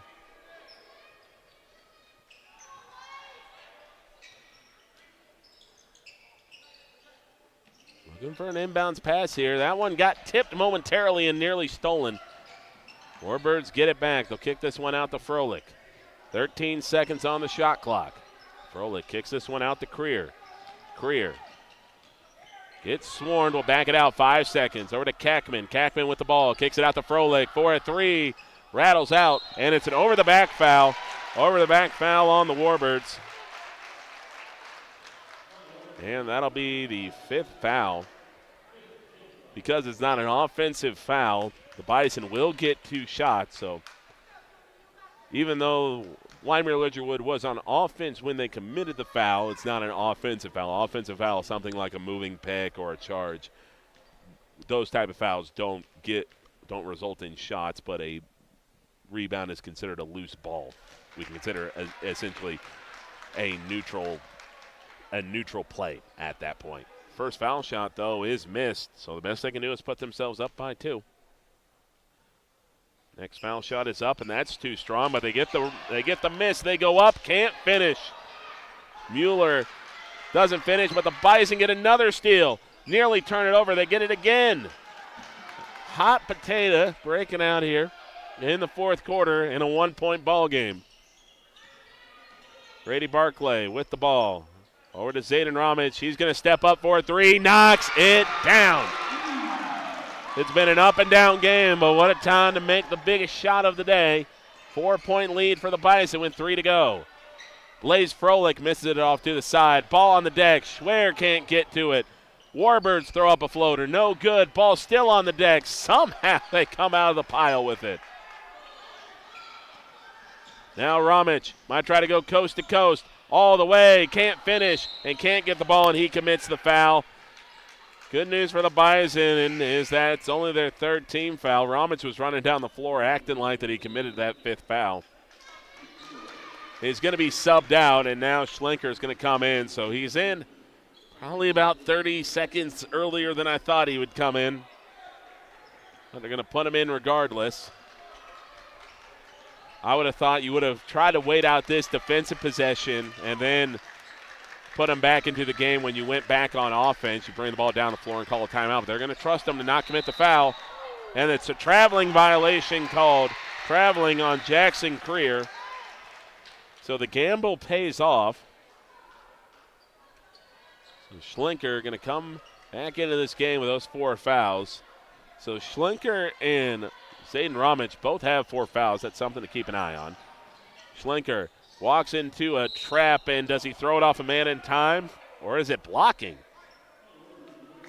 They call blocking on the Warbirds, and you hear a groan come out from the Lidgerwood stands, and they felt like maybe that was a bit of a bailout call. They kind of saw Schlenker kind of dribble right to where they wanted him to go, and then kind of desperation threw it off a guy, and referees call the block. And that's on the far side of the gymnasium. I don't get a great look at it, but Lidgerwood fans are staring right at that play. First foul shot, though, is off the mark, and, well, we're a missed foul shot away from a giant chant of ball don't lie coming from the other side of the gym. And he rattles that one home, so 5-point lead. 2:14 to go in this one. Froelich kicks this one out to Stinson. Do the Warbirds have anything left? Now we're to John Dexter. Dexter going inside. Can't finish. Rebound pulled down by the Bison. Now it's Carson Ramich with the ball. Ramich picks up his dribble. Gives it over to Schwer.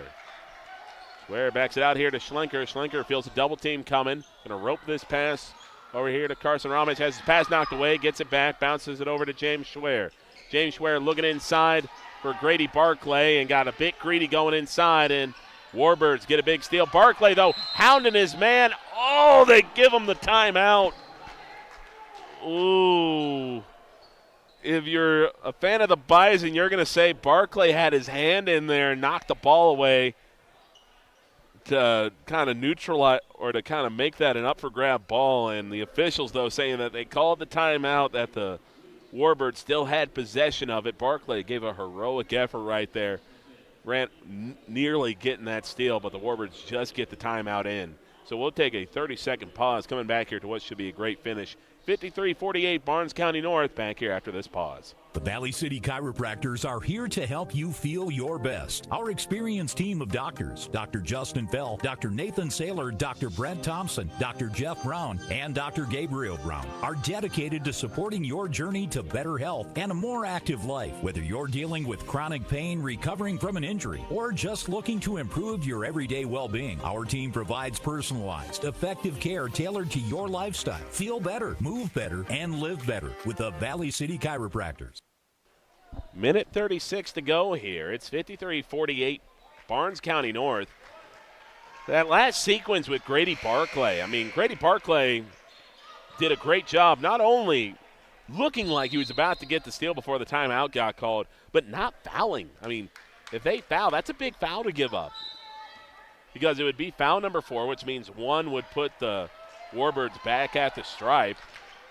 Warbirds have committed 5 fouls themselves, so BCN's in the 2-shot bonus here. Stinson with a pump fake going inside. Good look, hangs and hits. Big time shot to make it a 3-point game. Now, if you're the Bison, you don't have to panic, but you got to get yourself a good shot. Last thing you want to give up is something cheap. Zayden Ramich lost the ball. He lost the ball. Now it's the Warbirds going in transition. Will they go for the tie? No, they're going to dribble inside. Blaze Froelich turns it down. He's going in. Floats it up. Off the back rim and in. And a timeout called, and that went about as bad as it could for Barnes County North out of the timeout. It's 53-52, and there's a disaster sequence right there from Barnes County North is that you just got to be able to break a press. That's what it comes down to. You got to be able to break a press, and you got to have options of sorts. Now, if you're Wyndmere-Lidgerwood, you'd expect them to go to essentially what we would call a 3-2 press, which is where you're going to have two guys essentially back, preventing anybody from getting behind them. So when you play a 3-2, that kind of guy in the middle is you're going to be your swing or your pivot guy. That's going to be the guy going from left to right. That's going to be your guy with the most either length or the best combination of length and athleticism. Because what you don't want to happen is a player for Barnes County North to get into the middle between the 3 and the 2 and then be able to give you a 3-on-2 going the other way. So now it's about the Bison. Can they come through? And it is this 3-2 trap. Schlenker gets it through, lobs it up ahead. Oh, Schwer just gets a hand on it, and we'll keep it alive. So a 21-second differential between the shot and game clock. Trying to go inside, and a charge is called. A charge is called, and Ramich fouls out of this game. So now it's going to be Carson Ramich coming in. So Ramich for Ramich at this point. There's no more fouls to give. The next Bison foul will put the Warbirds at the stripe for 2. The next Warbird foul will put the Bison at the stripe for 2. This is the biggest possession of the game. There's about a 0.9-second differential between the shot and game clock. So now, where are they going to go? They go to Stinson for a 3. Off to the side. Kackman got it back. Froelich for an open 2. Banks it in. 18 seconds left to go. Carson Ramich loses the handle on it. Loses it out of bounds. Where's it going? We're having a conference. Where are we pointing? And they're going to point over to the Warbirds. And they didn't look very confident on where they were pointing to. Timeout, and this is about as frustrating of a sequence as you can get. They had the avenue with Carson Ramich to run that ball down the floor. The youngster just lost it off his knee and out of bounds. You had two guys go together, talk about where it went, and you had one of those half points. But to be fair to the official, even the half point, he was looking like he was pointing to Wyndmere-Lidgerwood. It wasn't one of those this way, no that way thing. He pointed one way, took it back, and then pointed to the side again. So it might have not been the most confident looking call, but it was him doubling down on it. But it's just at this sequence right now to where you got to figure it out. You got to figure out who you're going to try to foul in this one. What you kind of want to do is you almost want to foul the kid that hasn't shot all game. So whoever comes out of this scrum of bodies for Wyndmere-Lidgerwood, you got to try to target who do we want to take these shots. You rule out the guy inbounding because they're not going to run a give and go. So you're going like, who do you want to foul? You probably don't want to foul Blaze Froelich. You probably don't want to foul Kackman. You don't want to foul Creer. So it's all experienced players out there right now, and so they're going to go right away over to Stinson, and it's not a bad shout. I don't think Stinson's taken many, if any, foul shots today. That's what I was going to say. Don't foul Creer and don't foul Kackman because they've been at the stripe a ton in this one, and don't foul the shooter in Froelich. So these are the two biggest foul shots of the day. Foul shot is up and off the back rim. No good. Both teams with one timeout left. Again, I'm really surprised you've left Ethan Hansen on the bench for this part. You need a rebound, and you don't have your biggest body out there. Foul shot is up and in. So it's a 1-for-2 trip. Wyndmere-Lidgerwood calls a timeout. So 12.2 seconds to go. You're the Bison right now. You got to have the guys in there that you trust to not only get the ball down the floor but get a shot up. And right now, the thing that's just perplexing to me is just the limited role that the bench has shrunk to here for Barnes County North, as they've just kind of rotated the same two guys in and out, and I feel like that it's let the Warbirds get into this game, and now the chance to win this game.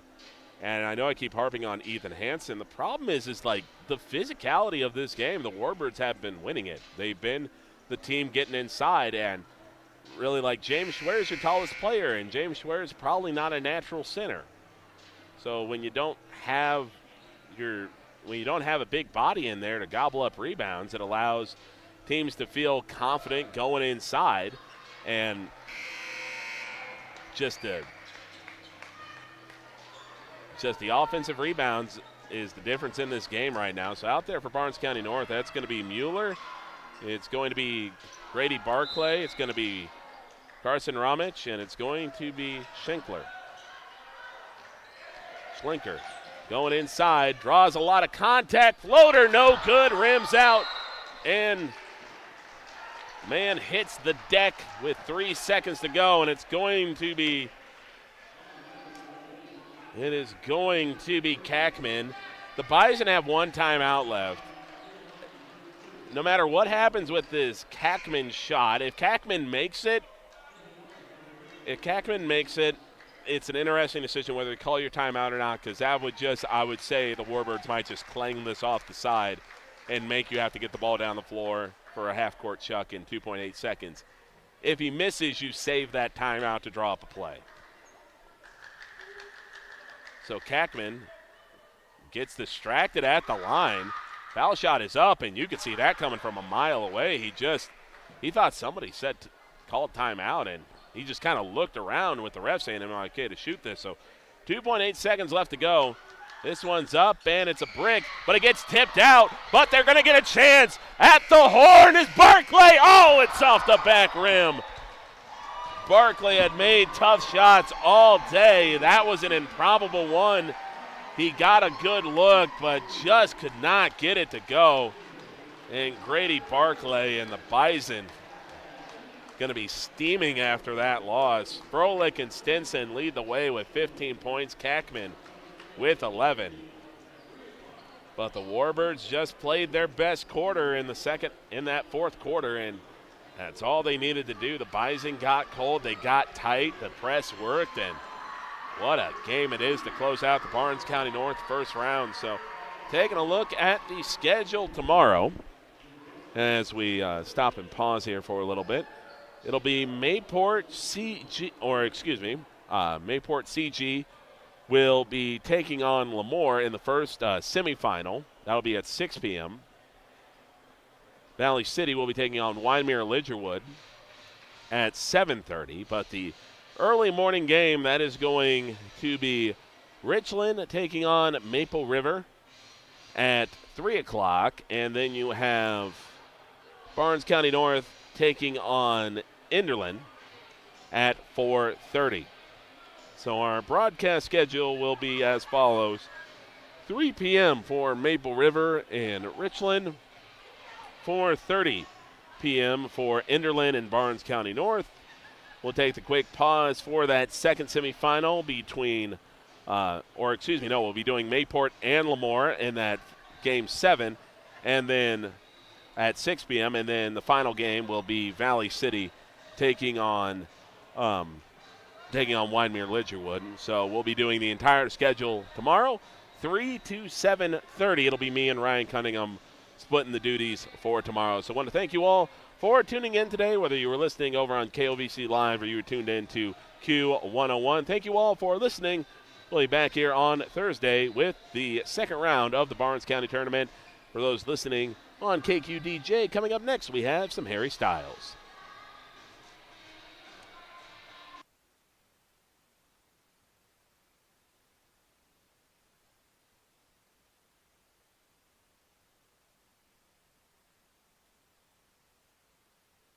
Tastes like salt.